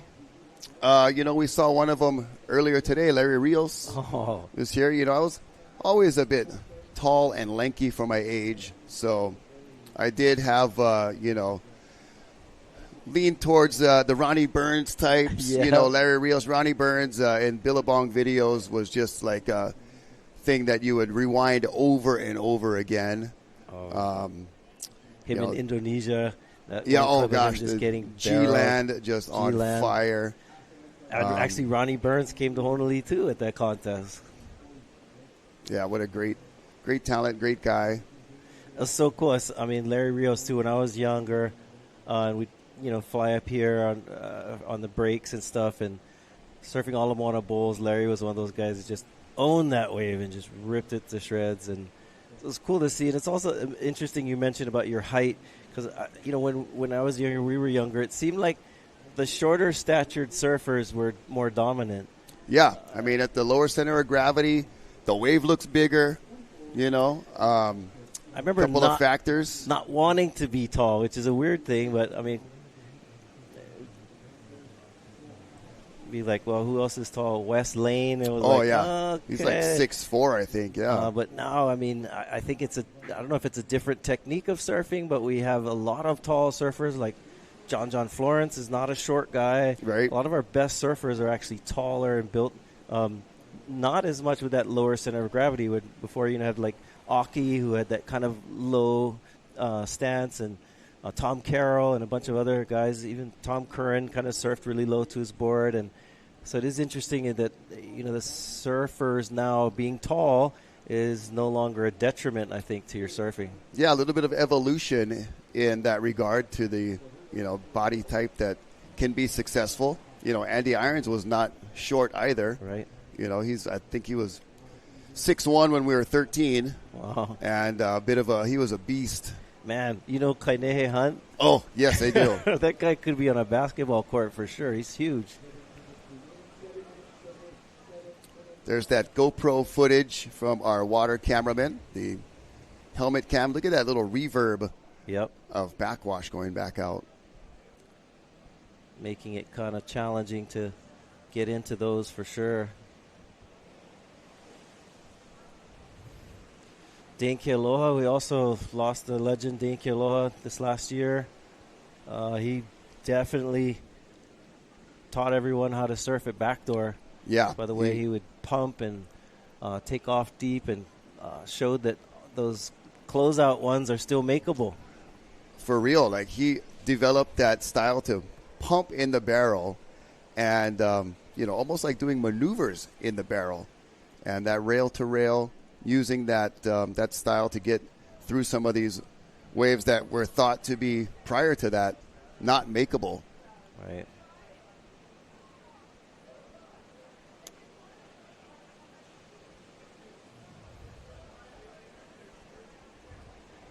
There's Hilton Alvis down there, our artist for this year. He's designed a beautiful poster that has been sold out on the beach, appropriately so, and showing Uncle Eddie some of the different paintings he's produced while down there on the beach. So Hilton, the Art of Hilton, I believe, is where you can find his stuff, and he puts a lot of cool murals on the sides of buildings and blank walls around the community.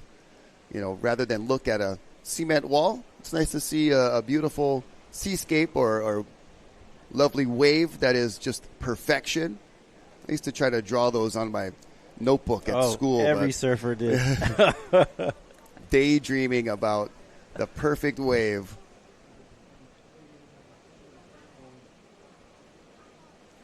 Yeah, even if you weren't very good at art, if you were a surfer, you'd figure out at least how to draw a barreling wave. Right? Yeah, that's me, all right. Stick figures and some barreling waves. The extent of my art talent.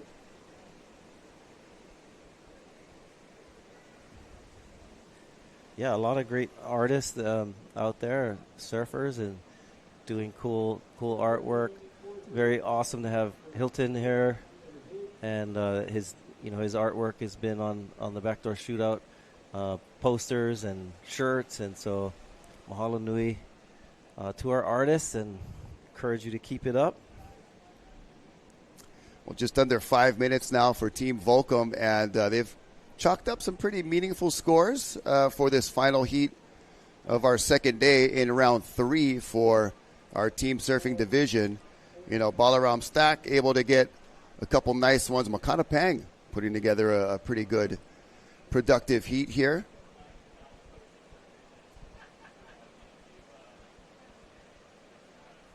You know, we haven't seen Noah Dean in this. Yeah, which is interesting because he kept himself so busy in round 1 and 2, and maybe just isn't. I think actually Jake Maki might be taking his place in this particular heat. But there is the Volcom team tightly packed at the lineup right there, and we'll see if they get any more opportunities in the final few moments.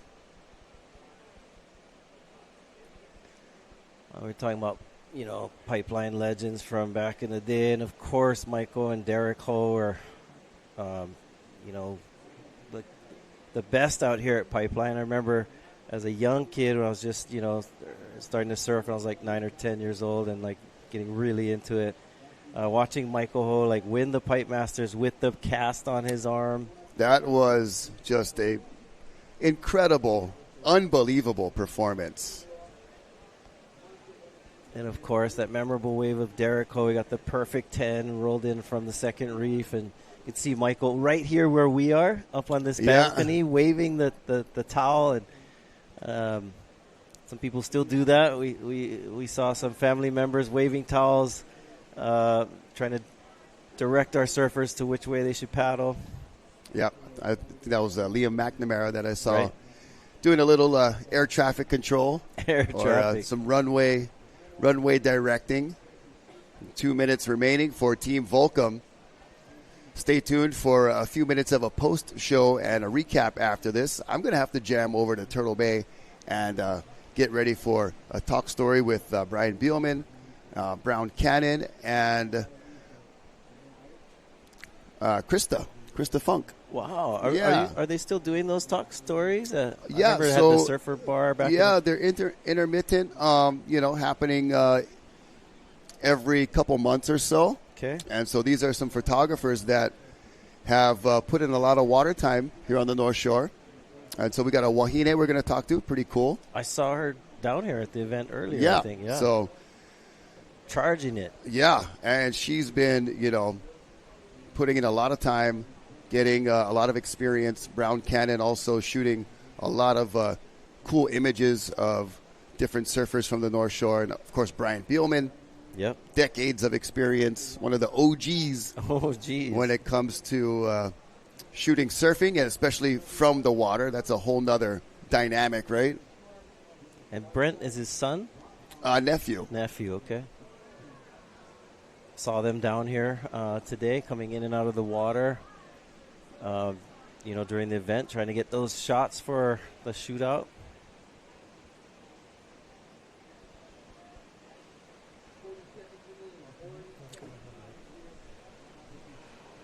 Well, let's see if there's in the dying minute of this heat, we get a couple of waves, hopefully, for our competitors to end this day out in this final heat of round number 3 at the 2024, the Hui Backdoor Shootout. Yeah, they're on the move. They see something that's catching their attention. As you look at the GoPro cam on board with Hawaiian Water Patrol.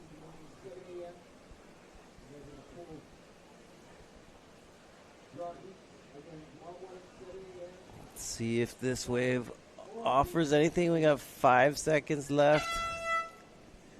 Watch, Moana's going to get the wave of the event right after the horn. Would be deja vu, bro. It did happen last year. She got a unbelievable gem right after the heat. I believe just like this at the end of the day. Yep. Yeah. And it was one of the best waves of the contest. Well, that is day number 2 wrapped up for you. We hope you've enjoyed. Stay tuned. We'll be back to recap this round 2 and round 3 here at the 2024 the Hui Backdoor Shootout.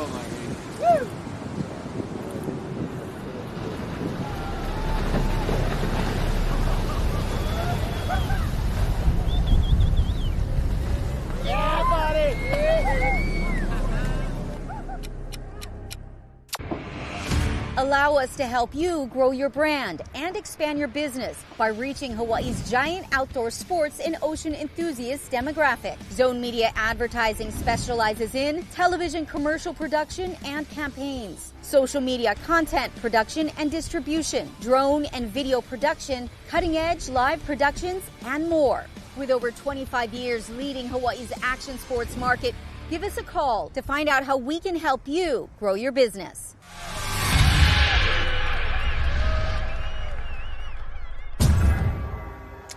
Well, Ezra, that was an incredible day of surfing here at Pipeline. We started at 8 o'clock, ran all the way to 4 o'clock. Had a full day. We ran round 2 and round 3. We just finished up round 3. Last heat was the Team Volcom, where we saw Balaram Stack get some really good ones. Also Makana Pang. Waves have been pumping all day today. In some ways, almost a little too big and maybe a little too much north, but we still had some gems out there, some great highlight reels, and we'll kind of walk you through a summary of some of the action today. True barrel hunters right here at 2024. We're shooting out into the new year. Here we go, Sebastian Correa. Oh, nice gutty one. As we got some more action here at the pipe. That was beautiful spit as they slow down. Here we go, Makai McNamara's one. This was a beauty in his heat, as a lot of times teams snapped in 9-6-7-1-2, had a couple slow heats. Team Japan standing tall, riding through that backdoor wave. There weren't a lot of backdoor ones today. Jamie O'Brien scored several good ones today. He was on fire, Isaiah. Spit out in that last one. And so we have Lucas Silveira catching that inside one. He kept busy all day today. He was busy. And there we saw some action with the water patrol, almost losing a ski, flipping over, but the whole beach cheered right there. Brandon Martin Kelana. That's nothing that. You could just hear him. Big mahalo to our water safety crew for keeping them safe today. Wow, Benji Brand right up in this pipe cone. Beautiful weave. This guy is so textbook. Barrel hunter. Oh, this is another good ride here. The launch air at the end. That might have been John in that heat. Oh, that was Billy Kemper's wave that we saw in the last couple I really heats. enjoyed that. Billy's had a last 2 rough 2 rounds, and to get that wave, every wave counts in every heat. So we're on the 3rd surf. Right. And number 4 tomorrow. So actually, Billy was one of the standouts for me in this event, because last night he had, at the end of the dying moments of his heat, had one of the waves of the day. Check it out. And then today, same thing. At the end of the heat, rode that wave through a challenging sandbar section, kicked out. I watched him sitting on his board. He was so patient with 6 minutes left, so that is very rewarding. He's got about 3 great scores on the board, so awesome stuff here at the Dahui Backdoor Shootout, brought to you by Go Nuts and Keiki Beach Bungalows. Well, Ezra, that's the end of our day today. We've had some great surf, but tomorrow we're going to wake up bright and early, and hopefully we'll be on again for our next round, 8 a.m. round start 4. If we're on. So you guys stay tuned. You guys have an excellent evening, and we'll check back in with you in the morning. Aloha. Ahui ho. Ahui ho.